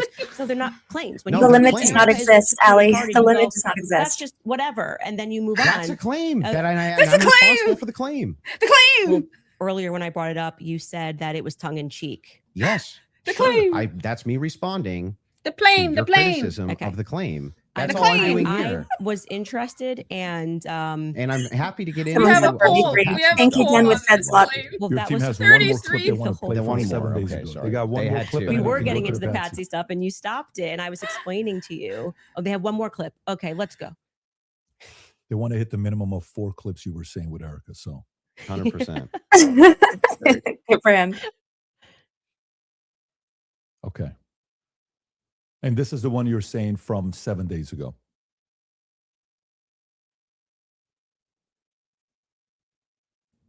We need a drinking claim. Yeah, we need that. We need that. Put the claim Okay. memes so in the while they're chat. looking for that, do you want to continue? Yeah, I mean, Yeah, can I yeah. ask a question? I know it's been, or like, can I ask a question? Or are we Not just in really. I'm just gonna. Okay. We're going to hold to the actual contract. Not itself. really. The You're contract does kidding. not say that you are allowed to just question me without me being able to respond to you I've never said you or can't have a respond. conversation. You've been able to respond to every question I've asked you. And by the way, the other thing is like Let's have it your way. I want it to look like Still happy we've to have done the everything debate. Andrew wanted to, so that people can fairly assess the situation. So you have it your way. I Totally will not fine. ask a question. Totally fair with me. So are you good with her asking a question or He no? said no. Waiting for the clip. Okay. So you want to wait for the clip first. Okay. Oh, You he's guys have it in the bag? scared. He's Okay, afraid. beautiful. He won't even answer. He's like, I won't do it. No. So she's like, okay. She should just do it. Go for the jugular. That's okay. You're Meet the kidding. The Jeopardy team thing. told me they had it. So That's what I heard. He's like, let me Okay, there we come freeze. on, guys. Did this crime. Okay. Because Lance I can't hear Twiggs this. My has thing his went off. Just DNA tell me what on it the says. I'll towel. hear It's fine. Lance Twiggs has his DNA on the rifle. Lance Twiggs And to has be his clear, DNA on the Lance rifle. Twiggs' Said this DNA this 4 times, was but I don't not know why they as feel like they need degraded to- as Tyler Robinson's DNA was on Tyler's rifle. It's Tyler's rifle. Oh, you But also Lance's said, yeah, it's DNA not as degraded on the rifle. Yeah, because I thought he was one of the things, but I've Right. already that's what I mean when I say that. Like, it just seems like you're not actually here trying to engage, because even before you got to this, and I knew that you had some secret clip planned, I said to you when I rewatched the testimony, I realized that they didn't explicitly say Lance Twiggs. They said 5 other profiles were on it, and that his was the most degraded. So I hope your team feels fulfilled in playing that. Is there any more? I'm happy to play every clip that he has on the ready. Anybody? You said you Let's said just you watch had Candace's some new show. evidence at the beginning. love of it. the Oh yeah, we debate that should you had show that something text new. message that you Did read, you just want to because share I that? think that's important for the public. You shared it out of context, I'll do it on my show. I'll share the text so you're going to message. read it on He's my a show, but not wimp. show it. Correct. Okay. So I'll show it on my show, but that's what I'll do. I'll show it on my Can show. I ask why? Liar. Well, because I want to drip out the evidence. You You're done. got to drip out that evidence. Keep people. coming You're back to the show, right? kidding. Snark serves you so well. I'm just saying, like, yeah, I'll release it there. Yeah, that's my intention. But yeah, I'm fine with closings if you want to do closings. Well, He's I'd calling also her like out on a slow if I drip. may ask Yeah. a He's question. sweating, you guys. Look at him. Permitted. Go ahead. Just so I also have clarity, since your basis has been evidentiary, you keep saying that you have evidence or like you are following evidence. Which one of the charges against, or all of them, do you think Tyler Robinson is guilty of?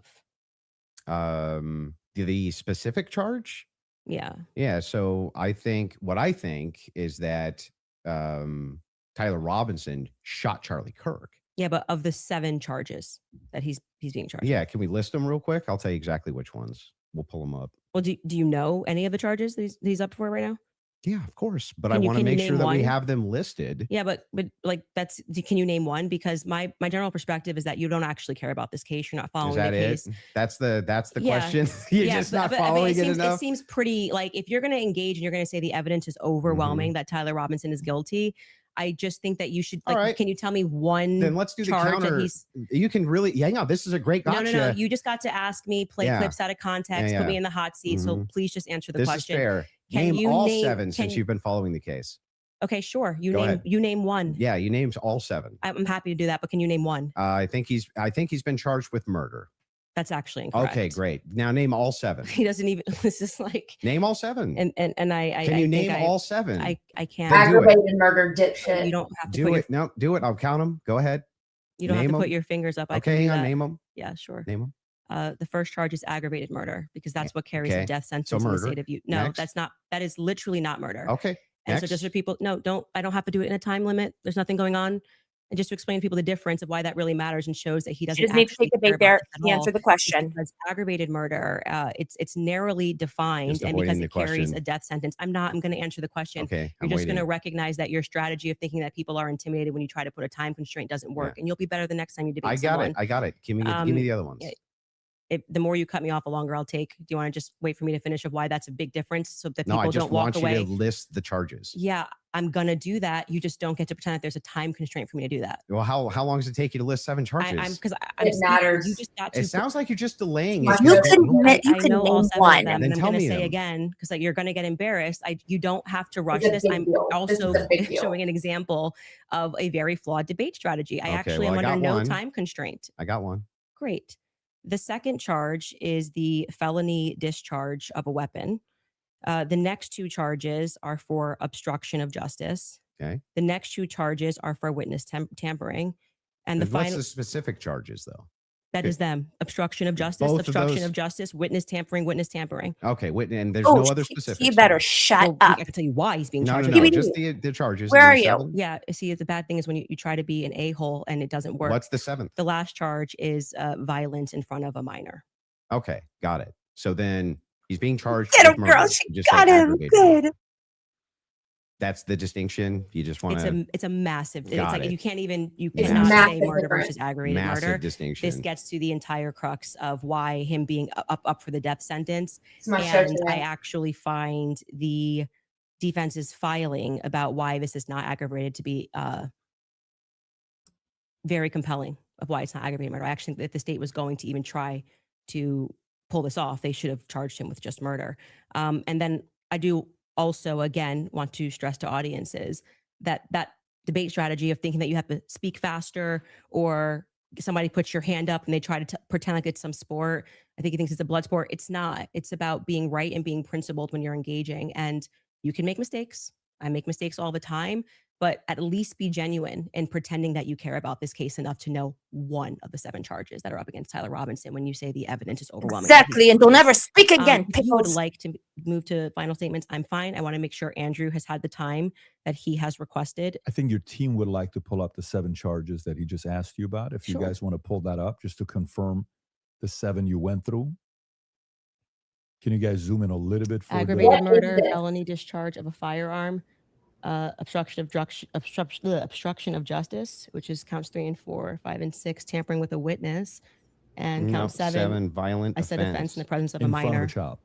Yeah. what So I said. 5, 6, tampering witness, 3rd-degree felony. Now, I did notice something I just was curious about. He's I'm trying just to move on wondering. from When you a pulled out your gotcha phone, moment, before you asked but that by the way, question, it did made somebody him by look like chance a text you fucking that question? You idiot. can check my phone. I'm just curious. No, you can absolutely not. I have not had one communication Okay. with a single person, not even my producers who are in there this whole time we were here. You want to check my phone? I'm happy to do it because you're just going to get double embarrassed. Where's my phone? You should want to do see it? I'm You just can. curious. Yeah. You can You're literally just do going to that. get Here you go. double embarrassed. DVD. Exactly.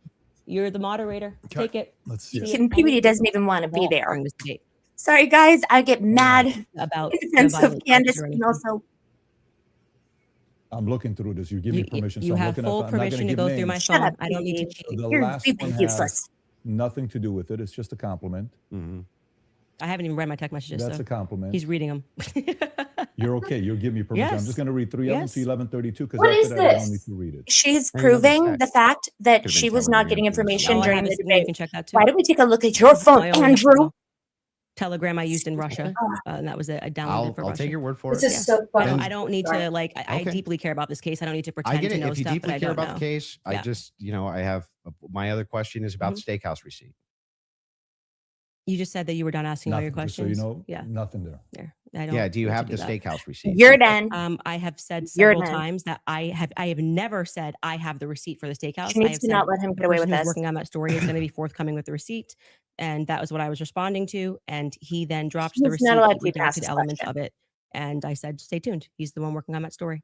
Okay. So I you never- haven't actually confirmed that Robinson was at that steakhouse. Now what he's All I doing did, is he's as trying to I have said some earlier in last this of a dig. conversation was I spoke to the owner when Mm-hmm. I broke that story. I think it was back in January.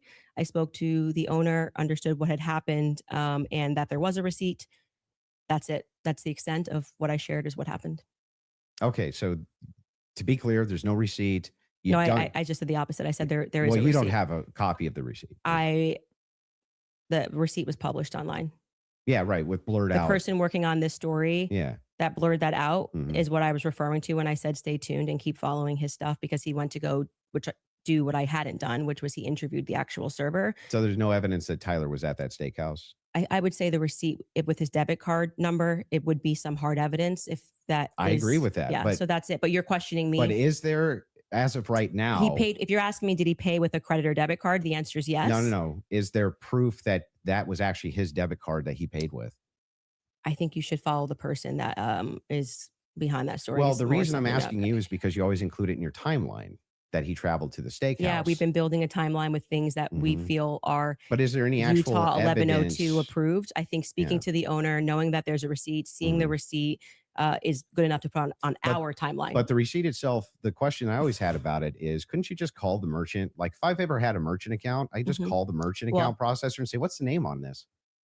Yeah, I would stay tuned. I feel that having spoken to the owner, that the evidence is compelling enough to put onto my personal timeline of Mhm. what took place on that day. That's where it's gonna stay. And if it gets debunked, I'm happy to take it off. If Mhm. that's what you mean, that's how an investigation works. Like I said, I did more than enough. It would definitely pass the test by the Utah 1102 rule, for sure, for certain. To be submitted as hearsay.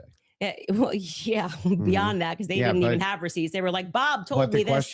question is, the receipt itself, it has not been verified to have been Tyler Yeah, I just want to Robinson's, say you're right? holding me to a higher standard than you are. I'm not even holding it. in I'm the just prosecution. asking specifically. Yeah, I've been very forthcoming. I've told exactly Mhm. what happened. I spoke to the owner. I got the tip, and So I should that be chased added it in down. an official timeline that It's you in give? my timeline. It's my show, and we can add and subtract what we want, and we do. If You we can get do something what you wrong, want, sure, but Well, I'm I just wanted to asking, make sure. should you include a thing that you know hasn't actually been verified to be Tyler Robinson's? Yes, you should. If we're trying to build a timeline, you should. Yeah. You don't think that that falls And then under? you should remove it if someone somehow debunks it. But I think that there is very strong evidence that that is where he was, and that What's the is, strong evidence? Just the two people who said that they saw him? you know, I'm actually all good with being. I feel like Okay. I've sufficiently answered your question about how I got All the right, fair enough. information, what happened next.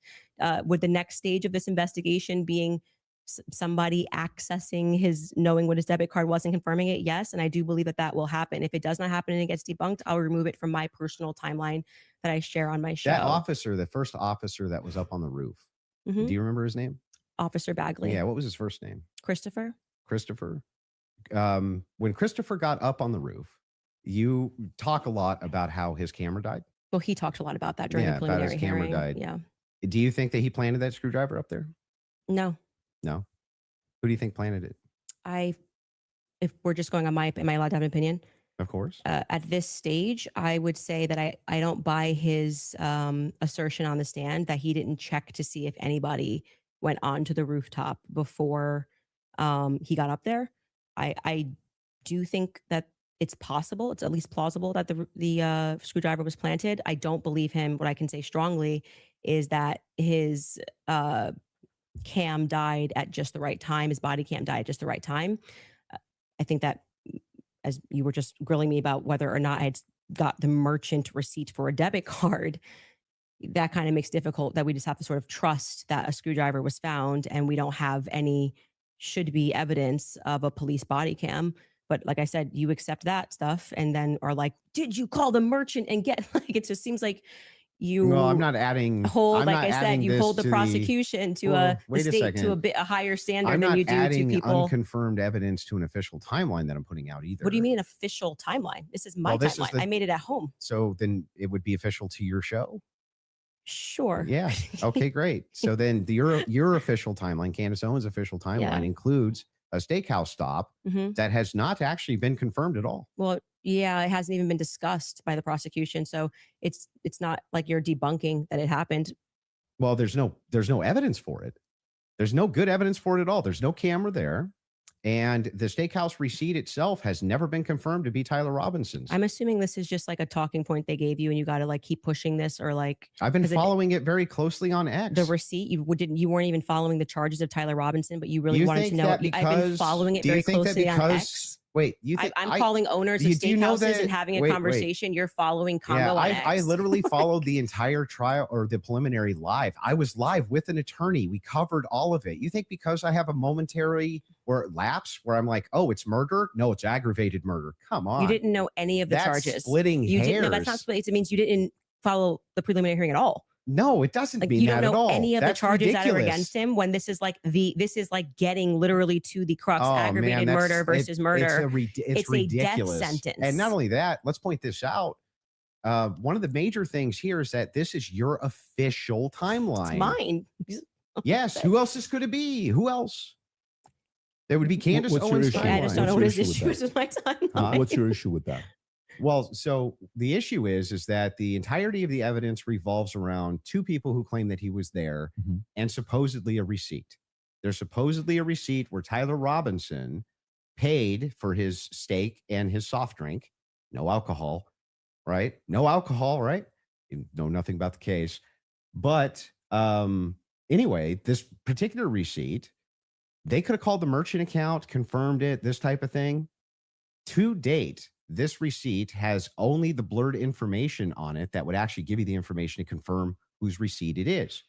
We have to date, nobody has confirmed that this was actually Tyler Robinson's receipt. And yet inside of Candace Owens' timeline, which she states over and over again, when she says, this is the longest 13 hours, this is 13 and a half hours, the requirement for about what, roughly 5.5 or 6 hours of that is that he went to the steakhouse. Mm. And that's not been confirmed at all. Not even a little bit. I feel like saying that I spoke to the owner of the steakhouse is me, like, not just being on X looking at opinions, but actually doing the legwork. And that's why like I said, if you think this builds up a rapport with your audience and makes you seem like a serious person, we don't have to keep belaboring the point here. I feel like I've demonstrated that I did as much as I could to confirm this when it came in. I spoke to the owner of the restaurant, obviously took down everything he said, noted that there was, in fact, a receipt that he pulled. That receipt that was published is real. A debit card and a credit card was used. If for some reason somebody misidentified something down the line, or we find out it's a different Tyler Robinson, I'm happy to remove it from my timeline. But for right now, I think that there's enough under the Utah 1102 rule for me to keep it there. I don't really think we need to keep going into circles about this receipt. It's my timeline. I don't know why the 1102 rule would apply here for your Because timeline. you will constantly cite things that are said in that courtroom that have less evidentiary support Uh-huh. than me contacting and speaking with the owner of the restaurant. It's not like I dreamed it, as to use your expression. So it's in my timeline, and I'm going to keep it there if that's cool. Sure, you can keep whatever you Great. want there. I'm Okay. just saying that there's no evidence he was ever there. Okay, thank you. I think No we hard delivered the evidence point. anyway. Yeah, I'm fine with closing. Okay, so the last thing we're going to do before we go into ad break, right after this, will be final thoughts. I'll be asking both of you if anything on your opinion, thoughts changed on the case, and then we'll finish it up from there. So with that being said, a 3.5-minute break, and then we'll come back for final thoughts. All right. All right, you guys, if someone followed you everywhere that you went, recorded what you searched, and studied your habits, you Just a call the minute. police. I'm just looking up When stuff. your smartphone does Hold it, on you one call it second. I'm just gonna convenience. mute her. I'm muting her for one moment. There we go. So this is exactly what I started covering this morning in my 2-part series. Is whenever I was going over the briefs, I realized, oh my gosh, they charged him not with just normal murder, right? That would have done justice. Let's say he is guilty of it. That would have done Charlie some justice, right? Like it's 15 years to a life sentence. The difference is they didn't charge him with murder. They charged him with aggravated murder, which carries a sentence of the death penalty. But get this, the only difference is that an aggravated murder, you have to create, it's like a great risk of bodily harm to others. Nobody else has to die, but what they're trying to say is that because he shot Charlie, that he put everybody else in danger, so he should die. Yeah. That's what it is. I mean, it's quite greedy of them, because that's also such a high bar for them to get, that if they don't meet the standard and they don't meet all their elements, they didn't charge him with murder. You know what I mean? Mhm. But it's ridiculous when you see the law, because it's not as if anybody else even has to die. Charlie is the victim, and they're reaching for this high bar, trying to shut him up. I can't believe it. It blows my mind. Yeah. It's unheard of. Yeah, it really is. Well, and I it's also funny to did me want that, to bring up the fact that PBD has been pretty quiet, and I actually sort of respect the way he's handled the debate. He's only stepped in when he absolutely needed to and kind of let the two people hash it out. And I got to give him respect for backing Candace on the French Connection claims. Yes. I was not expecting him to do that, and I got to give respect where it's due, man. I still don't like him, but Well, I'm not saying you have to like the guy, but I'm just respecting that moment as him as a moderator in this debate. I thought that was solid because he put out a valid point. Yep. Yeah, he's So I just wanted to say moderator. that. Would you want to say, Anna? Well, I was going to say that, you know, I don't like the idea that he was meeting with Ben Shapiro. Have we determined if that was accurate or not? He did, right? Who? I haven't heard. PBD, I saw something going around. It was at, 3 a.m. while Oh, was I still up don't know last night. anything about that. I wonder if I'm like, oh no, I want to double check that I'm right about it. I'm going to go look it up. But what I heard was that PBD, hold on, I posted it on Twitter. Let me double check. I heard that PBD had met with and had lunch with Ben Shapiro within a few days after, within the week before. Sorry, my brain. And that he had sat down with him. And so it was interesting to me, the idea that this was going to be Andrew's second choice. I mean, to me, I'm like, you guys know, I always believe that I'm like, no, I don't trust any of them, so I'm not sure if that is correct. I'm like trying to look back in my tweets here because I definitely saw it go by. Sorry, I'm trying to look back, but I'm not seeing it. My feeling was that with PBD anyway, if PBD, who I guess, as I understand it, is a friend of Candace, right? But usually when I think of the ways that, this little behind the scenes, I mean, obviously we know Andrew Wilson is a loser. So he's going to have like all of these little, all these little asterisks, all these little asks that he's having. But my guess would be that PBD probably accepted on the condition, if he met with Ben Shapiro, I'm going to still, do my best, like ethically, blah, blah, blah. But they give them restrictions. So they'll tell them, okay, you can do whatever you want. It's all good. But if she talks about this, or if someone brings up this, then you have to find a way to stop it. Like that's kind of how these kind of like, conversations happen, as I understand it, with modern like PR strategy, crisis communication, and then all of this manipulation. So I don't know. I'm like, I want to double check on that. I swear I didn't. Did I dream that? I don't. I'm pretty sure everybody called PBD. I'm pretty sure, Yeah. he got a but I lot don't- of calls because he was moderating this. So I wouldn't doubt it. It's probably you saw it, you read it, you glanced by it. But if anybody can fact check that, that would be great. I also think PBD was a decent choice because he was one of the last people to speak with Charlie as well. Like he was one of the last people who gave an actual interview. And Charlie did drop some very serious things in that interview with PBD on PBD's show. So I understand why he may have been chosen because he was one of the last people to platform Charlie. The most controversial. Well, and also let's recall, and yes, thank you so much. I saw it go by in the chat. I am so glad that she mentioned this. Girl Friday on Tuesday, PBD also had meetings in the Hamptons the same month that Charlie was there, and it was about Iran. Remember that he was asked to be considered for the Yes. right. So I'm like, okay, so that's interesting because again, Persian diaspora. I grew up with Persian besties. This is no criticism, but Persian diaspora, Persian people and Iranian people generally think of themselves as separate individuals, right? They're both from Iran, but Persian folks are usually the ones that are more aligned with Zionist interests. We see them in the streets. They're usually around some blue and white flag half the time, right? It's the ones with the lion. And so, PBD is Persian diaspora. I was laughing and joking because again, like I grew up with like Persians who were so nice, right? They were always nice, warm, wonderful people. But I was like, he is the king of the most obnoxious of the Persian diaspora. And so I don't, that's my opinion of him.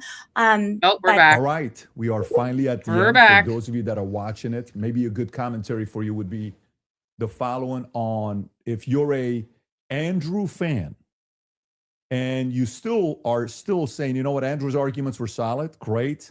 Candace, great. But did anything change your mind? Did you watch and say, you know what, I had this position over here. This would be an interesting commentary to hear. And of course, for all the people that are watching, I was just whispering to them here before we wrap it up. I think whether you're a fan of Andrew or not, whether you're a fan of Candace or not, nobody can dispute the fact that these guys agreed to sit down and talk live. Others were thinking this was pre-recorded. This is not pre-recorded, just so everybody knows. This is purely live. This is a little bit scarier than pre-recorded because pre-recorded can do edits. So whether you agree with them or not, let's make sure we respect both of them for having this sit down. And before the final thoughts, I want to make sure you guys hear that from me as well, for inviting me here as well. Of course. I do know one day, I think it was last week, you sent a message on one of our accounts. You said, can I talk to Patrick? We got on the call. You said, Patrick, can you moderate this? And then I said, great, let's do this. And so before we wrap up, final thoughts, I'll come to you first. Yeah, she had nothing, just nothing. For all of her claims of Patsy, nothing.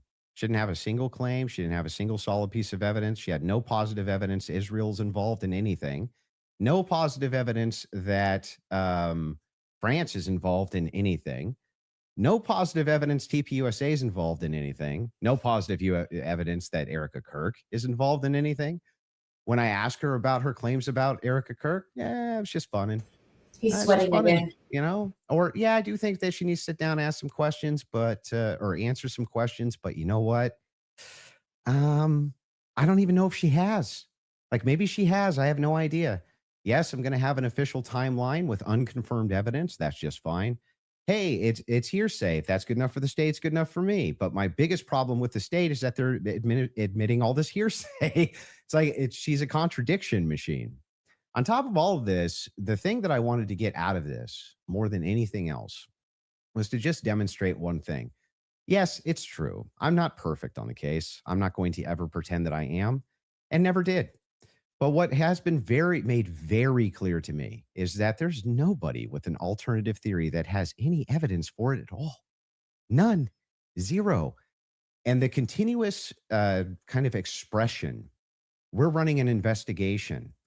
What kind of investigation builds a timeline out on a receipt that they don't even confirm? What kind of investigation tries to make these bold claims that Israel's involved and France is involved and all these different players are involved and never shows any evidence? We're just asking questions. It's again, like I said in my opening, it's always intuition, my feelings, how I feel about things, how I think about things.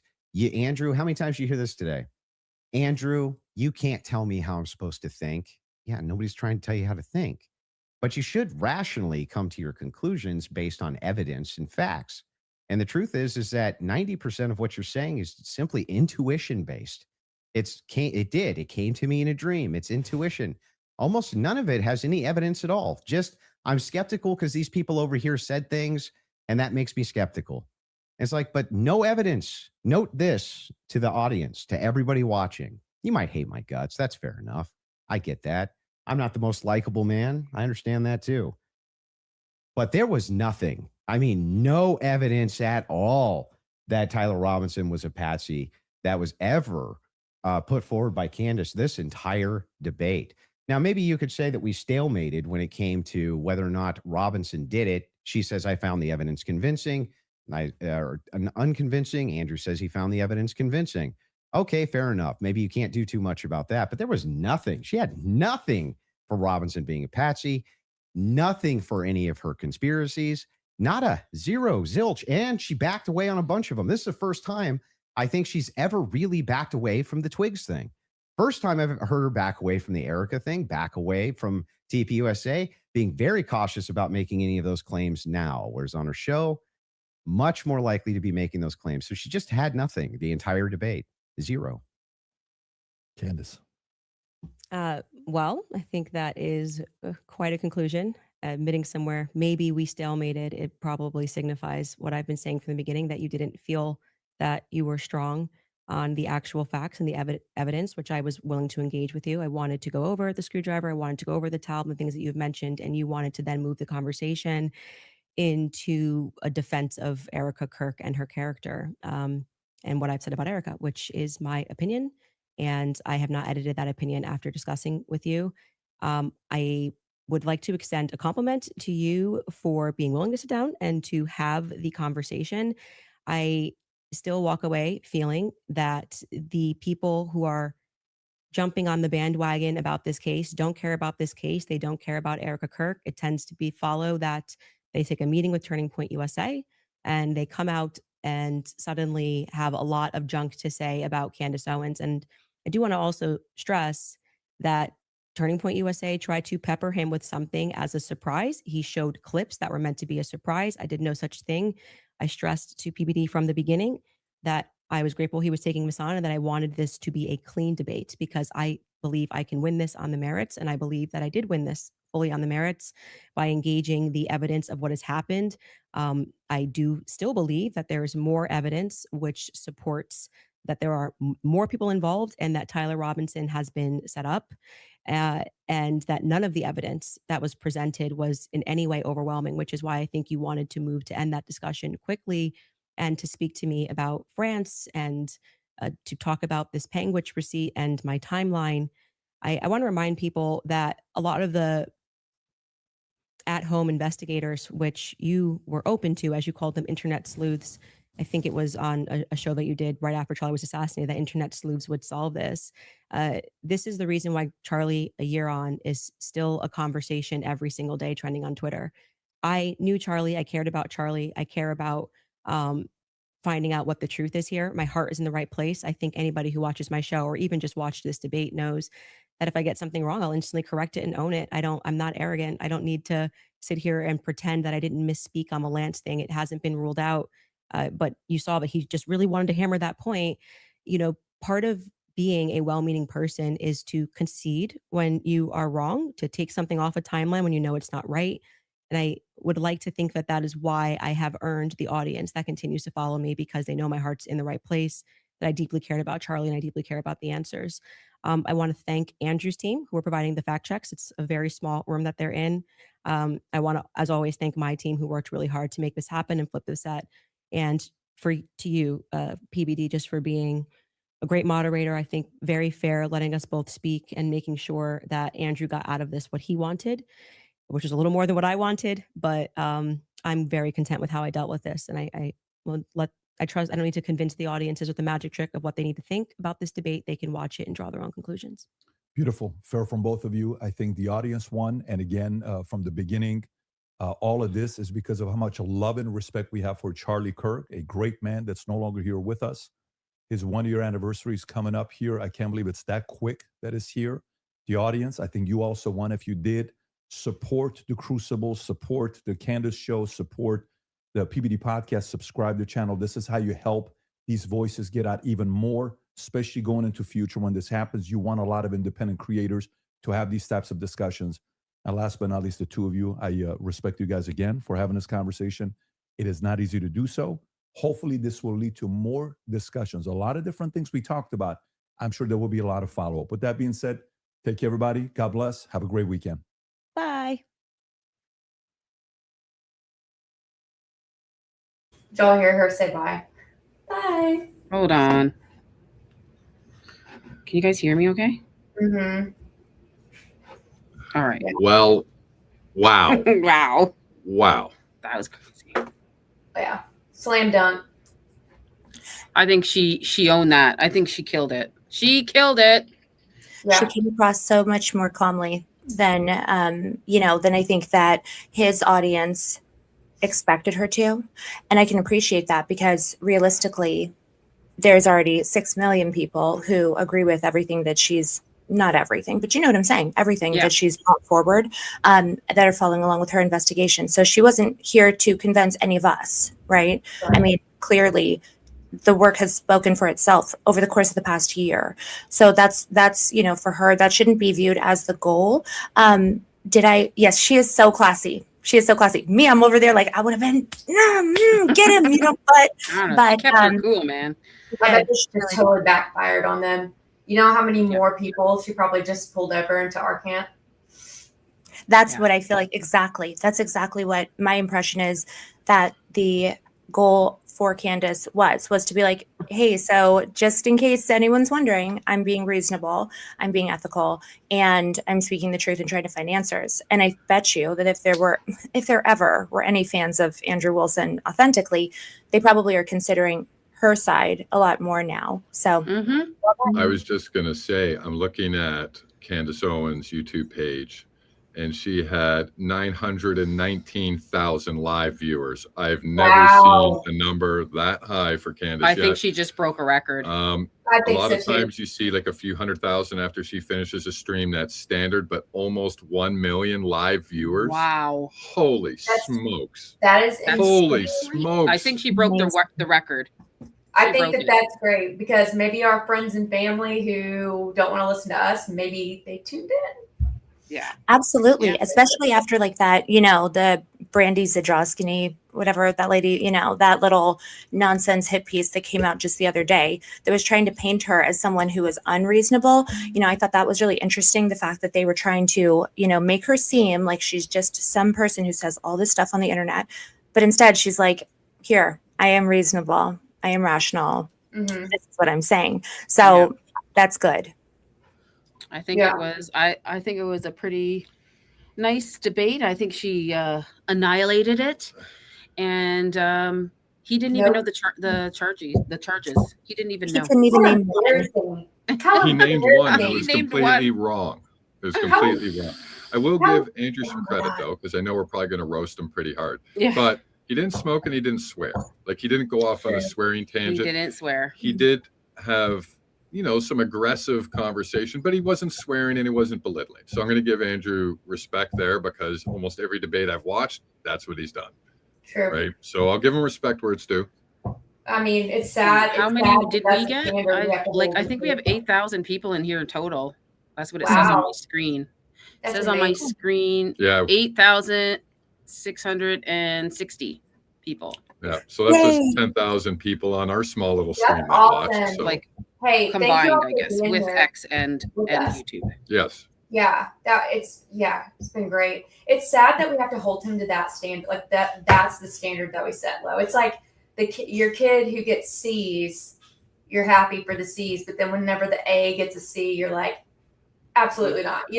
Right. Like, you can do better. But he's like, all right, well, good job. You didn't swear and whatever. But I mean, he was sweating bullets. I swear, at least twice I was seeing him look like super clammy.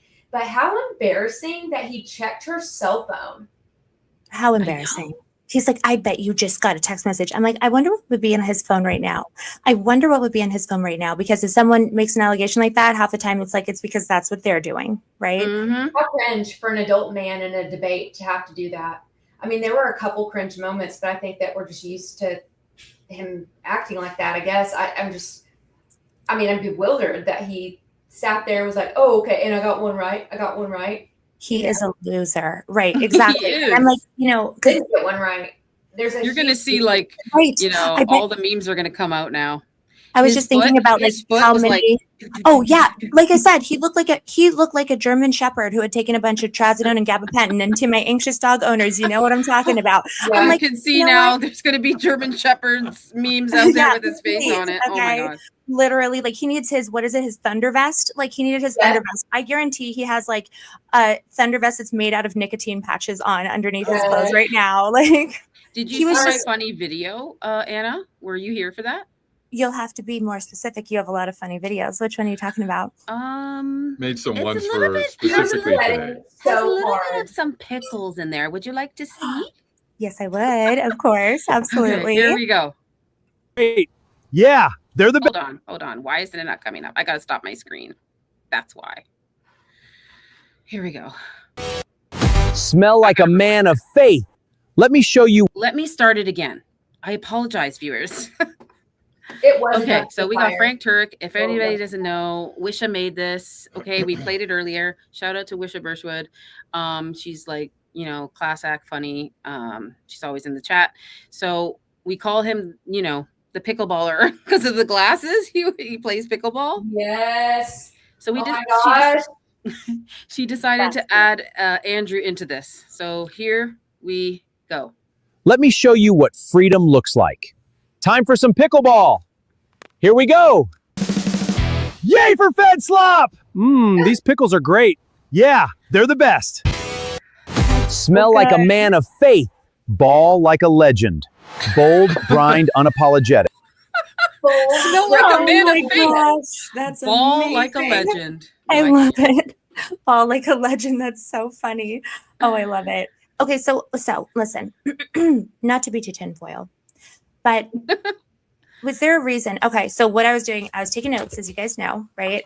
Yep. And so I was trying to understand what it was that he was trying to express. Because yes, we know he's there for the gotcha, but he's also there with an agenda that he's trying to get across to Candace's audience. And part of, in my opinion, where that agenda would come from is the people that were actually giving him the $300,000. I'm not sure that man could get a mortgage loan for $300,000. He does not appear to be a responsible individual.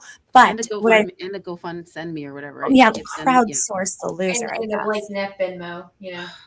Oh, exactly. Oh my gosh. See, it's so me selfishly wishing that she would have been like, and like hammered him on stuff. But I do understand that, strategically, you do want to think about the ways that you're presenting your information. And I think that she accomplished every goal that she wanted to.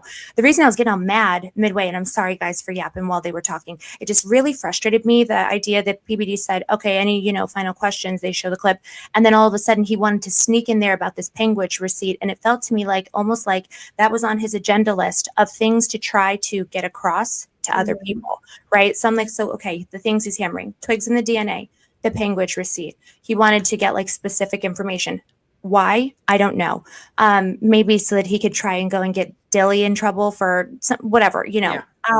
Israel, France, Turning Point, and Erica. That's who he was there to defend. Why France? Of course. Why France? Mhm. Oh, France. France. You let's Why France? let's talk about France. I could- Before we move on, I did just want to bring up the point because we were talking about the cell phone, right? And how Candace literally showed her cell phone to confirm she wasn't getting pointers while the debate was going on. Yeah. And they didn't show Andrew's, right? Like Andrew didn't go, well, here, check mine to make sure I wasn't. And Yeah. I wonder Right. why that is. And I'm Clearly just going to was. throw something out that's my opinion. They didn't do that because then it would have seen that he accepted $300,000 payment into his bank account from Turning Point USA via his freaking email. True. Just saying, maybe that's why he didn't want to actually maybe go here, check mine out too, since she's doing it, right? That's just Mhm. my Probably opinion. like, I don't need Just to my see that. opinion. Right? Oh, thank you so much, Renee. Renee with the $49.99. Thank you so much, you ladies and gentlemen. Thank you, ladies and gentlemen, for continuing your hard work on the Justice for Charlie. May God continue to bless you. Thank you so much. Yes, bless you too. Thank I you, never Renee. did. Love you, That's sweetheart. I got this. If anybody wants to take a look at it. I mean, she's like, by the way. Hopefully nothing happens when I post this. Okay. Yeah, take a look at it. These are all like, his digital footprint. He was in Korea. This was Charlie's movements for the last 2 weeks leading up to before he was assassinated. If people don't know, he spent a lot of time overseas. He was in Greenland and he was here, he was there, he was in Korea, he was in Japan. And there was a lot going on before Charlie was assassinated that he was participating in overseas. And this is the timeline that Ali has built. That's wonderful. What a wonderful example. I mean, okay, the things that I keep, going back to, I keep some of my notebooks are like chronologically organized. And I've been looking at December a lot. And it's interesting to me. Of course, South Korea, Japan, those took place in the beginning of September, the very first week, right? Yeah, But the 4th it to is- the 6th. And then he went to Japan on the 7th. Right. And then, And that's been an interesting part of the timeline. And the part in December that I was looking at specifically was the fact that in December, I feel like we had such an influx of information and events, right? So if we think back with our brains back to what happened in December of 2025, what was going on?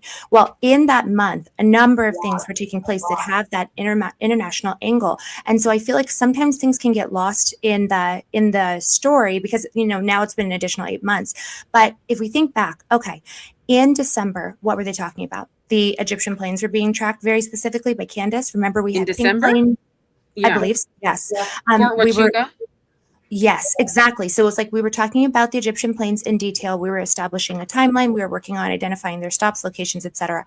Then immediately following that, piece of information came out from Barron as well about things like the fact that there were additional Egyptian planes other than those two, the fact that the tail number F82MM Mike, that aircraft may have been acting on behalf of Turning Point as well. And that the, she had received that credible threat from someone from the French Foreign Legion.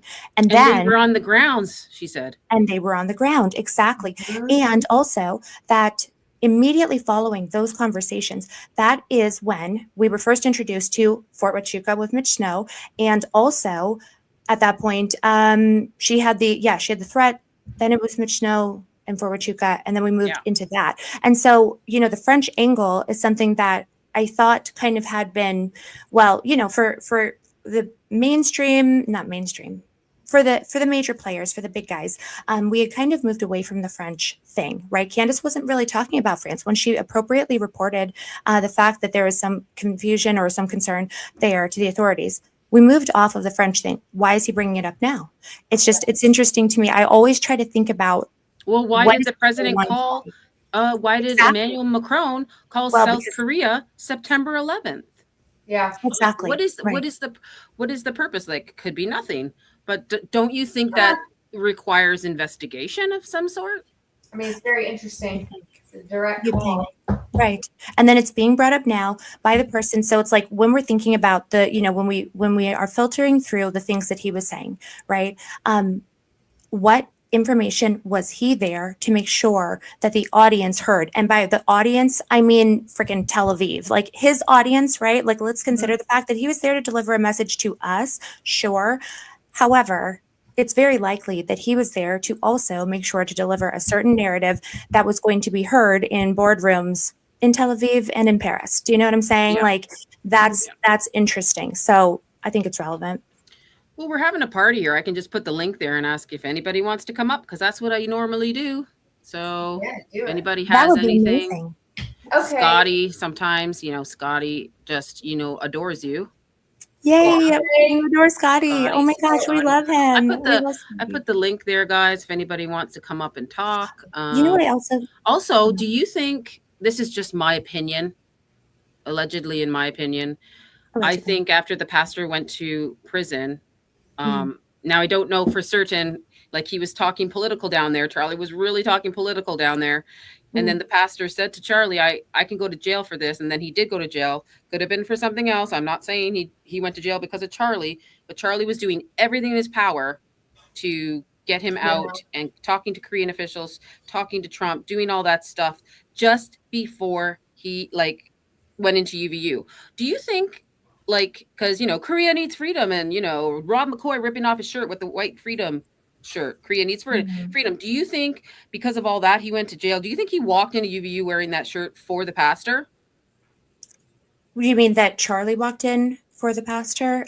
Yeah, he wore the white. He doesn't wear white shirts. Was that the first time that anyone? Yeah, so the guy went to prison, and all the timeline shows that he was doing everything in his power, calling Trump, the administration, Korean officials, to free the Pastor Son. Pastor Son was in prison as soon as Charlie left Korea.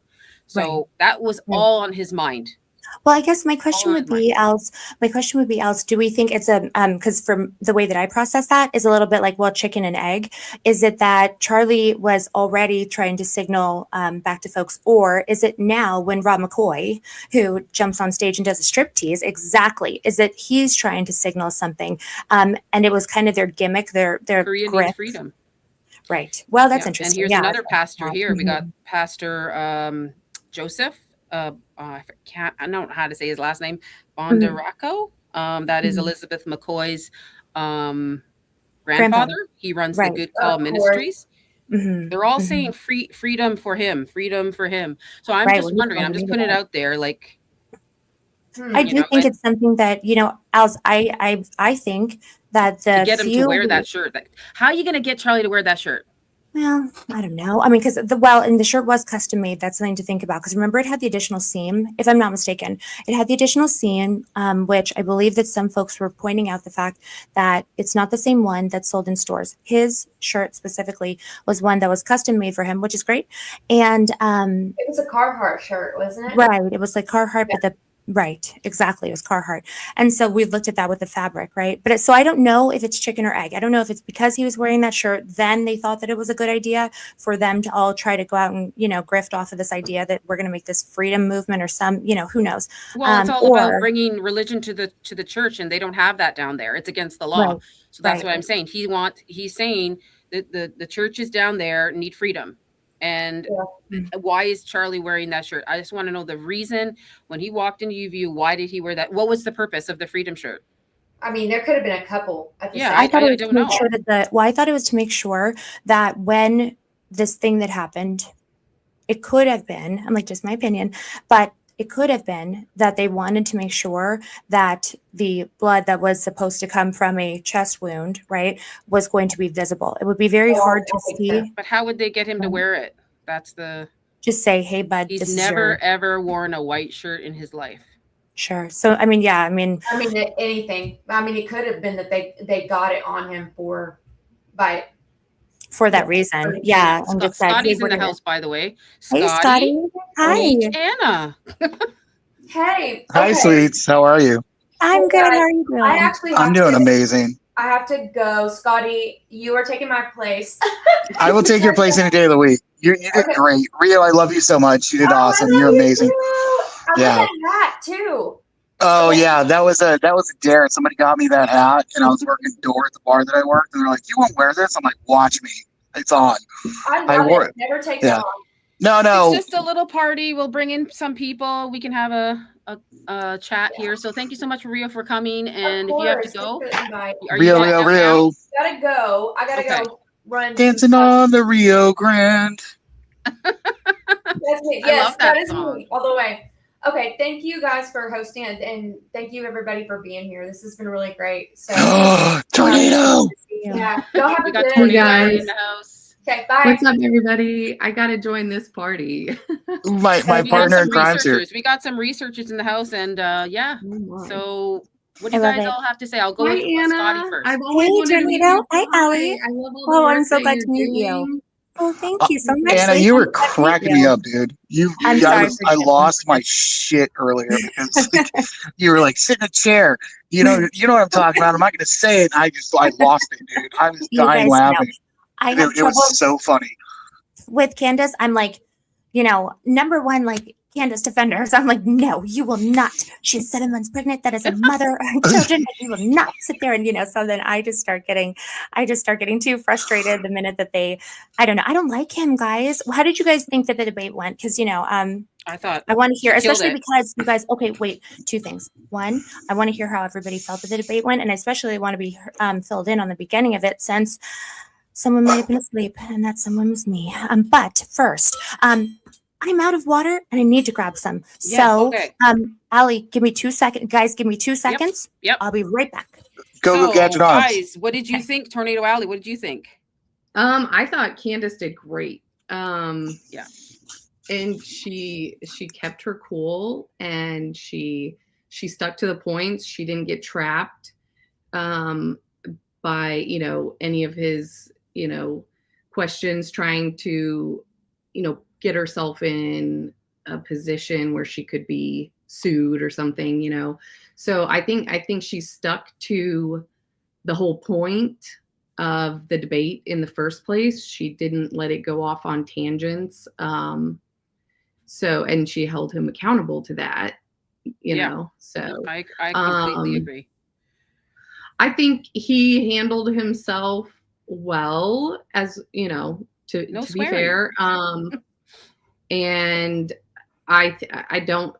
clearly I think she won this debate on merits. Mm-hmm. But I think it's going to give, honestly, it's going to give a lot of people an interest to want to look into this if they haven't already. That's my opinion. I mean, almost 1 million views, on her channel alone, plus let alone 8,000 that was here with us. It was amazing. We had the best time in the chat. It was so much fun, but at the same It's time, always a good time with you, Scotty. Always. Oh, shucks. You made me blush a couple times, Always. Scotty. Oh, Always. Where'd he go? sometimes that happens with his Oh. phone. He has to come in and out. Yeah. Yeah. But we love So I Scotty. think she annihilated it. He thinks that I think they all think that they do so well. Even Victor Marx, when he was on her show, we did so great, man. I think we own that. I can hear him now. Nothing. I'm Nothing he getting said was- messages from the other side, and I won't name who they are, but they told me that they would want their 300K back, and I'm just like, okay, whatever. I think that was a good debate, and you know, And if you don't know who it Tornado should- Alley is, she's been working hard on the Dixie Tech and the Wilkinson and the Ty Robinson stuff. You can like go check her out on her page. Is it Tornado Alley 17? Yes. That's on X. Yes. So yeah, that, and you know, I do think there is foreign involvement, and Allie, I don't think you've put your paper out there yet, right? Am I right? So I don't want to. I don't want to get injured. I don't want to get injured.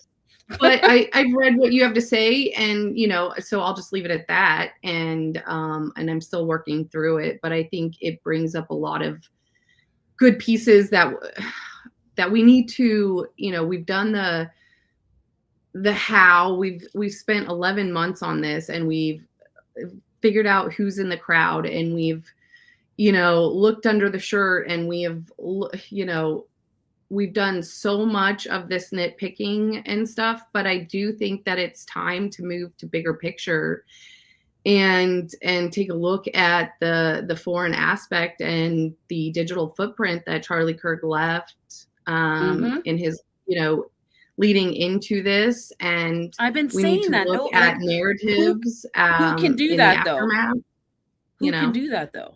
Who can look into his last stuff? You know, like Erica Kirk said, we have so much. Well, obviously stuff we don't Japan have and Korea. Like, access, where you is know. it? Where is this content that Yeah. you have? Where is it? Well, I mean, we can look online, and just like what you've done, you know, we can use the broader magnifying glass. You know, we can deep dive into that, and obviously that is, you know, left to speculation in some account. But if we can, you know, make this such a big topic that we demand more from the people who are supposed to be investigating this, and you know, we get his phone records, you know, and so much can happen in a year, unfortunately. So who knows what's left? You know, they've gotten rid of so much evidence. They've paved over the crime scene. They've deleted, or you know, they've gotten rid of the vehicle that he was transferred to the hospital in. The necklace is gone. What, you know, who's messed with His Charlie's phone. phone since then? So, you know, so many things. I think we just have to look at this, you know, as much as we can, and demand what we can and what is left from all of this. Yeah. You know, Right. and I'm back to until they offer us some answers, you know, yeah, we're gonna do our sleuthing, and we're gonna do our speculation, and you know, send my Anna's paper gonna out. run I have down sent it every- out. I sent it every out to claim. like Anna and so many people to look at it because it's very important. And I just at this time I don't feel comfortable publishing it. But yeah, I could put out little like snippets of it. But yeah. Well, I think you have more to go too. To be honest, I think there's more you can add to this. So it's a there's wonderful so like start, it keeps at on. least. I keep updating it too. Like you, Yeah. as you notice, Allie, like Mhm. I literally keep Yeah. sending you updates. But Yeah. No, and Yeah. it's awesome, and help people I helping me. think it Hey, will you should check this become- out. Like Wisha said, hey, you should put this in there and that kind of stuff. Like just adding to it in Mhm. real time. There's so much Yeah. more to keep adding that I'm finding I've already made how many revisions? Like 10? I was just going to say You about know- a dozen. Yeah. You know what I was thinking?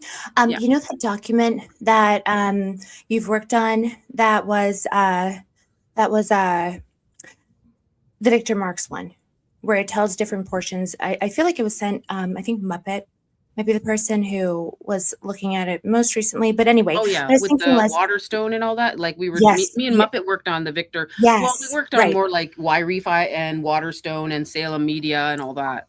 I Yeah. was thinking like a Google Drive document similar to that idea, where it's kind of like maybe broken up by sections. That way, as you're continuing to add, just because, you know, I do know that it is kind of novel information for a lot of folks, the idea that there could be this additional angle with additional countries, but it's such an important story that I really do think it deserves to be made. You know what I mean? What's it this deserves to all be- about? Exactly. Yep. Like yep, why? yep. Why? Aren't we missing somebody in this picture? I think we're missing Charlie Kirk in this picture. Exactly. Well, it feels to me as though that's part of what the continuing the continuing excuse is for what Pastor Rob has been up to. That's my impression, is that, you know, what they need to do is, this is their attempt to try to provide an alibi, kind of, you know what I mean? But, you know, provide an excuse for where he's been and what he's been up to for the past year while he's been off the grid. Yeah, Alex Prusowitz, come on, be serious. I'm like that. I mean, anyway. they're building like, you know, they're building in Korea something that maybe, I don't know, allegedly, maybe Korea doesn't want this. I don't know. It's not, it's against their laws down there. And we did a whole live stream on it. I have to do a part 2, guys, because everybody was confused. I'll do a part 2. It's not allowed in their congregations. And by the way, that pastor that went to jail and now he's freed February 2nd, 2026, Right. he has the biggest church there. So do you think that, right. So do you think that from the debate today, right? The debate that was happening today that we just saw between Candace and Andrew. Yeah. What do we think that the purpose was of the debate today? Not from, you know, Candace agreed to it, but what do you think the purpose of the debate today was? And I'd love to hear from Allie and of course from Scotty about like what you guys think the point was of all of this, right? Yeah. Go ahead, Scotty. I mean, I really think that it really got a lot of the information out to a lot of different people that wouldn't have got the information. You know what I mean? You have almost 1 million viewers on there, and we had 8,000 people in the, you know, in our, you know, conglomeration. And I think it was really good for people to be able to see what the Fed slop is that they're coming out with and what it's really like dividing the people of like how they're trying to railroad this kid as a patsy. And it's just like, you know, the JFK thing. I mean, they got to murder, you know, Oswald before he even got to testify or divulge anything that he had in his path with the CIA, Simian Virus 40, everything that he was doing in New Orleans, you know, especially with Austin Koshner. And then to move forward to this, where he's saying that he's going to take this to his grave, and he's supposed to, you know, basically supposedly quote unquote commit sewer slide, you know what I mean? And move forward on that, and then there's going to be no discussion about it because nobody's going to bring it up. Nobody's going to say anything. He did this, then he was felt guilty about it. He told his lover that he was going to, you know, sewer slide himself, and you know he unsubscribes himself from life, and there's no questions after that. But the fact that he went the route of turning himself in, and now there's so many questions, and there's so much backlog data, and the compression of photos and video and stuff, and when you see it, you're like, why did I not see that before? Can I ask you something, Scotty? Yeah, what's up? Okay, so somebody just sent me a message saying Rob McCoy's father, and guys, this is allegedly because someone just sent it to me. Yeah. Rob McCoy's father, Roy, was military associates with Lee Harvey Oswald and David Ferrie from the CIA.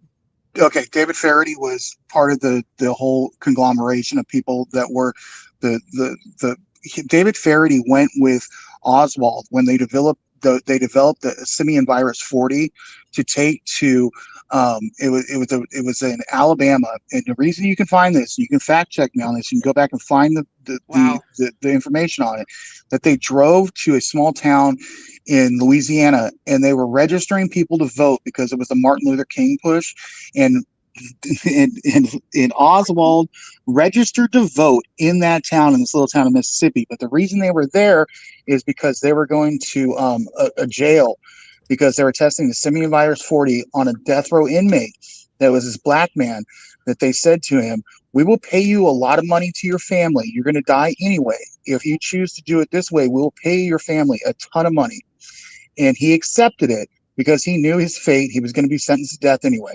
So they administered the simian virus 40 that they had spun up to be turbo cancer on this inmate. You can fact check me on this. You can go back and look at the records. Mary Judith Baker was the one that broke this in her book, and it's on the Danny Jones podcast with Dr. Jack Cruz. And so he was in New Orleans after all this happened. And Koshner's son, Koshner was long dead. And he asked his son about all of this. And his son was a loosey-goosey. He would go out to drink at the bar after shifts. And he told him everything. And people were like, I don't know if you want to go there. And he's like, I'm going there. And so J.O., his son, told him everything. And Mary Judith Baker is still alive to this day and has receipts that was with Oswald and her working at a coffee plant that was actually a CIA-funded biomedical lab that was spinning up SB40 to be a turbo cancer virus. That is the reason we have cancer prevalent in our society today. And it's the reason that it's also was in the COVID vaccines, because they're trying to, the company's trying to actively kill you. You know what I mean? And so it makes sense to me that if, you know, that they're going to whack Charlie Kirk because, you know, he's going to say something about, you know, pulling back from Israel and Israel support and pay attention to the Zionists. Don't say that word. Say overseas. The overseas little country. Yeah. The overseas little country, you know, that just happens to be in the Middle East. So okay. That all being said, that's where it stems from the 1960s, because that little country wanted nuclear weapons. I mean, big bombs. And so they couldn't get big bombs from JFK because they refused to give them to him. So he goes away. Then there's a train that's going to Pittsburgh, and they take weapon-grade plutonium, about a ton of it, and it ends up in a small country. We're just going to welcome ADN to the stage right now. Hey, hi guys. I can only stay for like a few minutes because my kid is like starving. Right, we've been doing this all day, but good to see you. Thank you so much for coming. I didn't even see you down there. Sorry, because I have like so many things loaded on my stage. Were you waiting long? No, not at all. But what do you guys think? I want to hear your guys' opinion. I'm sure everyone said something, but I just want to quick. She killed it. She killed it. Murdered it. Murdered it. She did amazing. Yeah.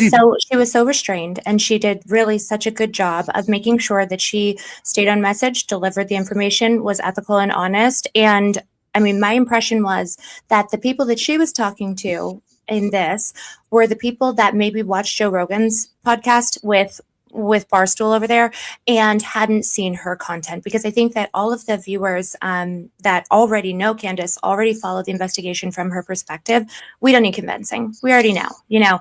So to me, it was like, okay, here, Joe Rogan, here is how I actually would have sounded had you given me, you know, the opportunity to have this conversation with you instead of with Andrew. Like, there was no, anyway, I'm still mad about that, for the record. What did you think, ADN? How was your live stream? It was so fun. We had people hop in and out. So Stu came in.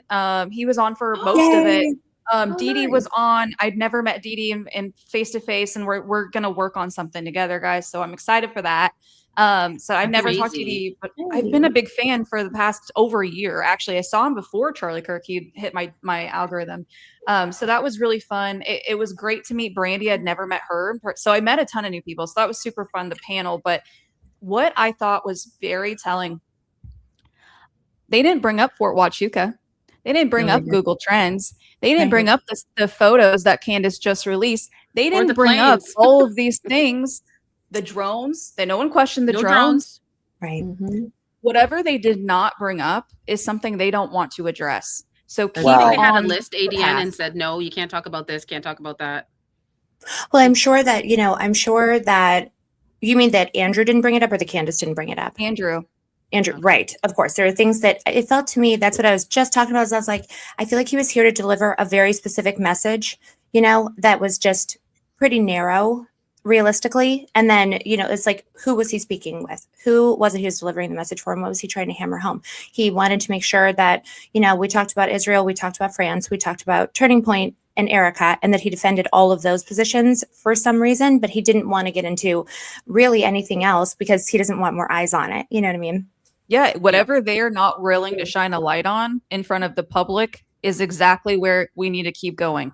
I thought that was I thought that was super encouraging actually for researchers. So that was my take. I don't know what you guys think. My thought was, that, okay, I think there is a foreign aspect to this, and I think probably most of us are at that place.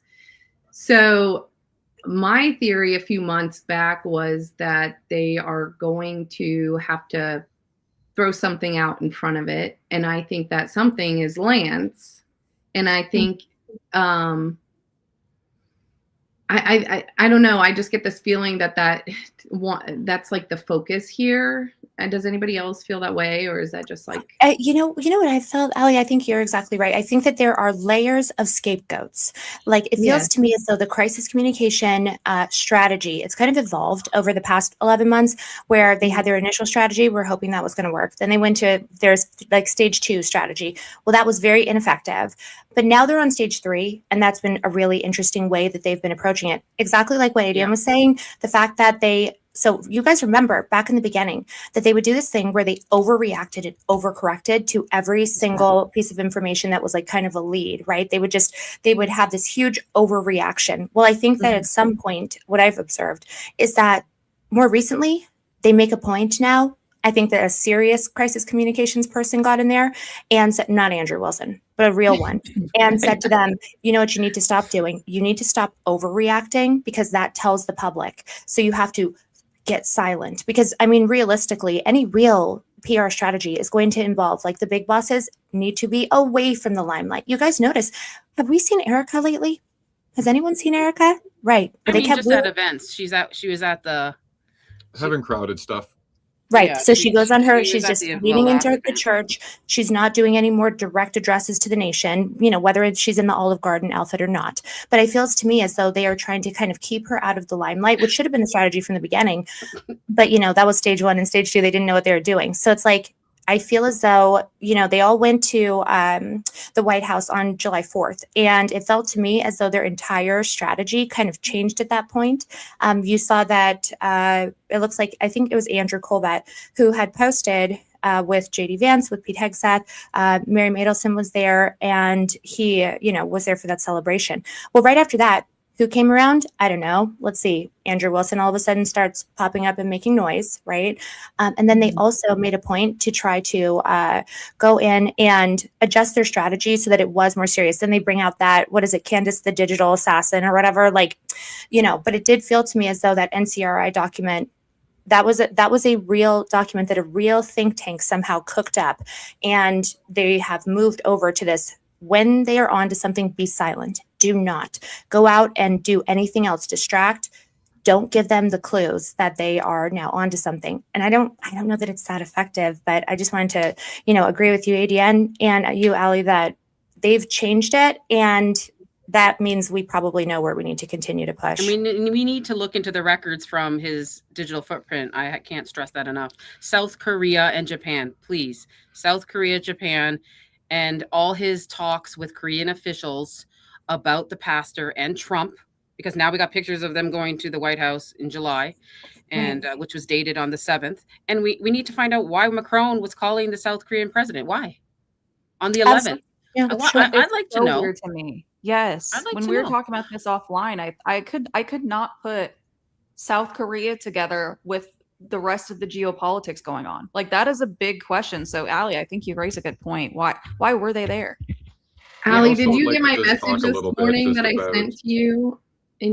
Oh, I'm sorry, Chris. I didn't mean to cut you off. No, it's okay. I'm just trying to talk on something that you actually brought up about 15 minutes ago, which was the foreign involvement issue that a lot of us are believing. I think one very strong supporter of that being a very strong possibility is the fact that this might have slipped people's minds, except for the fact that Barron brought it up the other day, was John Cullen's research on Hades. So if you wanted to make sure that something was going to go off completely the way it was supposed to be planned, if you were having a foreign government involved, you would want to use the best resources that you have at your disposal, which would be Hades. And I think that also has to be something that needs to be looked at. And Barron did mention that not only was John Cullen 100% right, that Hades was there just before and just after, but Barron also mentioned the other day in a space that Hades also did a flyby, allegedly, when Tyler was getting booked. Now that Absolutely. is messed up. Yeah. So That's pretty I know bad. Well, a and lot I of us think- do kind of believe some sort of foreign involvement is there. And if you were going to use one of the, I have Well, no that's the idea why high it's called altitude. Hades, but It's high altitude detection, and something system detection and Okay. Intelligence? it's something with an E. It's a made up. Listen, it's a made up acronym so that they could make it spell Hades. You know how they are. They'll Let me look it they'll make it fit. I do think that it also bears remembering, guys, that Hades itself did not just go to those two events. It was there during the Fort Banana meeting, the Fort Huachuca meeting. So it had flown on to Fort Bliss. Yeah. If anyone else noticed, that SAM 702 flight, when it took off, it went to Fort Bliss, where it was there on the tarmac with both of the Hades jets for 4 hours following that meeting, I quote got unquote meeting. the So it's definition. relevant. It's accuracy detection exploitation system.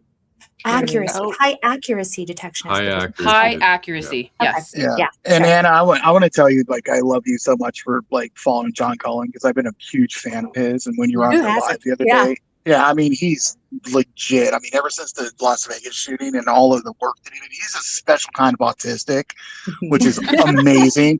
Yeah. Like his timelines and everything and how he overlays everything. I mean, like I'm sitting there with my mouth on the floor going over his Vegas reporting. I'm like, how did he do this? You know what I mean? And especially like with the air traffic and everything else. And you picked up the ball and ran with it. And I give you all the credit in the world because I don't know if you were inspired by him or that you You just started the planes from day one, right? Yeah. You Yeah. you were sending all and- your stuff to Baron. You don't have Yeah. to be shy about that. Well, No, well, it's amazing. So, I was a fan, so of course, we all try. I am a fan to this day. But Yeah. I guys, remember, please, I caught his first episode live. I am his 378th subscriber. Oh my Somehow goodness. the algorithm led me to him, and I have been with him since episode 1. And so I'm like, guys, you can go back and look at some of the super chats. You'll see me pop up, and I'm not the only one. I know that Allie was doing the same thing. There's a lot of us that were doing the same thing. But absolutely, I do think that the aircraft are really important. I've been a really big aviation enthusiast for years and years and years.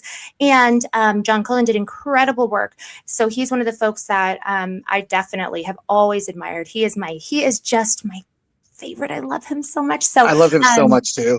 How He's did you great get to follow involved in all too this as well. work? I wanted to He's ask you a definitely question good about that, just because I was curious about how did you get involved with all the aviation work? Have you have your pilot's license? Are you a flyer? You know what I mean? Like, how did Absolutely you not. get into all this? Never. I don't know. You know what I mean? Like, you're really Dangerous it is. smart. No. So yeah, absolutely. So I come from a family that's very much involved in it. I have family that is in engineering and air traffic control and pilots as well. So I come from a really An air traffic controller, you have that in your family? I That's do. amazing. Yeah. So I, Oh my God, definitely then have. you got all that expertise behind Well, you. and it's nice to have folks that, and certainly for years and years, you can, pick up the phone and just be like, hey, is this normal? Hey, what is that? And plus I sit there and I do watch a lot of like the big name podcasters that talk about aviation. There's a really solid aviation community. My favorite personally is Voss Aviation, VAS. That one is an incredible channel. But so what I was working on investigating at the time of Charlie's death was aviation incidents and the frequent increase in aviation incidents in the United States that were taking place over the course of 2025, pretty much since 2024. And so it was really something that I was already looking at. And so then that's why it was such a natural fit. But I mean, I remember sitting there and seeing, I think it was John Cullen and maybe Jason Goodman with him, where we would just sit there and, oh, listen, I mapped every single Hades jet route for I think it was, gosh, when did they start flying those? Maybe it was February, maybe March, something like that of of 2025, and mapping every single altitude that they were taking just so I could figure out, are they practicing the drop and catch? Are they practicing the, how far is it from if they were going to drop something, if they were going to catch something? I do know that Baron had mentioned the other day, I know he was on a space and he was talking about the Hades jets, and his thought was about mostly the fact that he had seen some footage, I believe it was from Bednar's, and he had seen what he did not believe were pods that were attached to the aircraft itself. I did just want to mention that something that's really interesting to me is that those pods, they've changed the way that they are dropping and catching those drones, right? That's not there are actually attachments that are on the underside of those wings that they, I believe, were starting to affix. Maybe it was the October before. So, it might be that it looks just a little bit different, but I do believe that those pods already were there. And at the very least, whether it was an attachment that was utilized that day, that aircraft can do a ton of things, even without the use of drones. That's the big dream, though, is to be able to go, send off the drone and then catch it again. But the jet itself is like, it's a spy plane, and it's literally, it's like placing a bug that can, see and observe every single thing, no matter where it flies to. So just things to think about. But Oh my God! Anyway, John I'm Cullen learning enough about commented on my drone stuff.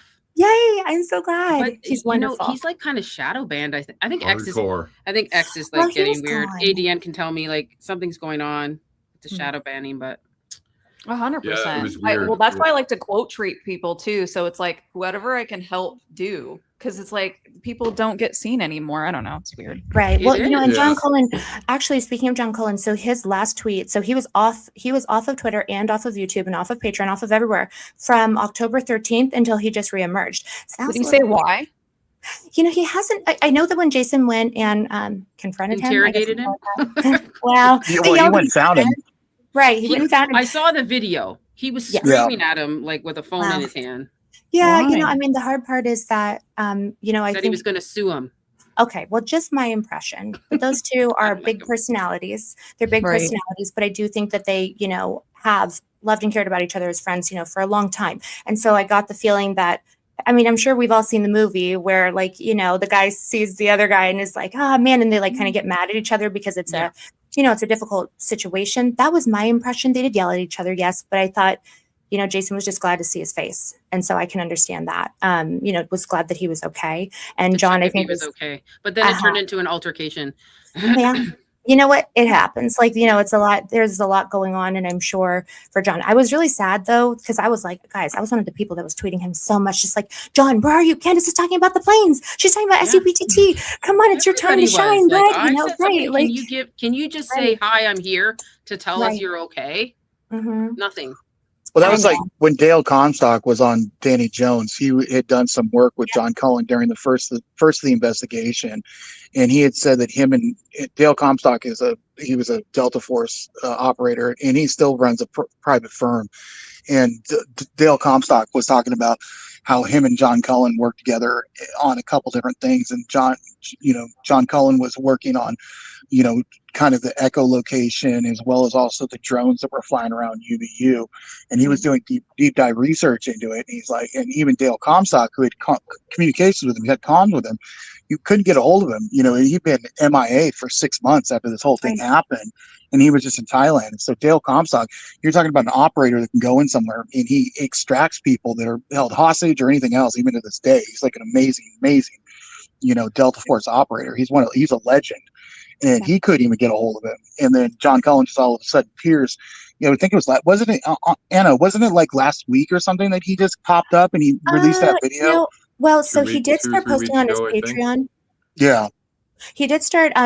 John Cullen did start posting on his Patreon. I want to say it was maybe about 3-ish weeks ago. Yeah. And then eventually he came back to YouTube, and then just recently he came back on Twitter. So I'm like, I'll take it. Now it was a little, but okay, But the hard part, I think, is if someone has been away from the investigation for an extended period of time, it can be kind of challenging to kind of, filter through all of the different pieces of information. But again, what a valuable voice to have in the, in the investigative space. Hey, Kathy.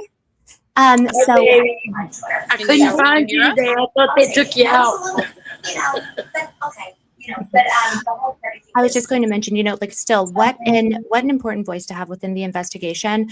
Yeah. So I'm just grateful that he's here again with his wealth of knowledge and research. And he's the best. Well, and I'm really glad you have a line to him, sort of kind of around the way, you know what I mean? Like, he's just fantastic. I mean, I've always loved his work, especially since the Vegas shooting stuff. And Ian Carroll really pulled a lot from him for that entire Yes. investigation that he did, the uncovering of a conspiracy, and laid it all out. And John, is a special kind of autistic. And I say that in, in the best way possible, because he really nails it down. And I love that you didn't piggyback, but you're riding the wave with him. And I love it because not anybody is investigating this arm of the investigation, especially with Egyptian planes, the drones and everything else. You know what I mean? That it ties directly back to, you know, we baguette land and then also to the small hats, you know, and it's all connected. I'm like, hey, anyone who wants to. If Kathy can just shut off her, if she's watching the show too, just shut off your spot where you're watching the show, because it'll give us feedback. So make sure you don't play the video as we're talking. And did you have a question, Kathy? Yeah, that's the thing. Why did Brian tell them that there weren't drones? Because he But lied. yet they were watching the drones when they drove in on his phone, on Frank's phone. Why is that? And then they lied and said there were drones. Well, if Brian couldn't have no drones there, why were there drones? Well, I thought it was really interesting during this pretrial hearing, the fact that they were talking about that Kathy Nestor, she made a point to establish that there were not supposed to be drones there. And so in my opinion, I'm like, done with that slap, heard it, but my thought was, it could be that that it wasn't Brian's drones. It was not the federal investigators. It was not the police department's drones. It could have been from a third party, right? It didn't have to be from. Yeah, they look like bugs. Right. Well, yes, there were some small ones as well. There were a number of different camera angles. I think that Jason Goodman's footage is incredible. The footage that he used as well. Those are the larger, kind of the, small to larger drones that I believe were seen there. And then there are also those teeny tiny, what appear to be drones. So there's kind of a variety. But I do think that it was interesting that Catherine Nestor made a point to specifically say, so there weren't supposed to be any drones there, because, it is very compelling, the idea that, okay, so then whose were they, right? Did you want to say something, babe? Yeah, well, regarding this whole topic, what was stated in the very beginning was that the tech team had thrown up a drone. And people keep forgetting that point. That's where the whole footage came from. The tech team threw one up to take a look around to see how everything was working, and then they brought it back down. That allegedly was supposed to be what Frank was looking at in the vehicle. Frank, Charlie, whoever, right? And then that was redacted because it literally blew up their story that he was lying. So then he redacted it later. He said it was somebody on the Hall of Flags just going like this with a stick. Well, then, then Brian lied on Sean's show. Yeah, that person on the Hall of Flags with a stick, we actually know that was actually a media outlet who had an Insta360 that was clipped to the railing. Originally, we thought it was a microphone, and we were going to try to FOIA the audio off that microphone. And then we found out that it was an actual camera attached to the railing. That was literally used on X recently to say that was actually a drone shot. But Ali and I debunked that like 5 months ago. Yep. So that, I think, is where the mistake is coming from, is because that camera was a media camera clipped to the railing. Yeah. And I mean, they keep wanting to contest everything that John Bray's saying. However, if you look at Charlie, he's picking at his mic the whole time. He's touching He's picking at his mic. Something was burning him or something. Definitely bothering him. You could see him moving it. Am I lying? I mean, he kept I seen it touching with my two eyes. But then again, he is kind of fidgety. He has a fidget wedding ring and stuff. So I don't know. Yeah, he's got a couple ticks, but that's not the point. I mean, obviously something was bothering him. Why would he keep pulling at it? He looked when he was sitting there at that moment that something was bothering him, even in his eyes, like the way he kind of looked over. I'm sorry, like he kind of glanced over at Rick Cutler, just saying that. And yes. Rick Cutler wasn't really, nobody talks about him, but I do. Rick Cutler, he didn't do any security other than look at Charlie every second of the moment. He wasn't doing any looking back. He was just looking at him. And I don't know what kind of security that is really behind a gate. I don't know what that is. Not even protecting anybody. Obviously, the arm thing, the wrist thing, I don't know. It did look like something was sus on that. Well, as far as I know, I did just want to mention the fact that, as far as I know, that microphone was something that was only recently being placed on the inside of his shirt. Yes. That was something that they had, they had done it on a number of occasions, I believe, starting over the summer. But that being said, that was not always the way that it was done, right? Nope. It used to be on the outside of his shirt. And then I thought it was an interesting clarification when we spoke with Mitch Manley, Artifacts. That is someone who worked with Charlie for a long time, like a decade. He had mentioned the fact that he didn't know if it was going to be a worse sound quality for it to be on the inside of his shirt, but realistically, that's something that it was a change. It was a new way of doing things, and so those are always worth re-examining, keeping in the back of our mind. If there was a change made, was this boiling the frog a little bit, where we're kind of introducing new things for any particular reason, or was it just happenstance? A possibility too. And I mean, just like the SUV, that SUV should be locked up. It should not be sold. Oh, just the idea that they went and it all stinks. Right. Just the idea that they went and they ended up totaling it, and that, or no. Wait, was it totaling it? It was basically, but it was what was the title? They auctioned it. Auctioned it, They right? auctioned Yeah, it. thank you. Mhm. Right. Yeah, I mean, Didn't they was give the you the actual title? title that's how I started watching Alley, because somebody's telling the truth. Yeah, Salvage it went up sale. for auction Salvage 6 days And I had that after. debate with Andrew about the SUV in a space. It was kind of like, oh, he just yelled. He didn't at want to talk about nothing. me. What's that? He just wanted to keep talking over her. He wouldn't let her answer anything. No. I mean, she kicked his butt, but You were there, eh, Kathy? You saw that? No, were you in? I'm talking about the space. The X space that Andrew was in. Yeah. Andrew Colbert. oh no, or Andrew know, Wilson. that's why I always Andrew ask you. Wilson. I don't have X. My phone won't let me do it or whatever. That's why I always ask you guys to send us what's over there because we can't see it. Oh, right. Okay. So I would say stay off X, dude. It's toxic. Yeah, it's stay pretty away. Stay away pretty from it. toxic right now. But I'll For some reason, elaborate it's on too what big for Ali was me. just talking about.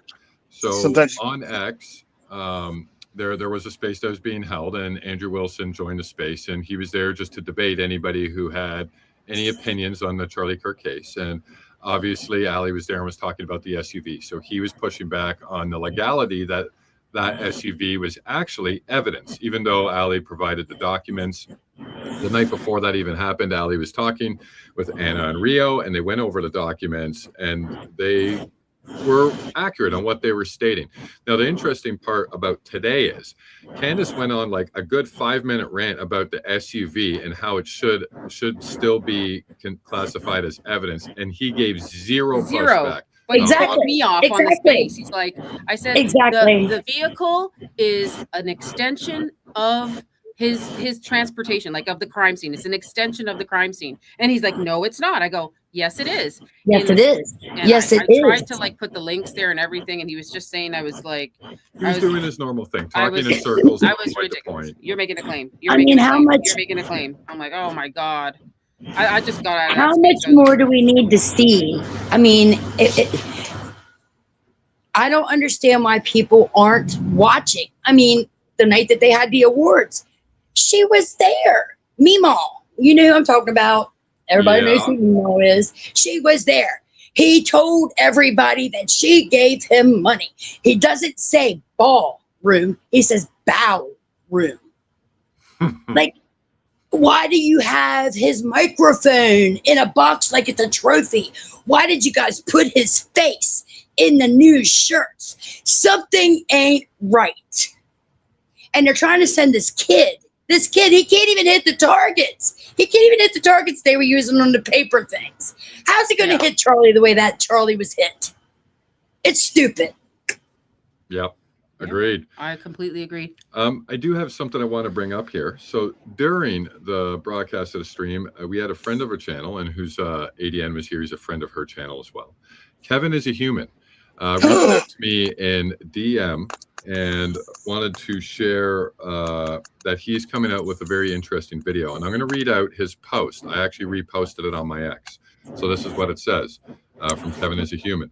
To all my CK Tyler Robinson friends, you should start looking in Toka, Toka. Who owns it, what it does, and then ask yourself if any footage from 910 is legit or real in any way. I have a video about this very topic coming out later today. So if you are an investigator, I encourage you to kind of check out what Kevin is a Human is going to drop in that video. I replied to him. I love Kevin's work. So I'm definitely going to be checking out his video when we're done this stream. He's very insightful, and he likes to cover a lot of things which aren't Charlie Kirk related. So if he's actually covering something Charlie Kirk related, it's got to be good. Just saying. So I was on his live last night, and there was like 20 people in there, but he dropped some receipts about Toka, and it's wild. And he has the flock cameras pinned down all around Orrin, Utah, that should have the receipts of like Robinson's car. Yes, he has all of it. Okay. And the Toka cameras, dude, Kevin is a good friend of mine. Like, Kevin is a really good friend of mine. And so Kevin did the research, and he's like, last night, he's like, I don't talk about this. I never talk about this. And my jaw was on the floor because he broke it down. Toka cameras, I mean, we're all worried about flock, but the Toka cameras are owned by a certain state in the Middle East, and they are all over Orrin, and they should have 8K footage of all cars, all traffic, everything in that vicinity. And there's been none, not one released, not a single one of them. And he broke it down last night. He has them pinpointed on a map and shows all around. If they're getting people for speeding or running a red light, there should be pictures of 8K footage of this. You know what I mean? And it doesn't exist. It's not available. It's not around. Yeah. Where are these? Where are all the flock cameras? Why are they going up if they can't help us? Yeah, I mean, it's amazing. He broke it down. He's my favorite. I love Kevin so much, but he's like a special kind of genius. And he developed web app with Ian. He developed the Buyer app, and he started his little channel, and he's on Kick. Everybody should go over and watch him on Kick. It's Kevin is a Human, all lowercase and underscore between each name. But he's amazing, and he's so funny and so great, and he's so loving. But like, he does some real work on stuff that isn't necessarily a Charlie Kirk thing, but this ties into it because it's great Big Brother. And he's like, if Big Brother is really watching all of this, then shouldn't we have like pictures and solid bulletproof evidence, undeniable evidence, from all these cameras, but there's none. But you can get a speeding ticket, run into a red light in Orrin because of these cameras, and there's none for this. You know what I mean? They're on all the time. Isn't it interesting how these cameras always seem to like work against us but not help us? I mean, 1,000%. You know what I mean? 1,000%. Yeah, I find that interesting. And I think this is for Anna. Member for 1 month. Anna, look into Discord. Andrew only raised 70K from the. Oh, is that all he raised? Anna, I think this is for you. Oh my goodness. Hey Nash, how are you, honey? 70K. Look at that. I'm like, if I had any thought that this had something, that he was the one who was actually funding this exercise, then I'd be like, oh, that's sad. But I'm like, this is literally just money that he's making, I mean, like I said, I do not personally believe that he was responsible for giving that $300,000, even if he said that someone else was chipping in 100,000 or whatever the case may be. You know what that sounds? I mean, I'm surprised it was 70,000. It should have been 7,000. I thought that's what they got per post, right? 7K show. And I'm here. I'm going to be looking here. at his I'll be right Give Send Go right now. Matt Morse donated 15,000. The quartering donated 5,000. An anonymous giver donated 3,000.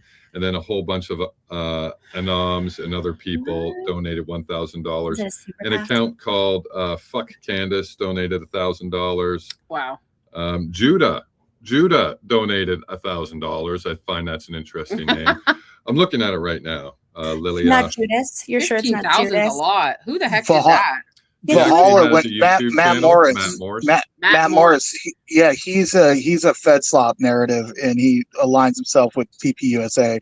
And Valhalla called him out last night when he was on the stream with all the boys, and said, "Look, this guy. I'll show you the receipts." And he brought it up, and he donated $15,000. He was a top donor, $15,000, and he's directly tied to TPUSA, and he's one of these Fed slop narratives that's been directly talking about the total narrative on everything, and it amazed me because I was like, man, Valhalla brings receipts, dude, and he showed it live last night. It was him, Mr. Let Go, Heavy Duty Country, Jesse on Fire. It was all the boys, you know what I mean?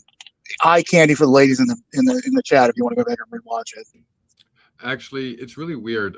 I could be wrong, but I was watching his Give, Send, Go when that 15K came in, and it did show 2 of them. And then as soon as I hit refresh, 1 went away. And I know people were talking about that on X, but I don't know if that's 100% accurate that there was 2 15K donations. I'm just saying, maybe you might be right. So I mean, if just fact check that a little bit more. Yeah. Like, I'm not going to claim the guy put 30K out there because all I saw was the 15. It could have been a weird glitch or something. I don't know. Yeah.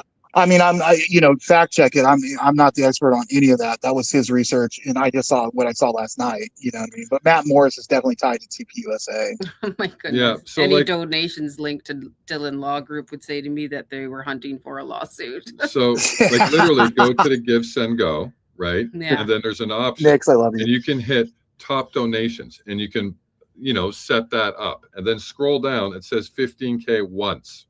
Yeah. It says 15K once 2 days ago by Matt Morse. The quartering 5K 2 days ago is the very next one. So there wasn't 2 donations of 15. And then anonymous giver 3,000 USD 1 day ago, and then it just goes down to $1,000 donations. Wow. So I can load more and see. My thought process is going to slow play it out until they reach like probably 100, 150K or whatever. You know what I mean? Like I know he didn't put up the money himself. You know, I mean, in my hearts of hearts, I mean, it's one of those things to where, I really don't believe that he's like, oh, I have so much money and I put up the money myself. Blah blah blah blah. I'm like, you need it.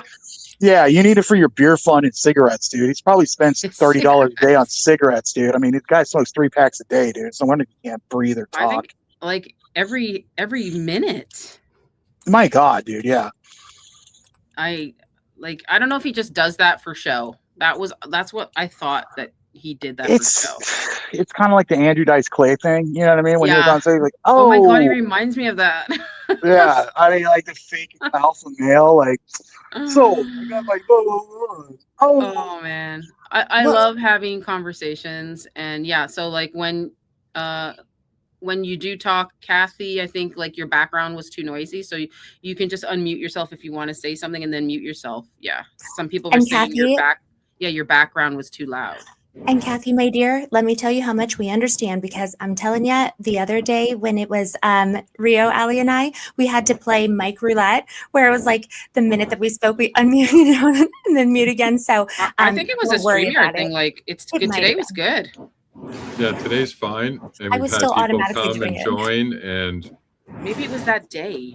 I don't know. So guys, over here in Maryland, they just installed 85 of those cameras. Like, I wasn't paying attention to it before, but there's no way they didn't get him. If he was in Utah, there's like 60 million cameras on that thing. I mean, there's little baby wins, there's giant wins, there's one go this way, that way. How's he not on the cameras? I mean, Maryland makes total sense because it's right by the Capitol. Of course, they're going to be paying attention. You know what I mean? Like, that whole DC area, Virginia, But just in like the last 3 weeks, Scott. Oh, has it been in the last 3 weeks? Well, yes. They're pulling power moves, dude. They're pulling power the whole moves. way up to the Gettysburg, Pennsylvania line. Oh my goodness. Well, I mean, PA makes sense, dude. I mean, can I say something real quick? Yeah, go ahead.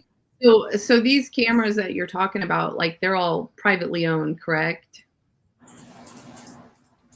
No, they're our cameras for the flock cameras.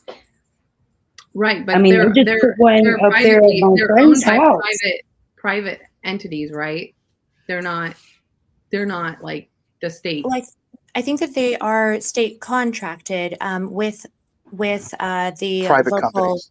Right. Yes. So it's like it's a major corporation that owns the cameras, but then they install them as per the local jurisdiction's authority to have them put in place. And so what they do is they present them with a contract, and then it's quietly voted on through the state government to put them up, and then they install them quietly without basically anybody kind of knowing about it, or it goes through a vote through the local government. Local government pays for them to get installed, so the company's making money, and then they charge them by monthly or yearly for the access to the information that they serve to a data center that's kept all the information. And so what happens is then you have the ability from somebody in that police department or local jurisdiction, the sheriff's office, county police, city police, highway patrol or whatever else, to access those cameras for a number of things, be it crime or speeding or any other sort of violations. They can measure speed that you're taking. So you could theoretically give somebody a speeding ticket if on the camera it tracks you as going like 76 and a 75. You could actually write that person's ticket, but you can't prove it in a court of law because you're taking a picture of their license plate. You don't know who's driving the car, so you don't know who to issue the ticket for. You can issue a ticket for the person that owns the car, but you don't know that the person was driving the car. But it's made as a surveillance state because there was one that was put out there was one that was recently came up, and I think it was Tokay, that had 2 cameras installed on this private gun range that was inside, I believe, Texas. Maybe it was East Coast. I'm forgetting the details to it. But there was no other reason. It was a private driveway, and they set up these cameras, and it was to just tag people going in and out of this private gun range. Well, why would you have them there? What you're doing is tagging people for their Second Amendment right to see who's going out there and shooting, to see who could possibly form a militia against the United States, blah, blah, blah, blah. And what guns are they shooting, whatever else, they can zoom in, do everything on that. Why is that on private property that you're filming people going in and out? There's nothing out there besides a private road. Why do they have authorization to put them there? Okay, so let me ask you, like, who has, and maybe Kevin has a human answers this question, but like, who has access to the camera? Like, is it the private contractor, and as well as also then the jurisdiction can access that information at a moment's notice. Whenever they want to, they can pull files from it. Hey, Scotty. So yeah. Kevin streamed that you said last night. That's on Kick, right? Yes, it's on Kick. Kevin is only on, well, Kevin has his YouTube channel, but it's a lot more fun in Kick. It's a Kick on Kick. But yeah, he does his lives on Kick. Kick actually pays a lot more. They pay 90% to the creators or whatever else. But yeah, it's on Kick. And it also is on his YouTube channel, Kevin is a Human on YouTube. Okay. Do you mind dashing a link to the video that he did last night? And if he's already got his link posted for his video today, can you send that to Ali and I, please? And thank you, sir. For sure. Absolutely. 100%. I'll do it right now. I'll put it on screen. Yes. Thank you. Thank you. Thank you. Because, Scott, is that what all of a sudden these solar things, like there's a farm that we ride past all the time down here. It's like near Camp David. Now all of a sudden, it's suddenly been, there's like these all white signs. You're not allowed to go back that driveway anymore. Solar stuff in experience, that stuff, like weird signs. Is that what they're doing? That's exactly what they're doing. They're forewarning you that they actually have, that they're, because they have to make you aware that you're being surveyed, essentially, because it can't just be that you're, they can't survey you without your knowledge because of the Fourth Amendment. And so because of that, they have to make you aware of it. But if it's a public knowledge kind of thing, that like it was a bill passed within the jurisdiction that you're at, then they assume that the populace knows that they're being surveyed. And so that's the way they kind of skirt the Fourth Amendment. There's a question on the screen. It's a really good question. Who wants to answer it first? What is one question you all think needed to be answered with more clarity? Where was Erica? Yeah. That's a great one. I think Anna always wants that answered too. There is given 3 answers, and every one of them were lies. And I'm sorry, but Mac's a baby. He ain't 7 years old. Sorry. Yeah. What would you like, Ali? What kind of what's one question you think needed to be answered with clarity? My gosh, there's so many. I mean, Erica is great, and like we should talk about that. But like, why hasn't she been investigated or brought in? Like any other murder investigation starts with the spouse, people With the spouse and the close people. and they work to clear them, and that's usually for the public's sake, for the investigation's sake. Like, cops will say it. They're like, I'm sorry, I have to ask you this stuff, but we have to get you out of the way first, so that we can move this investigation forward. And it always starts there. And not only did that probably not happen because nobody has said it's happened. I mean, if it did, she would have come out and said, hey, I have been thoroughly investigated. I gave my statements. She would have come out and said that, right? She did not. And furthermore, not just that, but she has key evidence in her possession, such as the phone, such as the necklace, her phone. Why does she have her phone? I mean, why aren't these things looked at, Well, that's such a great question, Ellie. I was going to say, didn't Andrew Wilson in this debate today, didn't he say, how do you know that Erica hasn't been questioned? He made some reference to that, right? Right. So, okay. Why is it in that case that, why was he trying to float that as an idea? He didn't back it up. He didn't fact check, you know what I mean? No. Like there's nothing to back that up. But then he's just trying to float in all of these different little statements to somehow, try to confuse the story. That's what it felt like to me. So I'm like, okay, so he gets to sit up there, not admitting to the fact that he is potentially working with Turning Point USA. But then he gets to sit up there and make whatever claims that he wants to soft pedal stuff to the audience, right? But he doesn't have to provide any evidence. However, Candace needs to prove beyond reasonable doubt, right? She needs to absolutely establish what are the facts that she has to establish. What positive evidence? Sir, Candace is not the one with the onus on her, but if you're going to sit up on a stage and just say, well, how do we know Erica wasn't? Well, was she? I mean, I'm like, don't let me in that room, because that would have been, well, was she? Then when? What day? What time? Because that evidence was not provided. And by the way, you're exactly right, Allie. The spouse is someone who always has to be ruled out. Do we have any information that tells us that Erica and Tyler Robinson never knew each other? I mean, what if there were text messages that show that Erica and Tyler Robinson had some, knowledge of each other prior to this? That's like, that's a very reasonable assertion. And it's something that I don't think was ever addressed, given that they gave her Charlie's cell phone, like within a few days, weeks. It wasn't enough time. I know that. Yeah.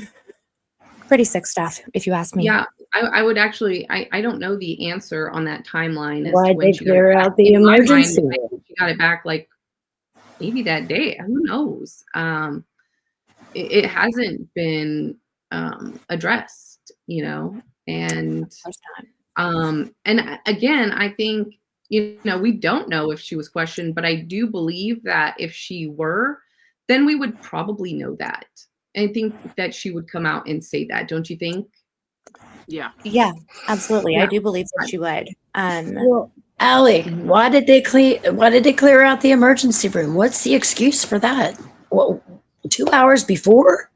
Well, why? That's an excellent point, Kathy. You're exactly right. Because, realistically, even when I heard them say that they had cleared the emergency room, I'm like, okay, to the upper floors, they went and, they put everybody, they admitted them inpatient. Because the thing is, by nature of the fact that you're in the emergency room, I don't care if it's 6 beds, I don't care if it's 12, I don't care if it's 25, however big that hospital was, and I'm guessing it's more like 6, but I'm just based on the size of the hospital. But the thing is that a patient who is in the ER and has not yet been discharged or admitted into the hospital properly is someone who is by the nature of the location that they are in, is someone who is medically unstable. Because until that person is diagnosed and then they develop a treatment plan, they cannot admit them and they cannot discharge them, unless the person walks out. And that's not what happened here. What we know is that instead they decided to put people on a bus. They decided to shuttle people. And when I heard that, because that's one of the jobs that I've done in medicine, is a lot of that, like patient coordination and stuff like that. I've done a lot of that stuff. And so it would be my responsibility to be the person who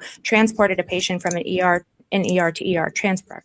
That has to be done with an ambulance. There is no such thing as putting a patient on a shuttle. If there were a tornado that were tornado, not Allie, but if we were a tornado that were literally heading toward the hospital, that's the situation where you're putting patients on a shuttle. If there were, you know, a threat, okay, maybe if it were deemed credible, but there is no world in which you are going to say 2 hours prior without explanation. I'm like, I want to hear who those patients were more than anything. And by the way, if any of them ever hear this, go contact your lawyer, because you have an incredible airtight lawsuit, and the CNO, the administrator, the nurse manager, and every single person who was on that treatment team is going to absolutely be named in that lawsuit, because what they did was they put patients who were unstable on a bus for some reason. Can we? Yeah, exactly. And Anna, Such a great Can we Anna, here's another thing.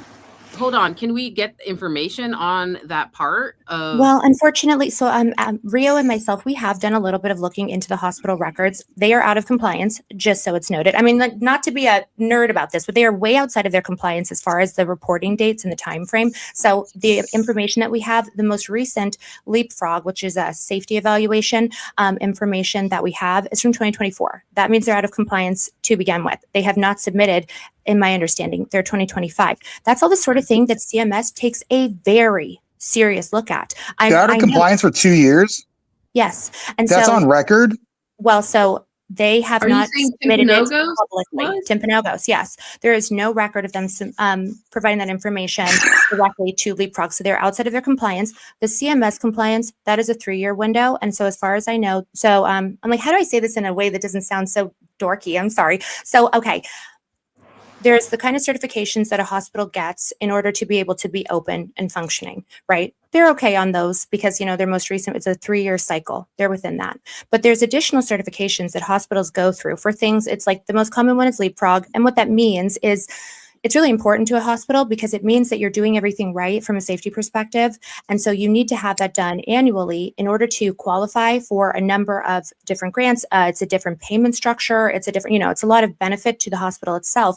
And it means that legally your butt's covered, and that's a good thing. So they are outside of their compliance with that. Now, that might mean that they have just dropped off of wanting to be within, like, considered like a high ranking hospital. But the fact that they all of a sudden, you know, they were doing that every single year, and then all of a sudden they stopped and they just have not entered back into compliance is such a glaring red flag. This is a hospital that it would appear, it's not some crummy little, you know, I'm not saying, you know, but it is not within compliance along the track that it has put itself at. You know, they are a hospital that has been qualifying for a lot of these different certifications continually. And then all of a sudden, they just said, forget it. We don't need to put anything under 2025. No, we're okay. And so what that means is that at the very least, with an event like this, when there's a major event and there's any patient risk involved, as in, like, I don't know, even if Brian Harpole had been actually jumping on the stretcher, that's enough of an adverse event that Medicare should have been sending, and the state should have been sending in actual investigators to come and clear the hospital, because that's a reportable incident. And that means that they needed to have the state of Utah come in and say, oh, wait, so you guys are, or you're not letting people jump on top of a stretcher? Oh, you guys are, or you're not letting. Oh, no, not in Maryland. Well, yeah, but, you know, in Utah, they do. I mean, as far as I know, Utah does a pretty good job of keeping on top of it. And so they are a state with regulations. And so unfortunately, they're just saying, you know, gosh, we don't know what happened. Well, if 2 patients were transported in a shuttle, then the state investigative team should be in there saying, give us a reason not to shut you down. And so that's why, you know, Rio and I have discussed a little bit if we thought that it was a good idea to actually try to, you know, look into that angle further. I think there's something there. I think it shows it's premeditation. You know what I mean? That they're cleaning out a hospital or whatever else, and they avoid one hospital that's closer, and they go to the one that was designated. I think it really. Oh, we lost him. Did we lost him? We lost We lost him. Well, I was Maybe just it's a going to good say, time to in run through some Maryland, it's supers. against the law. It's against the I'll run law. through some supers right now since we have some time. Yeah. I think this is for you, Anna. Yep. Yes. That's for Yeah.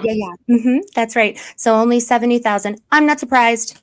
I'm not shocked at all, but I can't, I mean, I'm mad that anyone gave him that much, but we heard about who those folks were a little bit ago when we were talking about this comment. So I believe that, the Fed sloppers, they're out. They have the checkbooks. Great. I mean, hopefully he uses that to, I don't know, he needs to take that money and never be seen again. I don't ever want to hear from a man that is that boring, uninformed, and uninterested in being informed ever again. I'm like, ew. I'm sure he can buy a nice, neat scotch off of that, though. Whatever. Well, Anna, in Maryland, Brian Harpo, Rick Cutler, Dan Flood, they'd all be in jail because it is against the law in Maryland to refuse an EMT or anybody. And he wouldn't have been on nobody's bed in Maryland. He'd have got his ass kicked out of the hospital. Well I hate my said. phone. But Kevin is human is in the chat. Hi, Kevin. We love you. Oh, I'd Yeah. love for him to come up. Kevin, you should come up. Here, I just just sent him the StreamYard link in the chat. I was singing your praises, Kevin, about your stream last night. I'm How literally talking to him right amazing. now. There you go. Yeah, like so. But what I was saying is they showed free meditation before I got booted or whatever. I don't know what my. We I were need just to get talking my about him. Yeah. Yeah, I need to get I my was texting phone, with my him too. studio set up. Yeah. Yeah, absolutely. We love. I figured since we were discussing his work, I was like, let me just shoot him a DM and see if he wants to come up and hang with us. So it sounds like he's going to. And I just sent it to him too. I think we literally were all talking to him. It sounds like Allie, me, Scotty, and Anna. We're all sitting here texting Kevin. Listen, we know when there is someone who is a knowledge expert, when there is someone who is so well informed and able to come and kind of shed some of that perspective. Those are the people that we want to hear from. And I couldn't agree more with, the premise that Toka likely is some sort of technology that is going to be, if it has not already been weaponized against the American people, unfortunately, that's something that absolutely could happen. And he's here now. He's here. Oh, yay. Just wait till Kevin comes up. He's going to destroy this whole freaking thing. What up? What up, homie?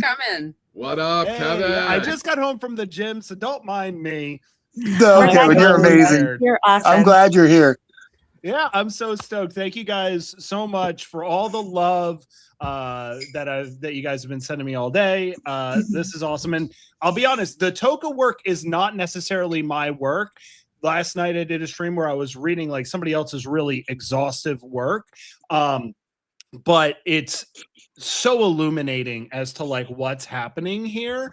And the Toka thing, I think its very existence calls into question all video evidence ever for probably the last 7 years, if I'm being honest, 7 or 8 years. And I think that literally any court case that has hinged on video evidence needs to go back. I think video evidence should not be admissible in court in the United States ever again, because this company can literally go into any camera. That's also these cameras. That's this camera. That's every camera undetected, completely 100% undetected, and can go and literally replace the footage. It can replace the footage. That is insane. I cannot believe that they, have decided to implement that technology. And then the fact that they just kind of tried to slide it in under our noses as though we weren't going to notice.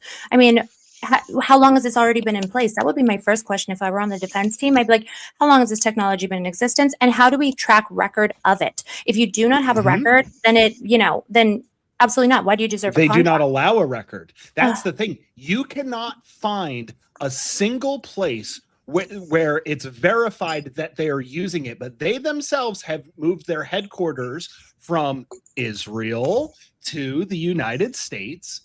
Ehud Barak was a part of it, and it was all happening before Epstein died.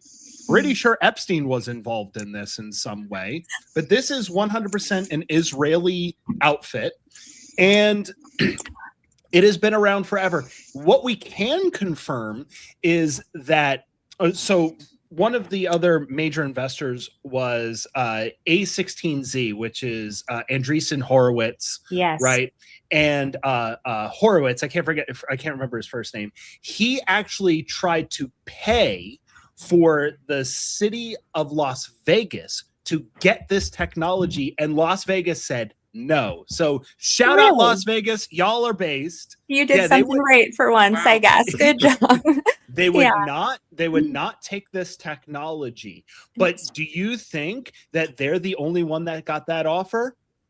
No, I don't. That's the only one we've heard about so far. Hey, listen, do you happen to know when it was approximately? Was it this year that they declined to accept it? I don't know. I would probably within the last few years, but this technology has existed since 2017. Oh wow! Of course it has. Of course it has. Course I was it has. asking because one of our characters in our Charlie Kirk investigation is Mark Amadei, and Mark Amadei was the congressman from Las Vegas. He was the only Republican congressman from Las Vegas. He is someone who's been involved with our Fort Huachuca story, and he actually just stepped down because he had a big conflict with the casino families, and so I wondered if it's two other Democrats, I believe, that are the Congress people, and then it was Mark Amadei. I was just thinking, well, gosh, I wonder if that's before he left or after, because you would think that they would maybe love that. I don't know. Maybe they would love that, but who knows? You would think. But yeah, no, it's truly the most dystopian corner of the surveillance state, in my opinion. And, Andreessen Horowitz. Oh, who else did they fund? Axon, Flock. Yeah. So, there's a lot of overlap here that just doesn't sit right for me. Somebody's saying I'm muted, but you guys hear me, right? Yeah. No, we hear you. You're good. By the way, I love your smile and I love you, Kevin. I love you, Scotty. I want to say I appreciate you being here. I love you so much. You're like the best homie, dude. Thank you, brother. I appreciate you. So you. So you're saying Toka has not only are they have their own system they're running, but they've also invested into everything else. So literally they got their kind of hands into everything. That's what I'm understanding. The people who invested in them have invested in everything else. Yes. A16. That's crazy. Right? Okay. Yeah, A16Z, which is Andreessen Horowitz, right. Mark Andreessen and something Horowitz. I can't remember his name. And then, Peter Thiel. I mean, this is the same cast of characters, the same transhumanists, right? And so all of my stuff that I'm talking about when it comes to the surveillance state is I'm going piece by piece by piece.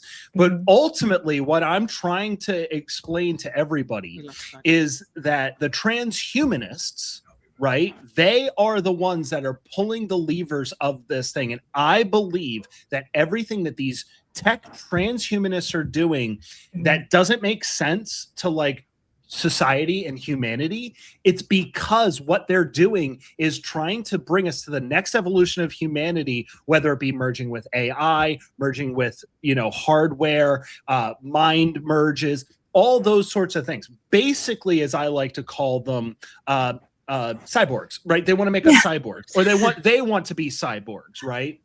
And that could be mind uploads into data centers, all of these things. And it sounds dystopian and weird and like, what the hell is this guy Kevin talking about? But I am telling you, this is the reason why. And I think that the main push around the surveillance state is for the transhumanist agenda. And it sounds weird, it sounds crazy, but this is what happens. And it keeps permeating into all these things. I wonder. Yeah.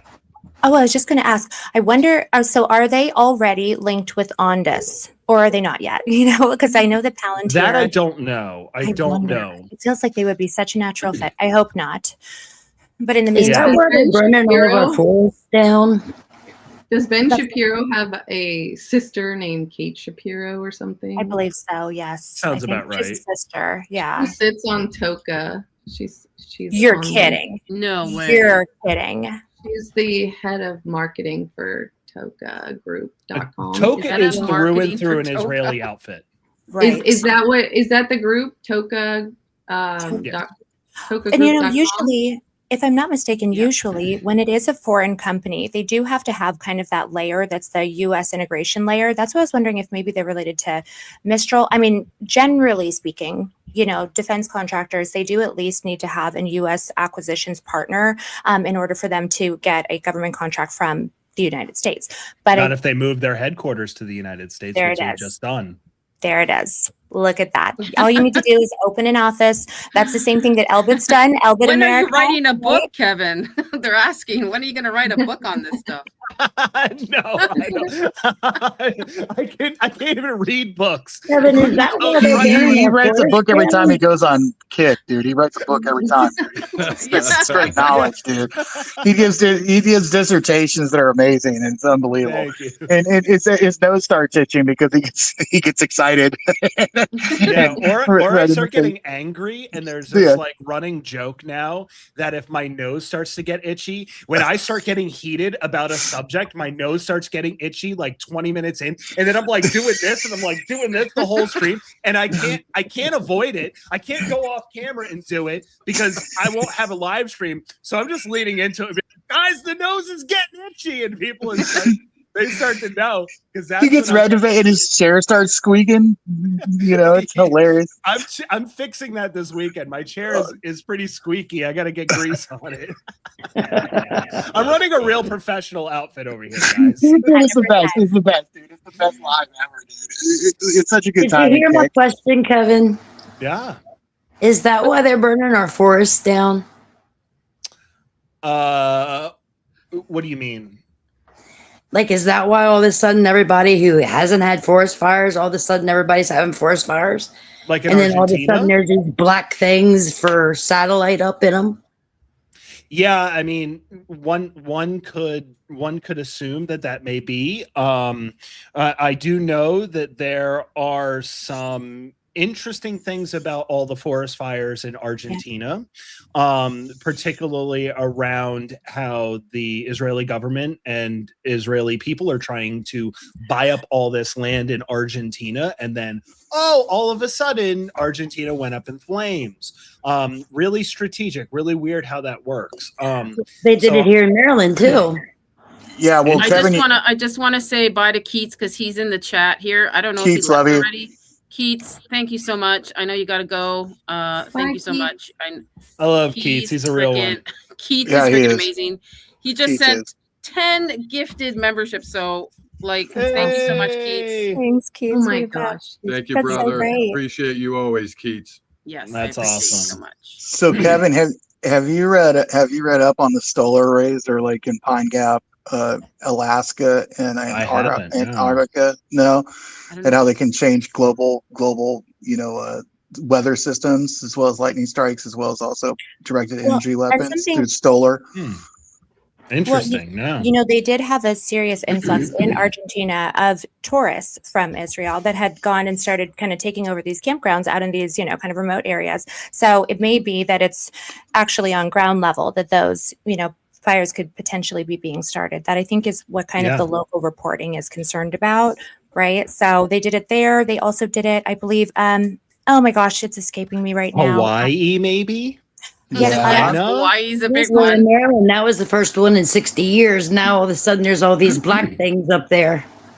Yeah. And I'm between maybe it's some Camp space David. lasers, guys. I don't know. I'm between Camp David, FEMA, and CIDAR. Yeah. Yeah, I mean this also plays into look at all of the junkyards that are all of a sudden going up in flames and what's supposed to happen next year. Basically next year, all new cars are supposed to be surveillance devices, essentially. Yes. That's inner and outer surveillance. And all of a sudden, where the used car parts come for older cars, all of these mega places are going up in flames. Junkyards typically don't go up in flames because it's all metal. We've had two and dirt. here. Oh shit. We've had two here. Two of them blew up last year. That's crazy. And you guys so remember this has been happening. This has been happening, and I think it's all connected. I think Israel, Toka, Flock, Axon, dynamic pricing. I just started talking about that, and we're about to talk about it a lot more. But I think all of this plays into dynamic pricing. I think that when a Flock camera or any other ALPR, allegedly AL because they only read license plates, right? Get out of here. That's why they're putting them in front of pools, right? Because of all the cars that go through pools. Right. But when an ALPR goes and flags that, 3 times it saw you between your house and CVS, but you were driving 10% over the speed limit in that time, and now CVS has predictive pricing for you, individual dynamic pricing for you, and where's all what's going into what aggregates that price?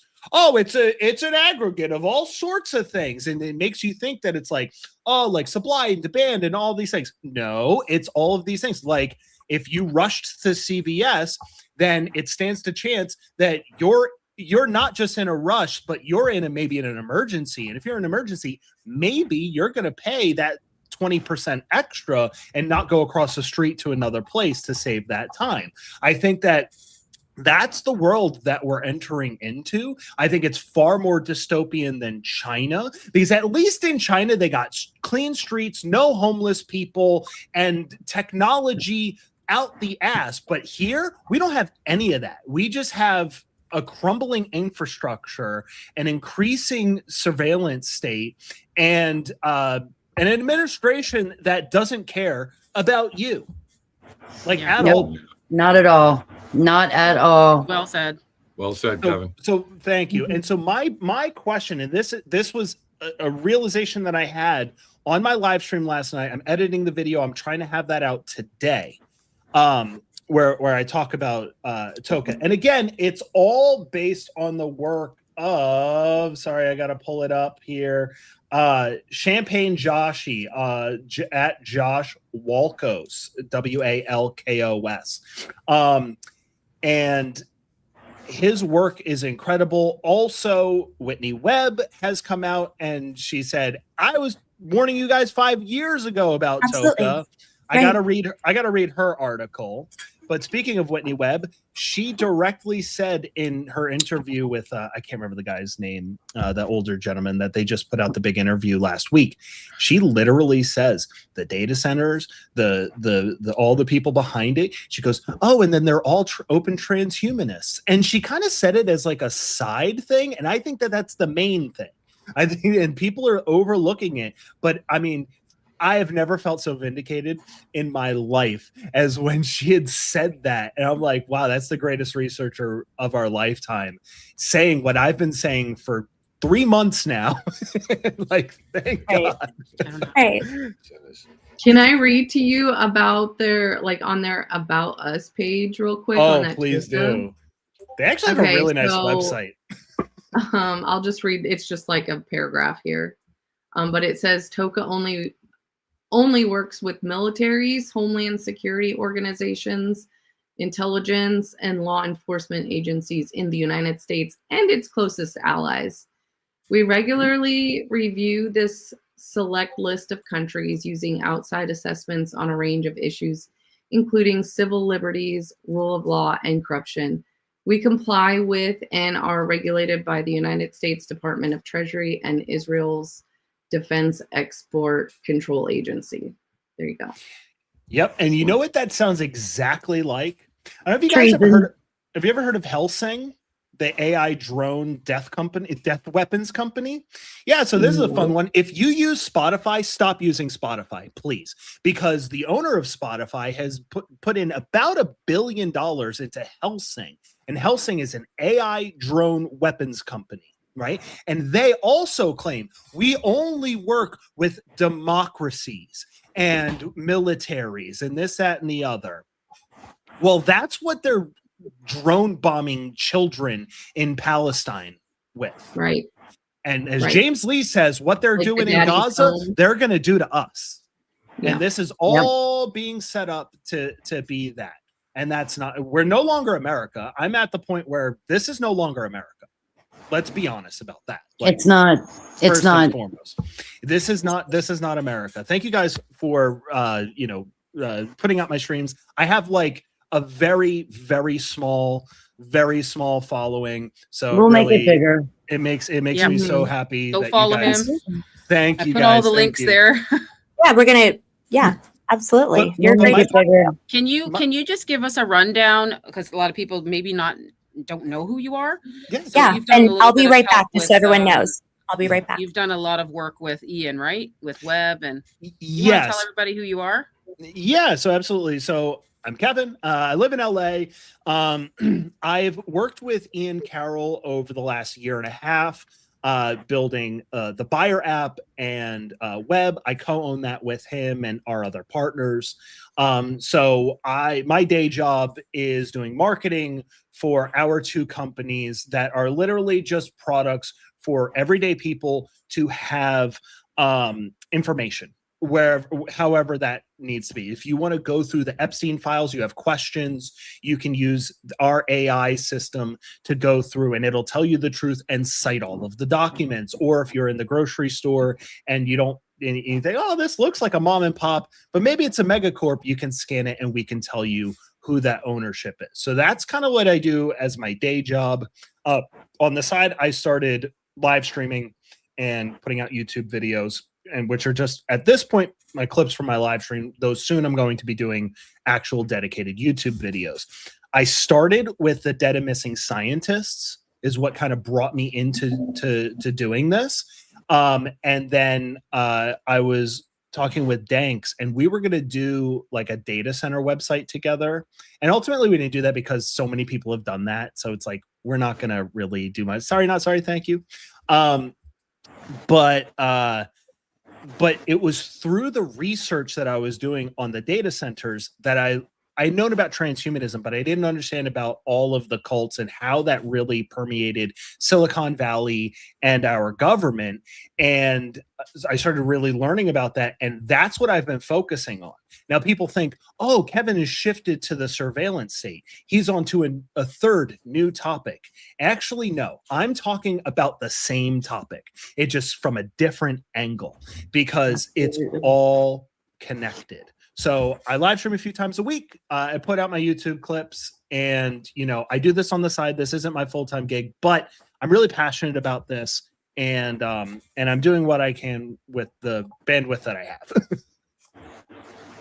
Hey, And what the saddest part is everybody that was on that memorial stage, they basically stabbed the man in the back and they won't tell the truth.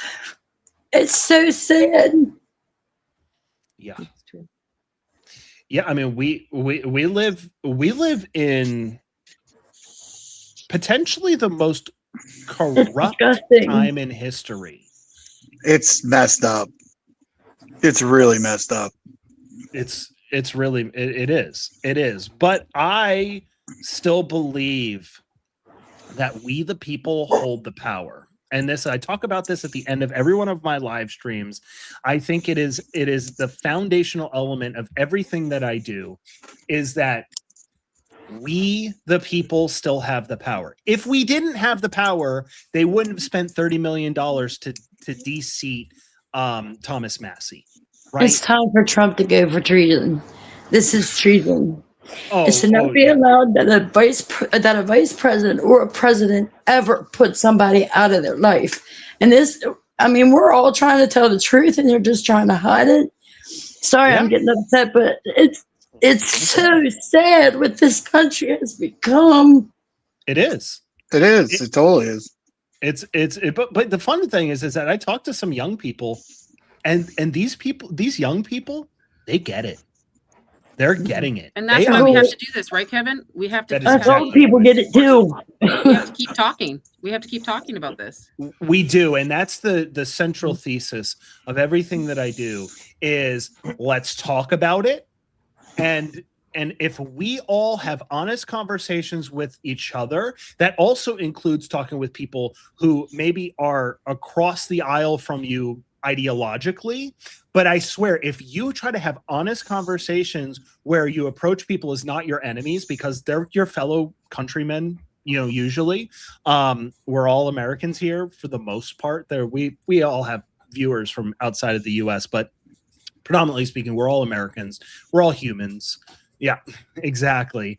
And we need to talk, because if we don't buy into this divide that they keep putting us into, then we'll realize that we overlap in so many ways that we're forgetting.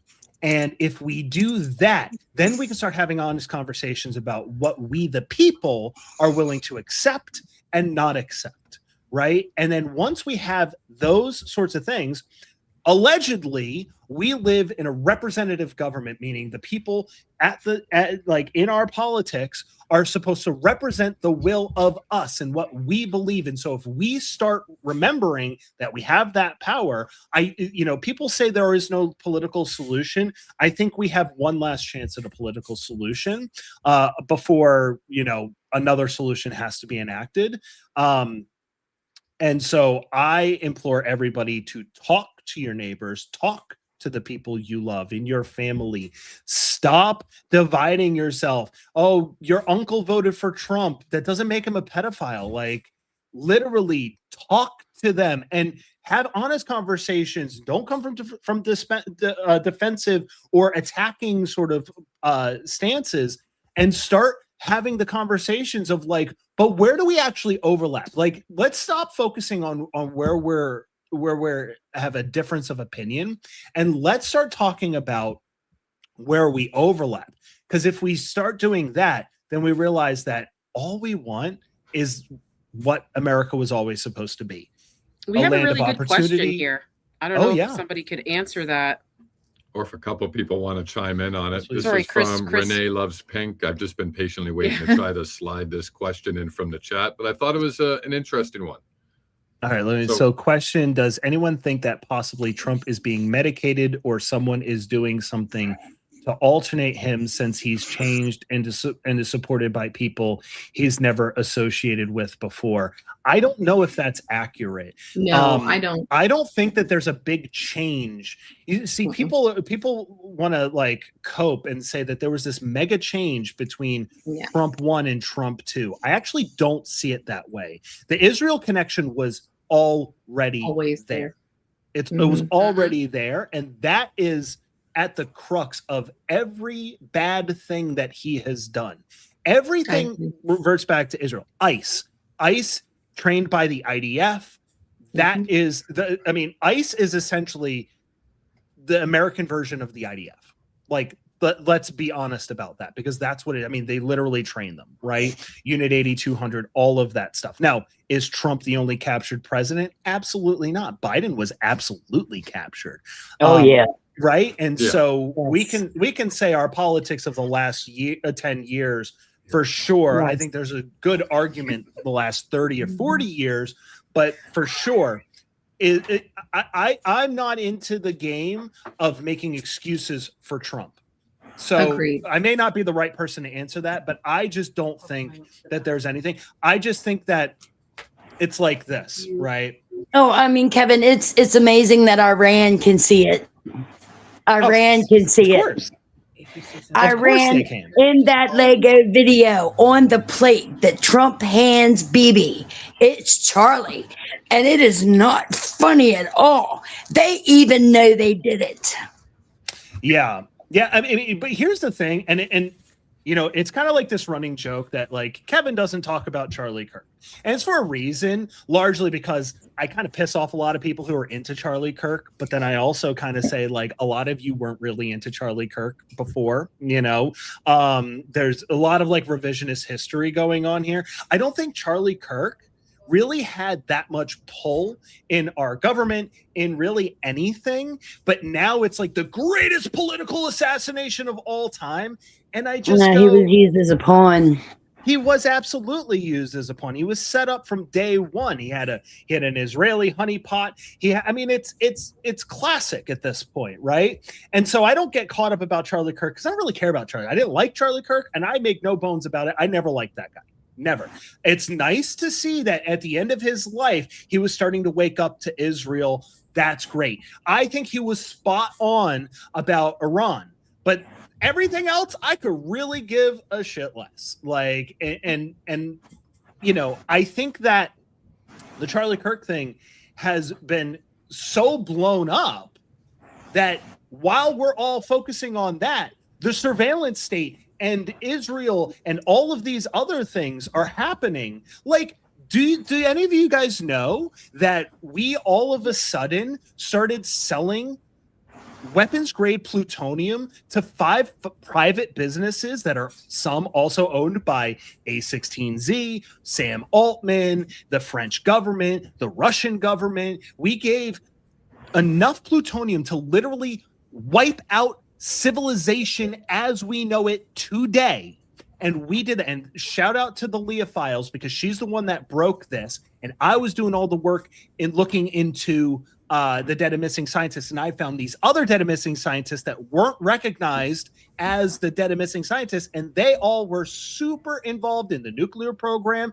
One of them literally was the guy who would sign off on anything having to do with our plutonium production and where our plutonium went. And our government is selling to 5 private companies, which is, by the way, illegal globally to sell any enriched uranium, plutonium, any of that. That is highly illegal, and we're doing Yeah, it because I thought that has to openly. be between government to government. That can't be from government to private corporation.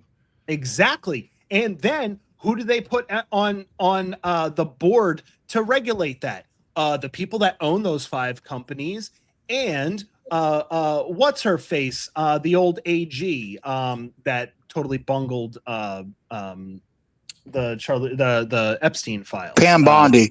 Pam Bondi. Yeah, Yeah. exactly. I freaking hate That's her. where they put her in the private sector. Yes. They put well, no, they put her in 2 positions. One is that, and the other is basically the czar for AI. So she singularly sits in between the American government. Sorry about that. I got my door open. Pam Bondi sits in between the American government and the Frontier AI Labs. And she is the one that's the intermediary between the two. And if you don't think that that's super messed up, then you're not paying attention, right? Yeah, But I was all of wondering this where they were completely gonna swept move under the her. rug. Mhm. Yeah, so she got those 2 positions, right? So she works with the owners of those private companies that now are getting all of the plutonium that's enough to blow up the entire world, literally. Like, and that's some back of the napkin math, but I'm pretty sure that that's enough to literally wipe out humanity.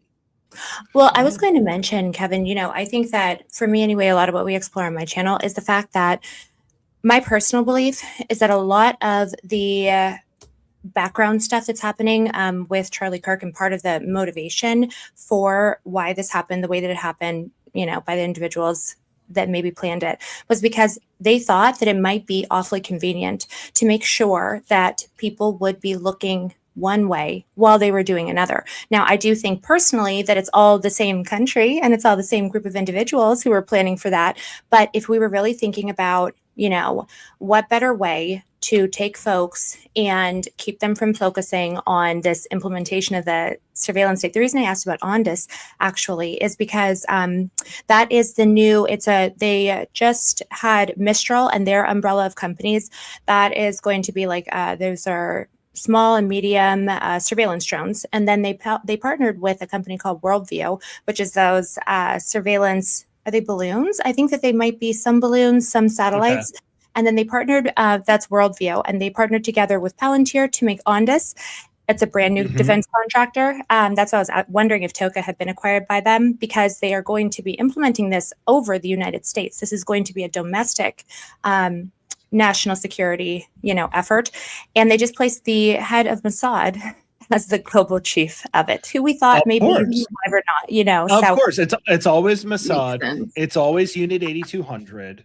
Exactly. Right. And it's like they retired him in, I think, June. And then I think it was, 2 days ago, maybe, that they just said, you know what, he's going to be the new global chief of this ostensibly American company. But now all of a sudden it's David Bernier who's in charge of the whole thing. But I do think that, in my estimation, in my investigation through Charlie, that was really, it occurred to me that the individuals who wanted to get rid of Charlie, they also probably were more than happy to say, okay, cool, now go blame it directly on Tyler Robinson, and if not Tyler Robinson, then Andrew Colvett is sending messages, text messages saying, blame Netanyahu specifically. Yeah.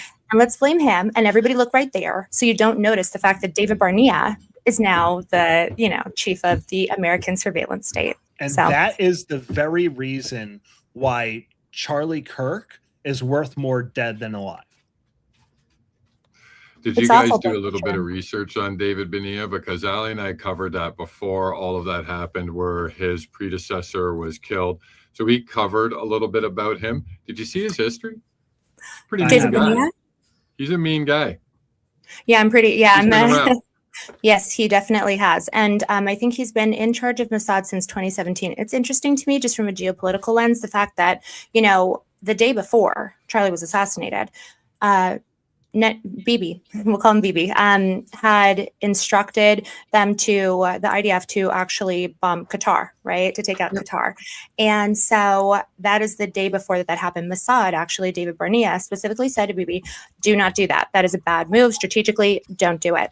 And yet Bibi said, guess what? I'm going to do it anyway. So to think that these people are all aligned, it's like, no, when we say that, we believe that it's real, Charlie Kirk, we don't just mean Bibi. We mean a lot more than that. We mean a lot more, organizations and individuals, but they're not always on the same page. Sometimes they're actually at odds and they backbite each other. Oftentimes. Yeah, right. The Knesset is not a uniparty. Like, they are a uniparty at a certain level, but they're really not. They're like, Mir Matelson has been trying to get rid of Netanyahu actively since 2019, and she hasn't been able to. Well, interestingly, now that all of this has happened, guess what? Everybody's so mad at Bibi, and that worked out for her. Isn't that nice? Yeah. I mean, this is the world we live in when Bibi has his back up against the wall. If you watch the Bibi Files documentary, you see like he's literally doing all of this to avoid prison, because that's exactly where he'll end up if all of this wasn't happening. And it's really interesting. But to kind of go back, I do, in the main thing that I wanted to talk to all you guys about is that the Tyler Robinson trial and everything is all, I mean, what are you guys doing every day? Analyzing video. Oh, this angle, that, this new video came out. Oh, this guy's in a parking garage. Oh, this buff guy looks like fucking Jack Reacher. That's Tyler Robinson in the parking garage. And yet nobody's asking, what is going on here? Is Toka a part of this? Because Toka started by Ehud Barak, who was super good buddies with old Jeffy Epstein, because it's always Epstein's friends. Remember, right? it's the island boy. Yep. We are on You can't we are say on that YouTube, word so we here. don't want to get the stream Oh. pulled. Sorry. I didn't realize. We can't say that word here, and we have to say overseas and the G strip. Quick shout out to the censors. Hey guys, sorry about it. I know, and Kevin, you get a little bit like, oh. I don't want Sorry, to interrupt Kevin. Kevin Yeah. because he gets on such And good rants. That's like I'd feel like a dick if I were to stop him. Like, it's all on point, man. And I just showed you my paper, right? Like, Kevin, like I'm done looking at videos. I'm done. I need to know the why. Exactly. I think the videos are smoke screens. And now that Waste we of time. understand what Toka is, the existence of Toka just automatically rules out video evidence across the board, not just in this case, but I think every single case. If I was in prison right now and I learned about Toka and I'm in prison because of video evidence, even if I did it, I would still go back to court for those things and get that thrown out. The existence of Toka and the fact that they do not have to disclose, and nobody seems to have to disclose who's using what municipalities are using it. That disclosure is not there. That means that potentially everybody's using it, means potentially every video evidence out there is void completely. I mean, this literally will upend the judicial system if enough lawyers like defense attorneys start doing this and bringing back all these court cases, because quite literally we could bog down the entire court system just going back on all of this, and it's really messed up. But I think that we should do that. I think we should absolutely do that, because I think that this is this is really messed up. This is Right. really, really messed up. And what are we seeing if not all? And I did a live stream about this last week about all of the women that are being harassed by predominantly male cops who have access to Flock and other surveillance things. They do not have to have warrants. They do not have to have any reason. All they have to do is log in and give a one-word reason as to why they're looking somebody up. There's no internal affairs. There's no nothing on these people. And it's not until they get taken to court that they actually, and we found hundreds, if not thousands of cops that have done this. And we're talking about, dozens to hundreds of infractions where like this cop met a woman on the set of a TV show in Florida and then got her license plate number, had an alert to him anytime that license plate was near him. There's a dash cam of him weaving through traffic going like 70, 80 miles an hour to pull this woman over to ask her out on a date. That's insane.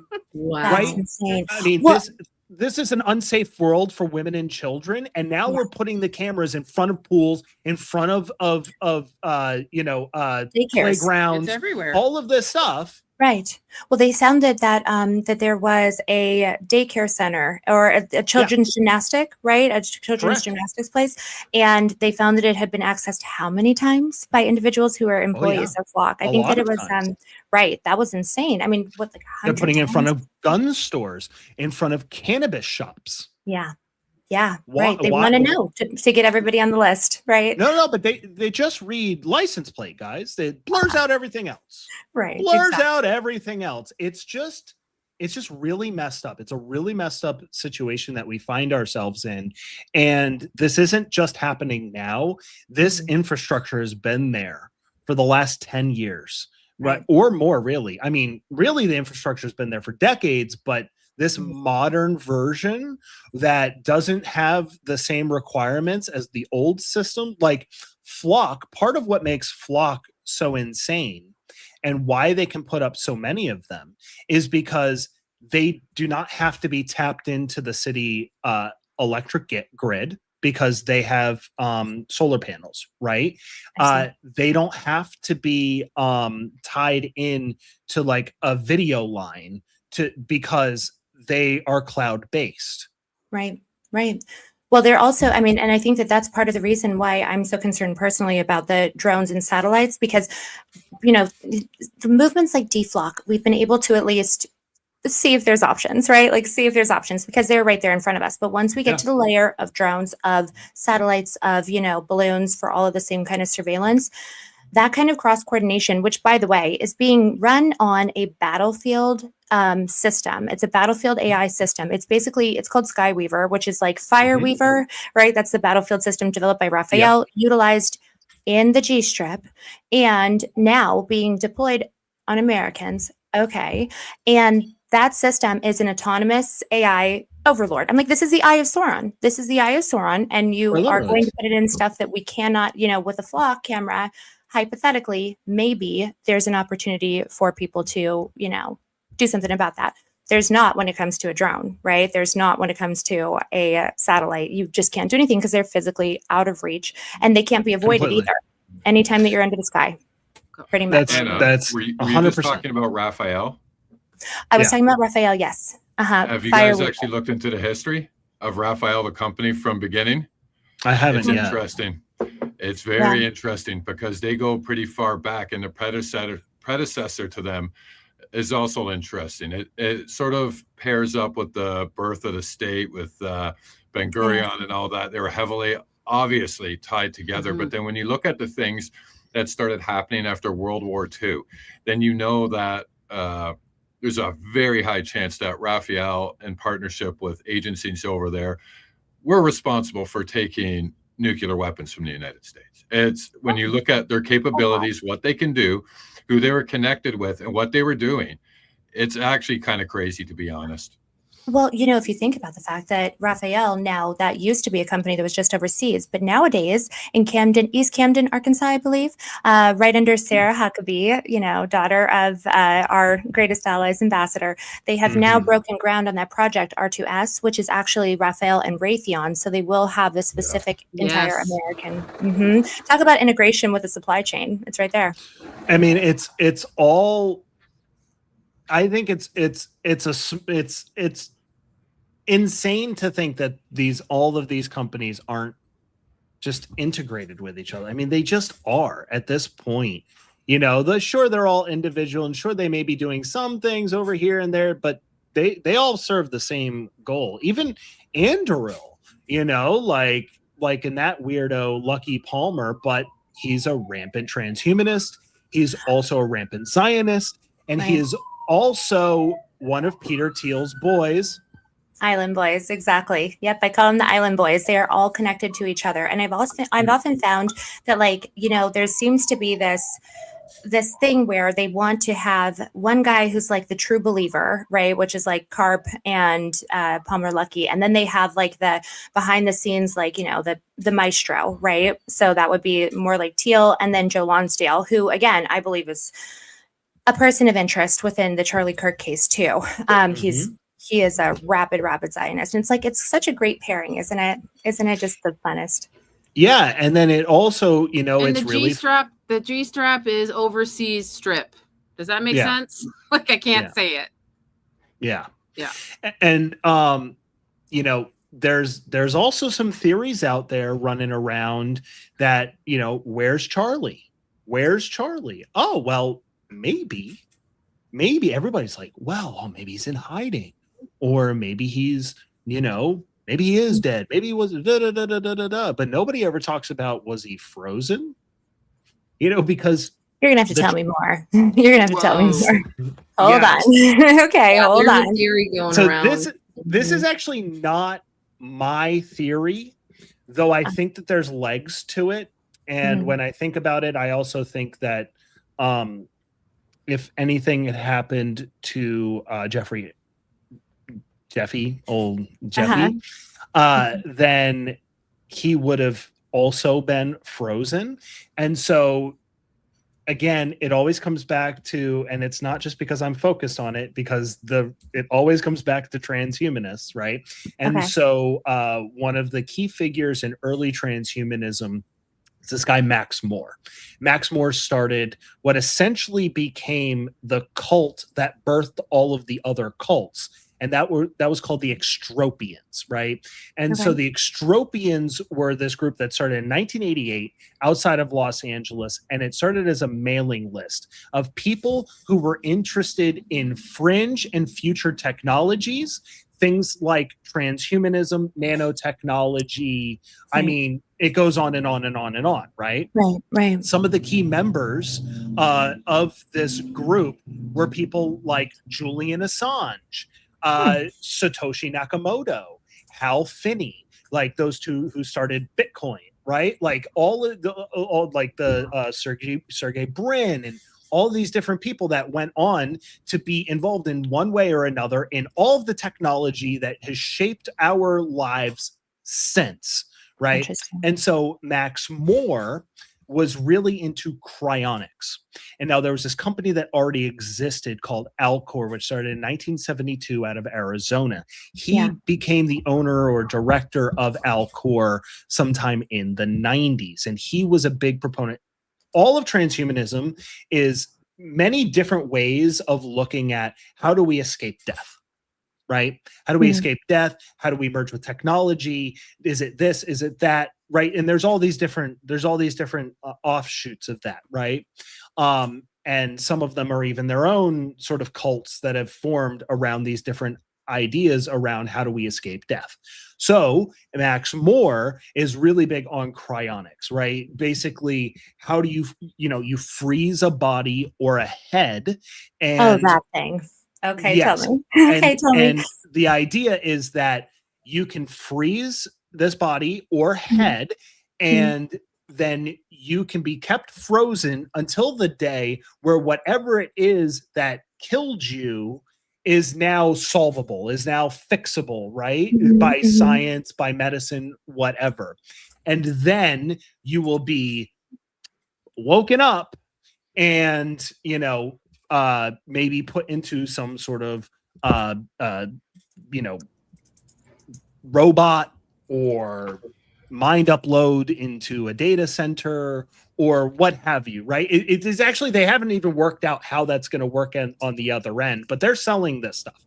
So people like Hal Finney, and there's actually like some celebrities. There are different people that are frozen in Alcor right now. Okay. Now, this isn't my theory, but there is a lot of coincidences, I would say, around Charlie, what had happened. And again, I don't really pay attention to this stuff. It's just all noise to me at this point.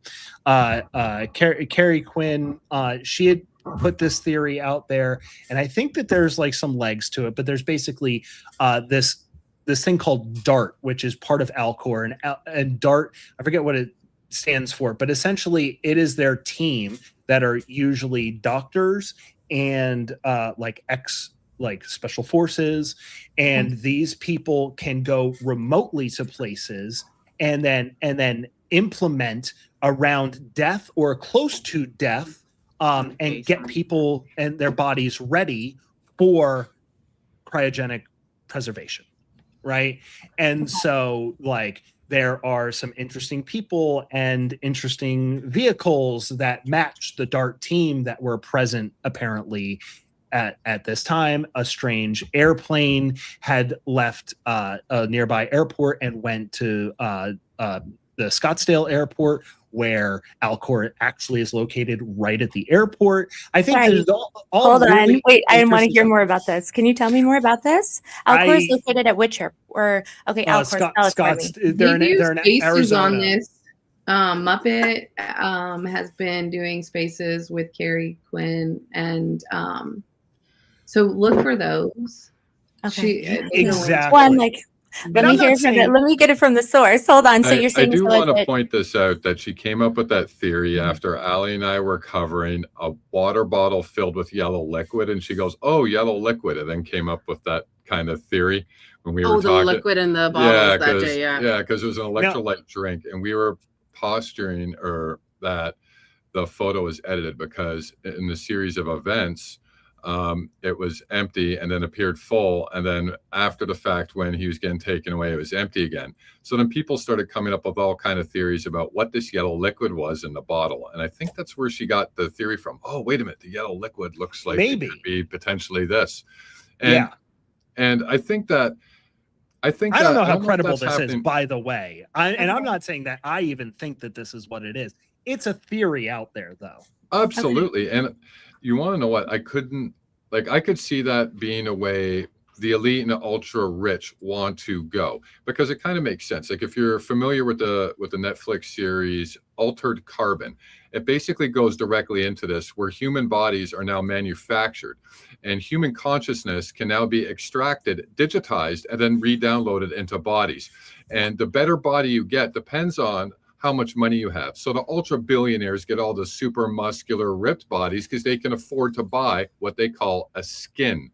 And this is where I think where all of this is sort of heading to, is when are we going to have the ability to digitize a human consciousness? And when we get to that point, do we ever really die anymore?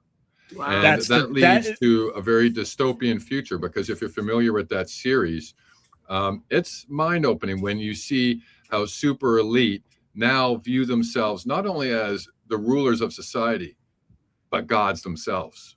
That's correct. And this is all priming for that. I mean, the concept of transhumanism actually dates back ancient, like thousands of years, right? But let's say modern, right? Or pre-modern.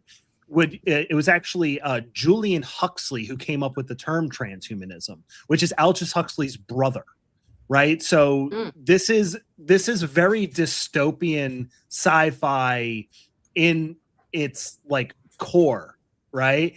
And these concepts have been permeating through our culture ever since. I mean, I would even go so far as to say that the rise of clavicular is because Teal has been funding clavicular this entire time, who's been doing body modifications and all sorts of things, because what he's doing is he's Trojan horsing transhumanism into young men, right? Because it's easier to get from here to there if along the way we start pushing that boundary a little bit further and further and further. Now it's like way more acceptable for men to get like cosmetic work done, right? Which was maybe not the case, let's say 10 years ago.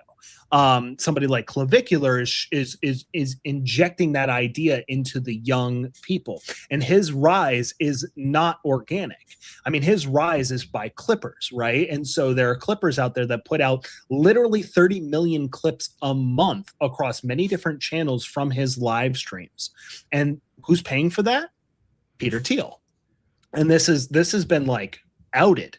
This has been absolutely outed. So these are just some of the tactics in which we're seeing that we're tiptoeing towards this transhumanism, right? Altered carbon, or I mean, I could probably list a dozen different TV shows and movies that are all just right butting up against this same very concept.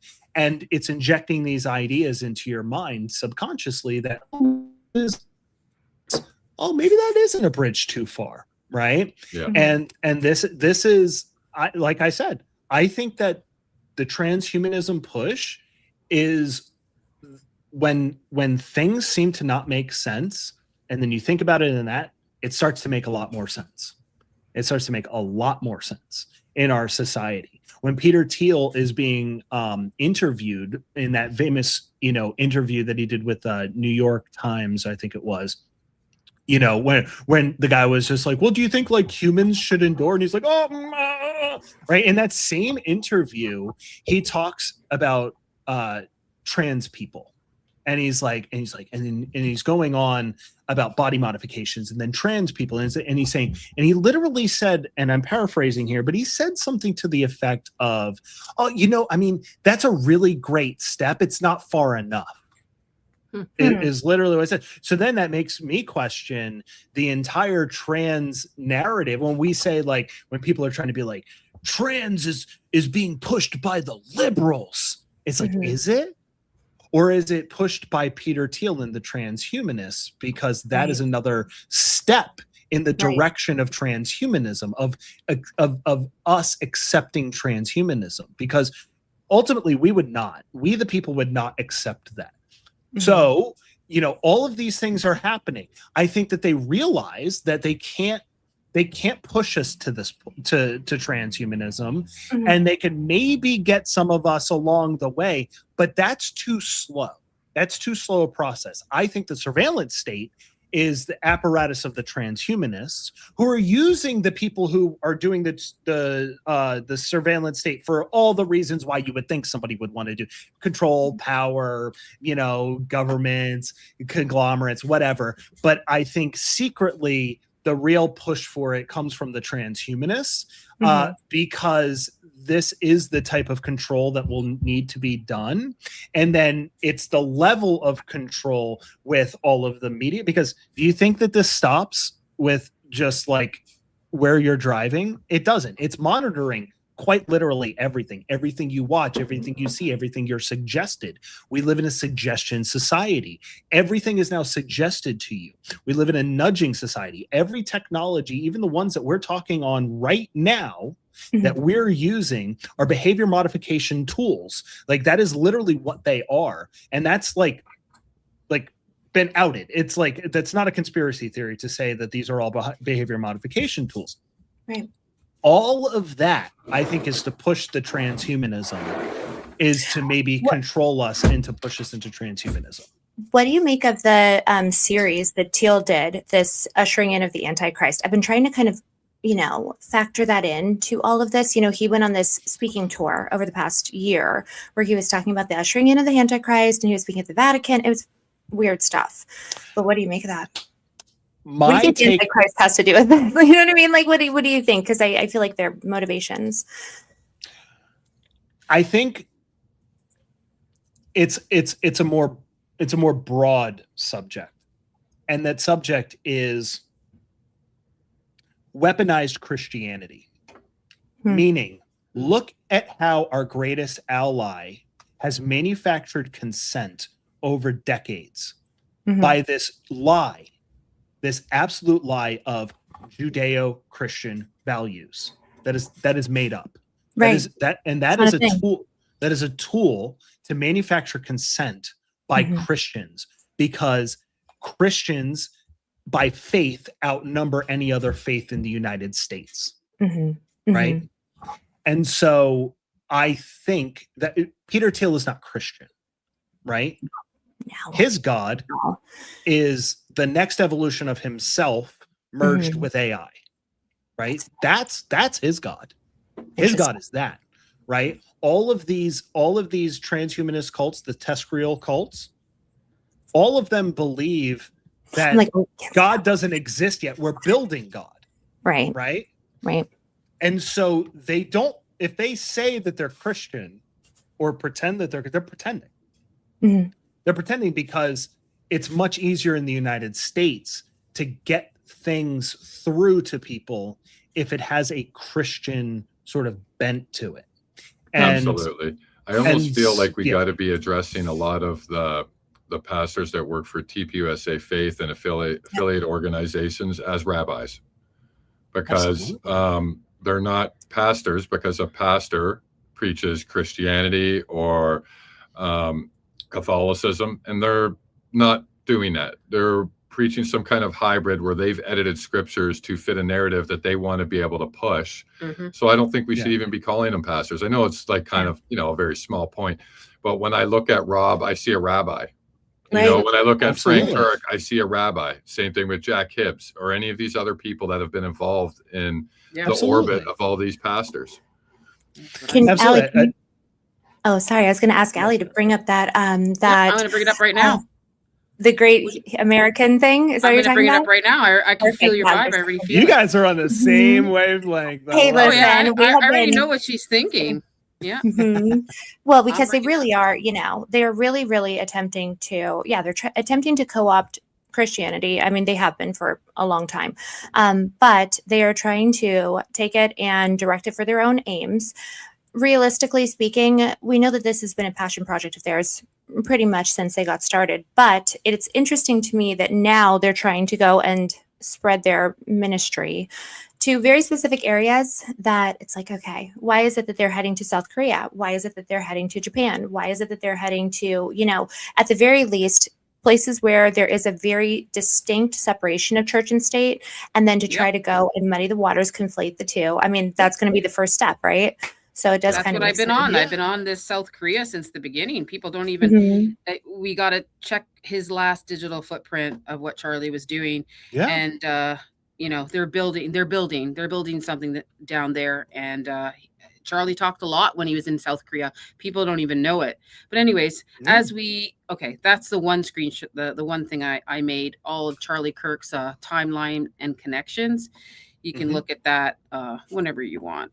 Doesn't really matter. Right. So, and Kevin, we were just talking about the fact before you jumped up here about the fact that Charlie had spent his last days with Rob McCoy, Pastor Rob McCoy, and a few others. We're kind of still working on the guest list, but they had been in South Korea and they had been in Japan. And the effort of that was to try to spread this new Judeo-Christian ministry and also bring a political element into the churches there, which is something that's, it's verboten there to do that. And it resulted in one of the pastors, the main pastor, the Korean, the Korean pastor was jailed for this event 2 days before Charlie passed away. So it's just, the timeline is incredibly. And he tried everything in his power leading up to his death to talk to Korean officials on the 8th and 9th to get this pastor out of prison. He talked to Trump, and then he passed away.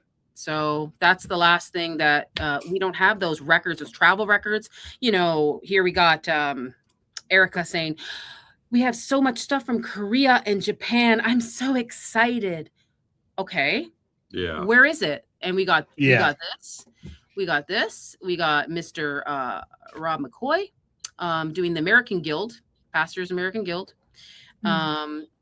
We got this. Did I show this already? We got the pastor in the White House. After he was released, and him and his family are doing a 1-month tour of the United States. Yeah. The pastor's on. Rob McCoy is there as well, as you can see. As you can see.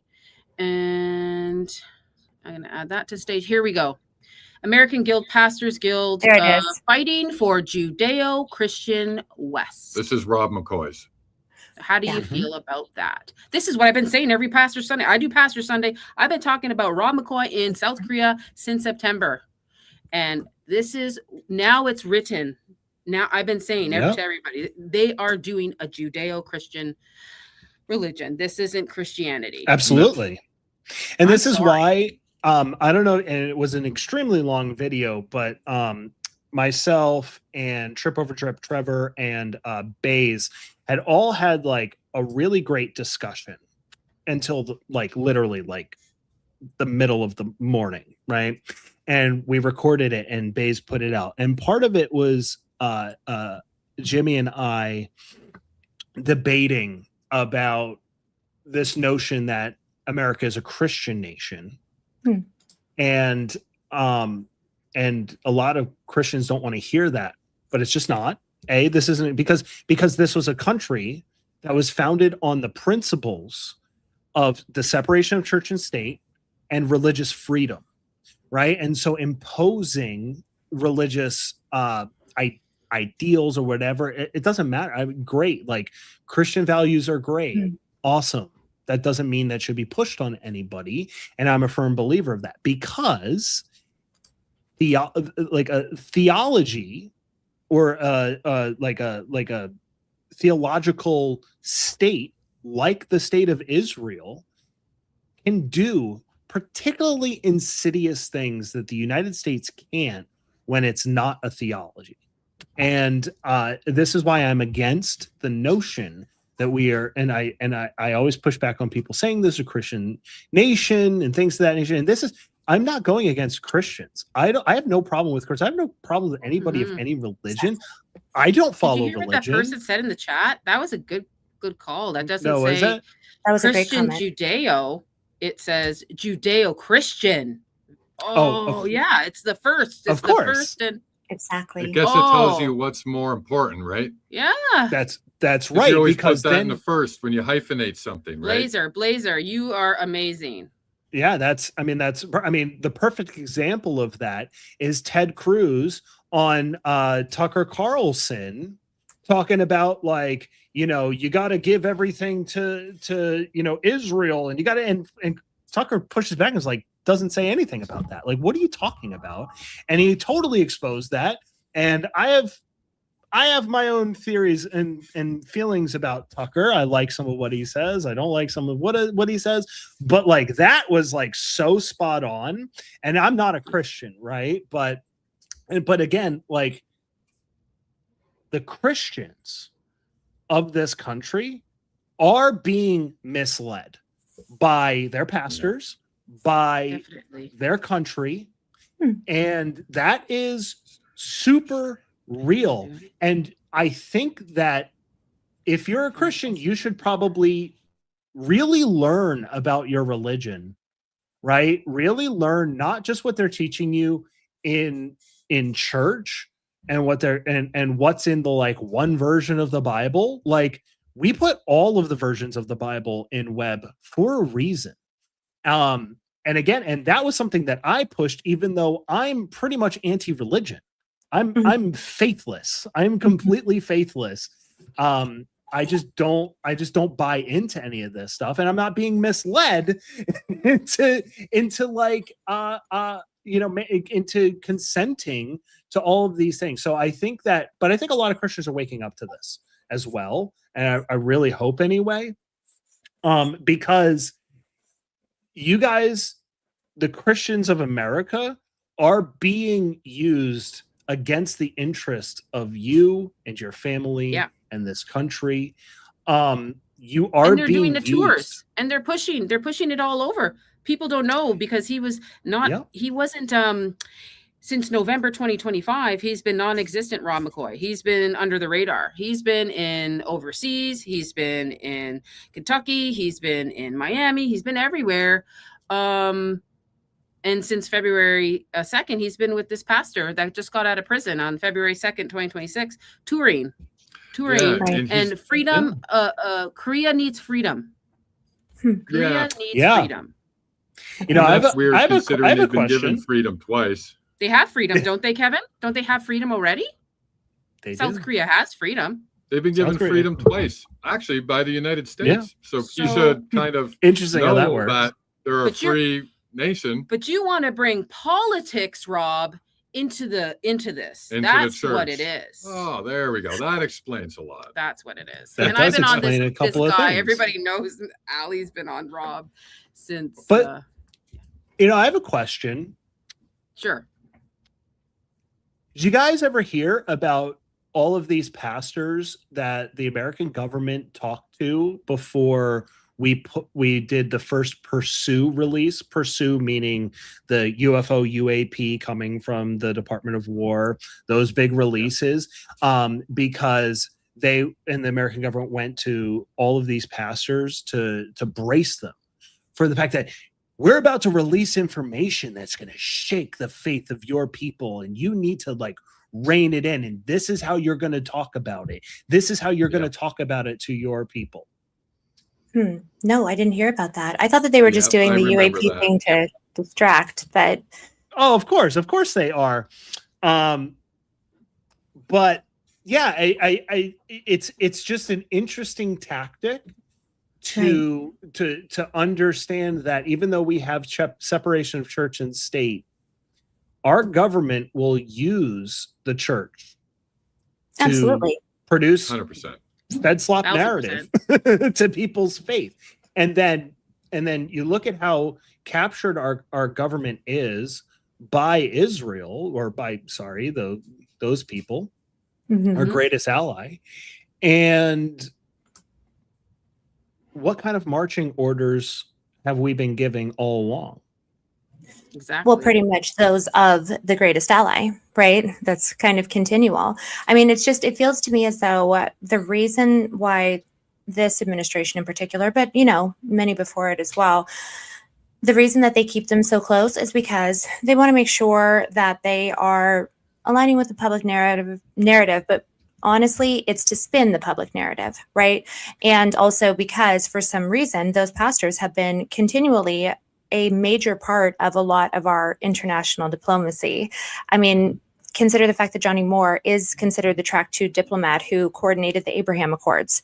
What was he doing there? What is he doing there? By the way, he also coordinated the movement of the capital in Egypt, in Cairo, to the, what is it called? New Cairo Administrative Government, and the first cathedral there. That's going back to 2017. This person was involved with that. And by the way, that was during the time period when I believe that he was working directly with Andrew Colbert. So I'm like, guys, it definitely all has to do with each other. That's a lot of the reason why I feel so passionately about continuing to stay focused on the Charlie Kirk investigation, because it's all just part of the same story, right? And It's there's a this manipulation. Build Up Korea is a 501c, and I can't find the 990 on it. I don't know what's going on with it. Maybe somebody that's good with the money can help with that. But they're there. They're in there. We got Trump, Donald Trump Jr. there in. It was founded in 2023 by Mina Kim, who lives in the States, but she's Korean. Okay, and then now we got Rob McCoy on the advisory board. Okay, and they were there in 2024, and then Charlie Kirk goes there in 2025. I mean, yeah, it's just. Yeah, and It's a lot. are you guys familiar with the Moon Cult? Moon Yes, Cult? the Moonies. I think we talked about that one. Was it Bay's live stream? Must have been. I thought it was Barron, maybe. I think Barron did a. Didn't you do Barron it on do Bay's, a? one of Bay's members, probably? I mean, that's a South Korean cult that quite literally Yeah, basically we talk runs the that Moonies. country. Is that what it The is? Moonies, yeah. The Yeah. Moonies, yeah. Yeah. The Moon Cult. Yep. Yeah. So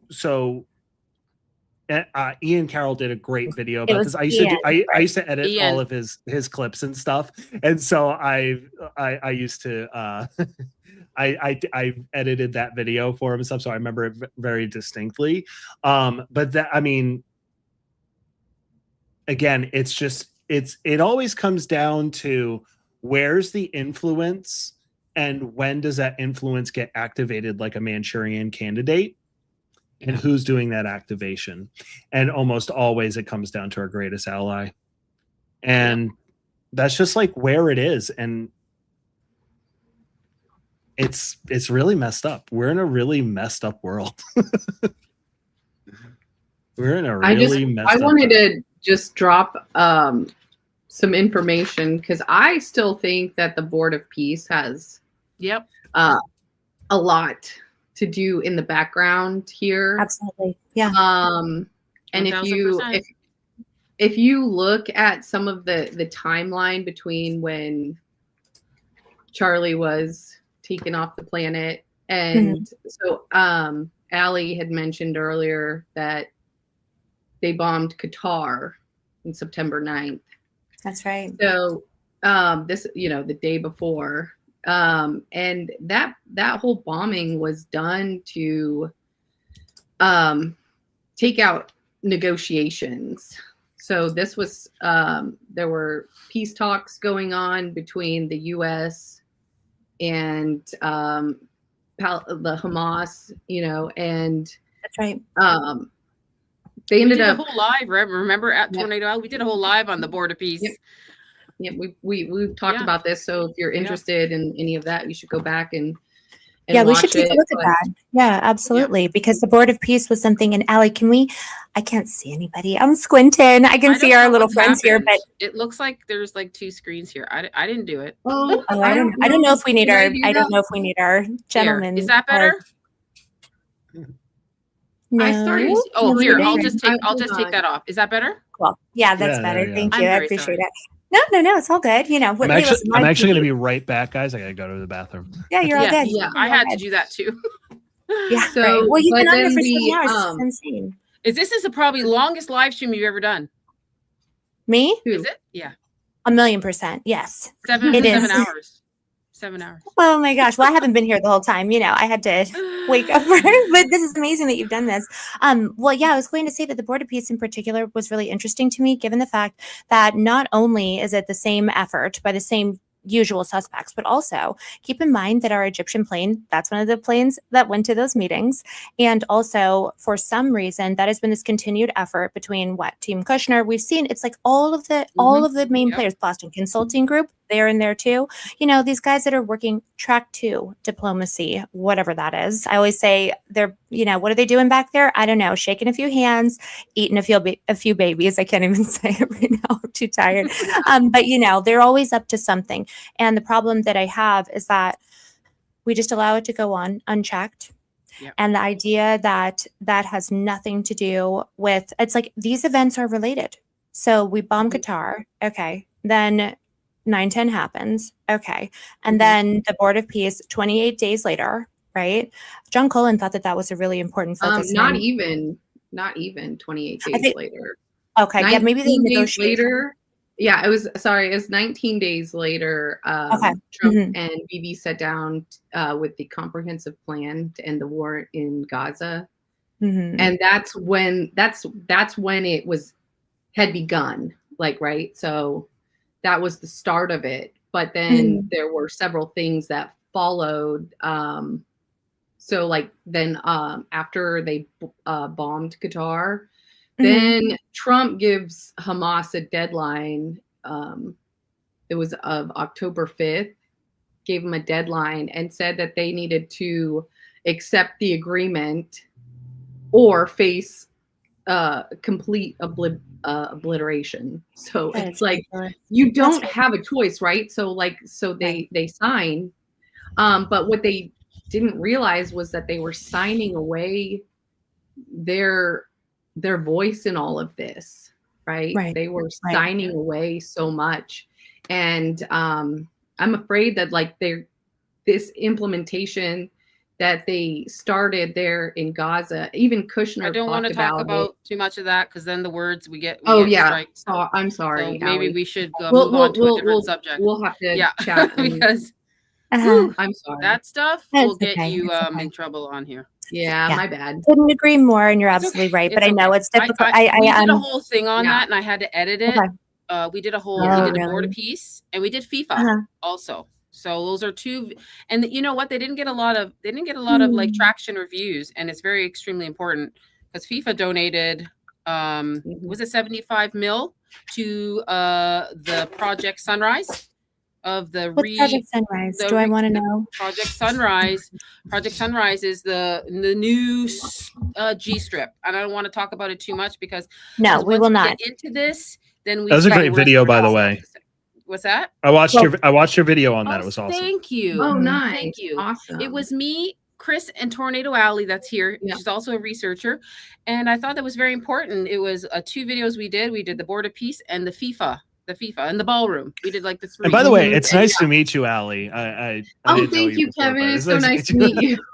And it's She's great really to finally get on a camera with you, Anna. Yeah. Great to see you too. Absolutely. You two should I was gonna have connect. you put Yeah, in a you good should word with Ian for me because see if I can get on his web as Yeah.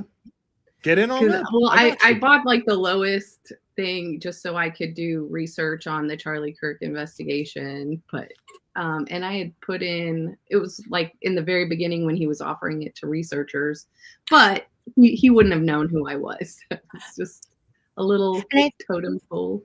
I saw something go by in the chat that Project Sunrise is the rebuilding of that area. Yes. And we're using coded language here, everybody, just a reminder because of the censors. Shout out to the censors. But I was going to mention, well, sure. Yeah, I just call it, overseas greatest My ally. chat But I did loves want to that. mention the Great American Trust, right? Isn't it the Great American Trust? It's actually the project that was specifically laid out at the World Economic Forum by Jared Kushner as their effort to do this.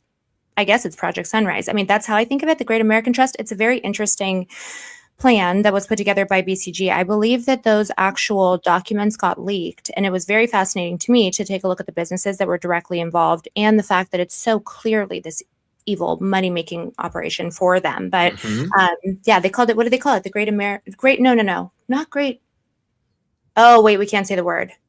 The Probably not. G-strip. Right. say It was it. the G-strip trust or something like that. But Yeah. yeah, it's a World Economic Forum effort. And that seems to be, the thing that I've been thinking about when we're thinking about the ways that building we connect. soccer stadiums on top of, Okay. Yeah, it's right. just- Yeah, It's I'm awful. sure. Well, there's also one thing. And then to there look was at, an too. Airbnb piece in that too. I saw that. Yuck. Yeah.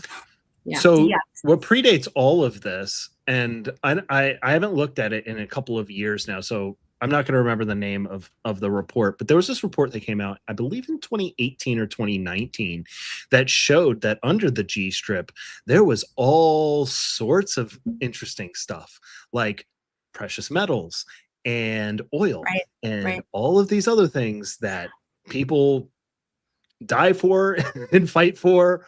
And you wonder all why the all of a time. sudden, all of a sudden they have this vested interest in just making sure that they are able to take over and rebuild as though there's not an element of that. Yeah. I was thinking about the offshore, is it the Tamar oil fields that are offshore there? But it's kind of related to our investigation that we've been working on because the guy who is in charge of, the effort to merge Egypt's interests, the greatest allies' interests, and also who else is it? Oh my gosh, now it's escaping me. But this is an Aaron Frankel project, and so he's someone who has just kind of continually come up as one of the folks in my chat was calling him the boogeyman the other day. And I mean, have any of you guys ever heard of this person, Aaron Frankel? Have you guys ever heard? No, I haven't. So- I'll have to look into it. You guys definitely, I'm like, everyone shout out, please look into this man because, he is continually considered the most powerful man that you've never heard of.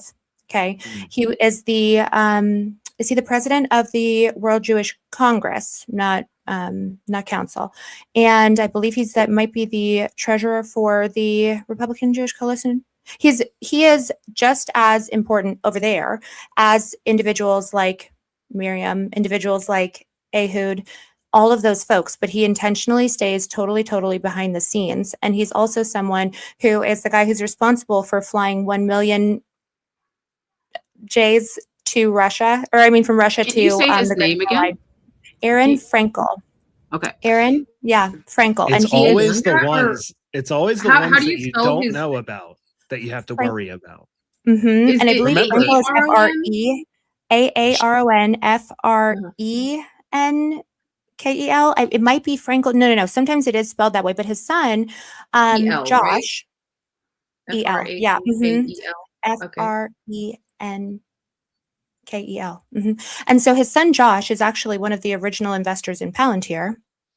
He is also the man who his company AeroVironment is the same company that is one of the drone makers for the Hero 120 loitering munition, which got an identical IDIQ contract from the United States for that. Let's see, it was $982 million. He had never been invested in drones or American defense companies before, but all of a sudden, I think it's 8 days after Charlie died, and the Hero 120 loitering munition, as well as the Rift Wasp, which is another drone, I believe the ones that were seen at the scene, and also makes a gas electric hybrid drone, another one that was seen at the scene. Sorry, So is I'm he like, not with us anymore? no, he's I here. can't find him. How come it Exactly. says So like look okay? up the man who flew 1 million Jews. Oh, okay, to because it Israel. says that Look him up on June 21st, 2026, Aaron Frankel's suicide. You're kidding. Well, I don't know. Maybe I'm wrong. Maybe he's still here. No, hold on a I'm second, because reading it wrong. we're talking about this is like probably one of the top, in my estimation, in my research, is probably one of the top most important and powerful men in Do you have Israel. a link that you can put in here, Anna? Yeah, Like, hold on so I one can, second, because there's like, Oh, is absolutely it no way. And by Aaron the way, G. Frankel? I don't believe that I have ever found his Is last it name. Hold on. AARON Frankel FRENKEL? There he is, not Aaron Frankel. If you just look him up by his name, AARON FRENKEL. He has a Wikipedia. Okay. He's alive. I was going to say, there's no way he's that alive. he's. Okay, so Yes. then right, I read that wrong. Oh, G. G is the middle initial. G. Yeah. Okay. Aaron G. Yeah, I Mhm. got it. Yeah. It's always the people that you don't know about that you Well, should be he's the most got a afraid donate of. button on Well, his now I'm page. gonna go on so a deep that dive. makes sense. No, Got he it. is someone who needs a deep dive. So this is the man who. So when Jeff, let me speak in code. So when Jeff stole nuclear secrets from the United States and then sold them to the GRU, he did that in exchange for 1 million passports for Jews living in Russia. The man who's responsible for flying those people, because he is an aircraft broker. That's part of the reason why I know about him. He's actually the person who was selling Boeing jets and everything like that to the USSR, even when they were not allowed to, right? So he is the person who the stories about him start with, he flew 1 million to Israel. And so he is very much in bed with Ehud. He was in bed with Jeff. And he is like, when people who do know about him, it's like he's the boogeyman. He is the guy. And he's so powerful. It's like the Lloyd Group, I think is the name of the company that he owns, but he also owns the Tamar oil field. He also owns but now he owns an American drone maker that was seen Yeah, that's what I was Charlie's just death. reading. Yeah. at Charlie's at 910.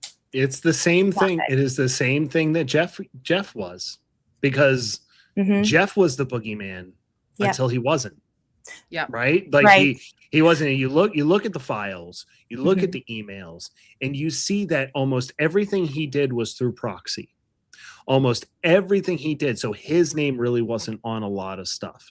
Right. Right. He was a shadow. He was Right. he was a very important shadow. And those are the people. Those are the Yes. people that you have to be the most afraid of, right? Yes. Not it's the nameless ones, the faceless ones. Exactly. It's just like honestly, this is the same thing with the surveillance state, is what I keep talking about. Everybody is talking about flock. Oh, we've got anti-flock bills going. Anti-flock bills mean nothing, because you're naming one of a very small part of the surveillance state, right? And so when you focus too much on one thing, you lose sight of all of the other things that get Trojan horsed in the background, right? Right. Because Right. because that, and so, you know, that's kind of how I look at it. Yes, yes, yes, guys, yes. He is absolutely, emeritus at University of Oregon.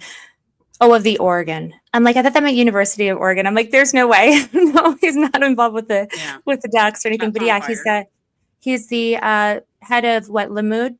FSB? Yes, right. This is like this, guys, this is one of the most important people in the state over there. And so when I have been trying to think about who the person is that potentially could be intelligent enough, the things that he does, they're almost elegant. That's how I would describe it. That's the thing that, like, you know, that makes me think about if I right now, as it stands, there's spec. If I had to pinpoint one person that I thought could be in control of of all of it, it's him.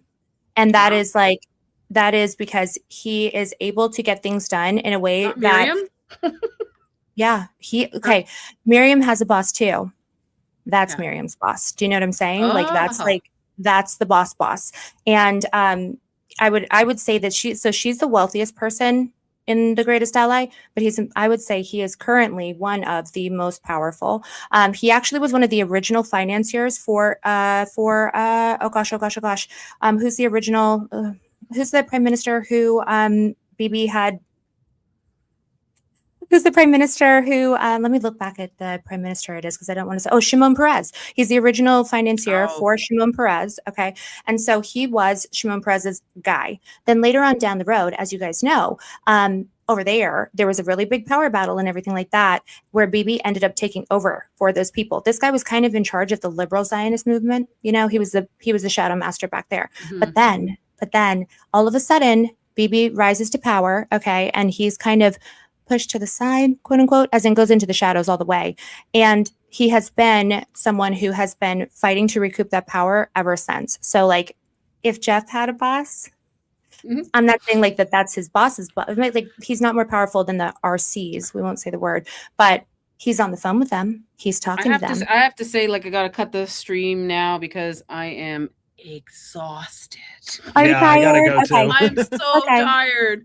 But I got some super chats to I'm still in my gym clothes, so I also need to go. I really appreciate you coming on here. 7 hours. I mean, that's amazing. Kevin, thank you so much for hopping on here. And if you're not following him, you should be, guys. He does incredible work. Yeah, I'll be live streaming tonight at around 5 or 6 p.m. PST. So come check it out. We're going to talk about the surveillance state for sure. Thank you guys so much. Thank you. It was such a pleasure to talk to you guys. And I hope to do it again soon. Thank you so much, Kevin. Are you only on Twitch? No, I actually predominantly do Kick. Because right. Twitch is kind of messing with me and they're not letting me monetize, even though I've met all of the requirements, and then they can't figure out why I can't monetize. So I'm on Kick right there. Yeah, okay. So I do Kick. But you don't stream anything onto YouTube, like if I don't have no, Kick. Because I'm not monetized on YouTube, and so like people can't do like super chats and stuff like that, and that'd be like the only reason. Once I get monetized on YouTube, then probably we'll multi-stream everywhere because I want to be where everybody is, which is why I still stream to Twitch even though they're not letting me monetize. I just push everybody to Kick. So everybody go follow Kevin and give him a follow. It doesn't take that much effort to follow someone. Yeah. So thank you for your incredible work. Thank you. Thank you guys so much, though. You guys have been awesome and so supportive of me, and thank you all for that. And I'll see you on the next one, guys. Yes. Don't forget to read my paper. Oh, I'm going to read it today. Thank you. Okay. Bye. Okay. Bye. Bye. He is amazing. Yeah, he's so smart. He's so smart. Oh my gosh, my chat is getting really excited. And they want to talk more about him. I'm sorry. Yes, no. Do your thing. Do your thing. Away. I'm going to pass away. Absolutely. This is for you, Anna. Oh, thank you. Hey, I know that name. Hey, Civilian. I'm glad you're here. I'm so glad. Okay, Welcome and to Teams Mag I believe I don't. This is for you too, Kate. Okay. I haven't haven't- finished the debate. Nate the lawyer said it was Candace word salad. Did she have a slam dunk? Any talk of why no ambulance? Well, I don't know about the ambulance part. I don't know if that was covered because I only caught the second half of the actual debate. Nate the lawyer. Now, who is that? Candace word salad. Who is haven't that? finished the debate. Nate the lawyer said it was Candace word salad. Did she have a slam dunk? Any talk of no ambulance? No, they didn't talk about that. About Right. the ambulance part or about having no EMTs. They didn't talk about that. Not that I heard of. Right. A Tornado Alley. Did you hear that? I didn't hear any of that. No, I don't recall anything. I didn't about see any word salad though. ambulance. No. Right, but I didn't see any I- word salad from Candace. I thought that she conducted herself admirably. She was very calm, cool, and collected. She, was just super reasonable. So, what is this word salad? I'm like, that sounds like someone with an opinion. Sounds like that they got their information from somebody else. They've been told what to think. But instead of thank you so watching much, it. Kate, for that. Thank you. Yeah. Thank you so much. D. Anderson just became an Ally YouTube member. Thank you. Thank you so Yay. much. We love it. I believe this is for you, Anna. So at the timestamp, Andrew says it's not beyond a reasonable doubt. If he were a juror, he would have to discern not guilty. You closed your case, Andrew, when you made that statement. Excellent point. Excellent point. Was Lynn Muriel? Oh, I can't tell if that's a 1 or a L. Lynn Maria? Lynn. Lynn yeah. Maria. Okay. That's a really excellent point. So at that time, he says it's not beyond a reasonable doubt, but if he were a juror, he'd have to discern not guilty. Exactly. And that's why I do think it's interesting that in European courts, they make a specific distinction between, someone being found, not provable. What is the distinction? In Europe, they make a point to not say guilty and not guilty. It's like, provable or not provable. They have like a different term for it, but it always makes me think about the fact that, come on, Andrew. Like, first of all, He didn't even know anything about the preliminary hearing. Like, He I didn't don't even know even, what the to be honest, I don't think he watched He didn't even it. know the charges. Yeah, he didn't know the charges. right. And the Right. hearsay, there was a lot of talk about the hearsay. He had a few talking points and he was there to get them across, I call it To make talking his point claims. USA. Yeah. Yeah, right. And to try to, I was like, what is the purpose of this? How did anyone give you money to do this? It's to What was trap it? him it's to trap her into saying something. Right. Absolutely. That was their intention. Because Good when luck they with started that. talking about Erica and TPUSA, do you think you said that what was it? He pulled up a couple clips about overseas and then a couple clips about their involvement. Like, so she said, was it, I don't know clearly, guys, I don't remember the clip. Did she say overseas and France were involved or something Yeah, like did. she, well, she I don't know did? that I don't She know goes, that she had- yes. Did she? I don't know. Yes. She had a credible threat against her life that had been given to her by a member of the French government. So it's like, well, what do you want her to do? She doesn't get to choose who that individual. And also, by the way, lest we forget that Donald Trump was on the phone with Candace, and Charlie also was on the phone with Candace saying, "Stop talking about the little Macron." Yeah. So obviously, this is something that's top of mind for individuals around the situation. That's not Candace's fault. That's not her problem. So why is he so stuck on it? It does make me think that France, interesting, right? Like Yeah, it is interesting. it's like a little, it might be something to do with. And thank you so much, Rhonda Law, 440 Joules. Thank you so much. And what else do we got? 2 Joules from Common Sense Collective. Thank you. Love the jewels. Love the jewels. Rockbridge needs a deep dive. CK invested early. Okay. I will note that. Thank you so much for that. Thank you. Not me looking at Alcor this entire time. Like I've been sitting here looking at know. Alcor. The proximity, you guys, This case to the is airport, so massive. fascinating. Like, Well, I can't. okay. And just so you guys know, so at the Scottsdale airport, there's 2 different hangars that the Turning Point affiliated jets go to. There's one that is a private hangar, which, obviously for me, that one's been piquing my interest, but it has been of note the fact that there is another one that is occasionally gone to, and that one is about 1 block away from Alcor. So, there's all different parts of that airport. They pull up pretty much as close as they can get because Alcor is the one that's a block away. So noted, guys. We're keeping it in mind. Now I'm like, I have to do Scottsdale East and Scottsdale West. So So there's a lot more information now. Oh yeah. And there was like foreign people on the ground, is what she said, right? I think 12 she Israeli said that cell before. phones. How come I didn't remember that? The 12 Israeli cell phone thing, or Yeah, foreign the- individuals. The 12 No, was it? Did she said there was French on the ground too? She did say No. that. She said that today. I think she did, but I had She never did. heard her say that. She did. Do you Right. remember somebody had a hat and it was a French hat? I remember like somebody like posted a while back. There was somebody in the crowd with a French hat, ball cap on, but it could mean nothing. But Okay. hey, I don't know. Hmm. Kate for Anna. You wanna Not read sure it, if you Anne? already answered, but do you have a slam dunk favorite from Candace or faceplant favorite from Andrew? Mine is that PBD can't say that he doesn't know any of these facts now. A slam dunk favorite from Candace or a faceplant favorite from Andrew. I felt like, I will say this.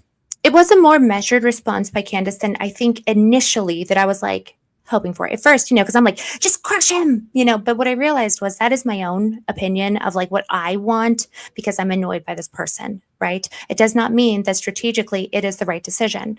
My feeling was initially, I want her to just be like, yeah, we'll go open a pickle jar or whatever, right? But the thing is that is not playing it smart. That's an emotional reaction. I think that he was looking for one of those. And I bet that he had I love when she talked about, not seeing a freaking picture of him on campus. That's even clear. Right. The SUV she talked about. I'm so happy she talked about that. We're confiscating all these things, phones, rifles, but then we're gonna just auction off the SUV in a heartbeat. She did say that. So I was happy that she discussed that because he said nothing. He didn't say a word about that. He just, and so she was like very measured, very wise. I do not think that he got what he wanted out of the situation. And I think that that was the most important part because it occurred to me that Candace, everybody who's in Candace's audience, all of us, we already know all the stuff that she's like talking about, thinking, tracking on. Like we're already convinced she's right. He sucks. Like we already know that. So she's not talking to us.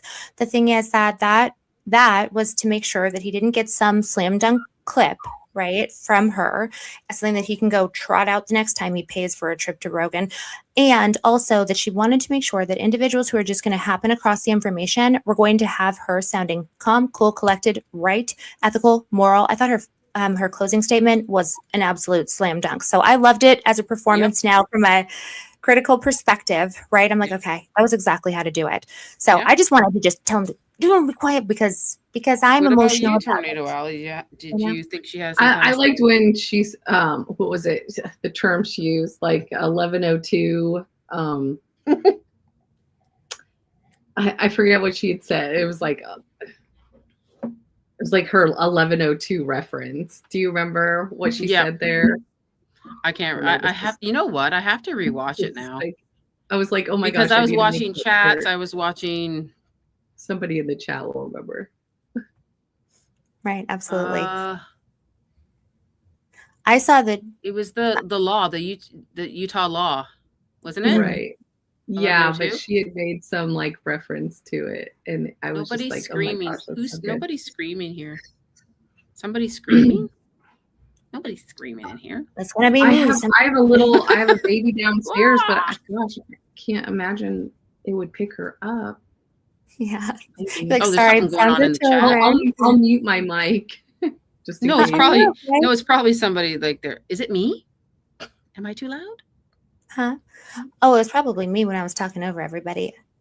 Oh, she said, I don't want you to get into a pickle. Did she say that? Oh my gosh, I hope so. I hope that she said that. I don't know. Are you guys 11? Oh, the hearsay. Yes, the hearsay. Yes, the hearsay. That He was doesn't know another what a preliminary hearing is. I don't think he watched it. I don't think that he was there to actually do a serious debate. What I think that he genuinely was there to do was to try to get some clips from her and to try to deliver a few pieces of information. That's we Agreed. like we were not the target audience for him either, Yeah. but you know what? She did what she needed to do. And now I'm like, okay, so now that's done. Yeah. Well, let's get back to business, guys. You know what I'm saying? 'Cause I'm I like, want okay. to see that. I'm going to go into the crash outs. I want to see what Blake Neff said. I'm going to go check some spaces. I'm going to I go know, we have some dinner because I haven't eaten all day. Oh I've my been with you gosh. guys. So shout out to Tornado Alley and Rio. Yeah. Go follow them. Yeah. And the amazing Ana Escobar. If you're not following her, I don't know why you're not, because she has done deep dives on the planes and she's simply amazing. So please go do that. With that, I'm out. Yes, We're done. Allie, thank you so much. We had I so love much that you fun. did this. Yeah, what I a joy. mean, it was great. I thought, like, you know, YouTube was gonna get hot and I was gonna get shut down, but it was Right. okay. She had like 900 She had a K million viewers. Yeah, Close to. watching to. live. This is incredible. That's Oh my gosh. I think that's historic. Absolutely. And it's so Historic. good that she got the chance to, like, you know, send that information out to the world. Everybody cares about this case. Everybody cares that there's justice for Charlie Kirk. And this story is truly so important to our country and many, many others. And I mean, to everyone. Hold to on. every person. We got I'm gonna put this on the screen before we end. Just give me one moment, Sure, please. sure, yeah. You're gonna love this. Don't say anything yet, babe. I'm not going to say anything, but just so people know, PBD had somebody clipping the entire debate and was mad posting the entire time. Wow. PBD Dozens did? of clips, and there's about 4 million impressions on all his clips. So he put out a lot of stuff. One of the things he did was a poll. Who do you think won the debate? And I screenshot that and I gave it to Allie. We're And gonna put that's it what up she's right going now. to Yeah, I'm throw gonna up throw it right up right now. And give me un momento. I'm gonna put it up right now. Do, do, do, do, do. Andrew did decent on his YouTube channel. Last time I checked, he had about 300,000 views. Candace was at 1.7. That's probably why you did it. Million. Yeah, and that was one of Whatever. Andrew's biggest lives he's ever done. Remove No that. surprise there. Yeah. There we go. So this is on Come on. PBD's X right now. And that's on PBD too. I'm like, talk about like a little bit of a, you know, a little bit of a biased group. Candace right? won. Clearly. Come on. Clearly. Woo! I don't think anyone had any other thought. You know, I can't 40. So they only paid for 39 bots or whatever, 39% of the bots. Hey, I did want to, before we close out, I did just want to mention to my gang, because I see all the comments about Aaron Frankel. Gang, yes, we do need to do an entire stream on him. Couldn't agree more. Yes. I've been Thank you waiting and for, excited like, putting to. my brain down that rabbit hole. Thank you. Guys, he is incredibly important. And I truly believe if I had to pick out a single individual that I would say, you know how we've asked who is the person that you would want to discuss, who you want to talk to the most, who you want to get honest information from? Every single piece of the puzzle has pointed me to that man. And so not an allegation of wrongdoing, because again, he's too elegant to, you know, directly, but if there was one person. So I really would love to do an actual entire episode of him. I think I have to, right? I feel like that I saw my chat being like, here's what he does, here's what he does, here's what. So I feel like they're on top of it too. So my plan is that we would talk about him. He deserves his own episode. I'm like, I could sit there and yap about him all day long. So I love that. I'll definitely watch it. Thank you, everybody. Look at Baron's poll. Baron had a poll too. What is Baron's poll? I have to look up Baron because Baron is the greatest. Okay, let me check. Baron Coleman, before I leave, let me check. Did he have a poll? Who won? The pregnant mother of 4, Smoke Boy, PBD, or Draw. The pregnant mother of 4, 95%. Come on. I know you guys can't see it. Come on. But yeah, go check out Baron's and go vote. Go vote. Think about the fact that like the PBD, you know, the PBD chat, it was 60-40 and then Baron 95-5. So I feel like the real, like probably the most accurate would be the average of those two, which still probably means that Candace wanted about 75%. So come on, guys, be serious. And Like, last but not least, Anna, we gotta thank the mods, because the mods. Oh my were gosh, the mods were everywhere. amazing. The mods are so They amazing. went to that chat, to this chat. They were all over. We couldn't do it without them. So We have to have a mod day. You know, Absolutely. mods. Oh my gosh, they're so wonderful. They are so wonderful. We could not do it without them. It's just we're so lucky So to yeah, have them. I'm Oh gonna my just give a gosh. little cheering for the mods. Thank Yay. you. And we're done. Love you. We're done. As Ali always says, you're done. We're done.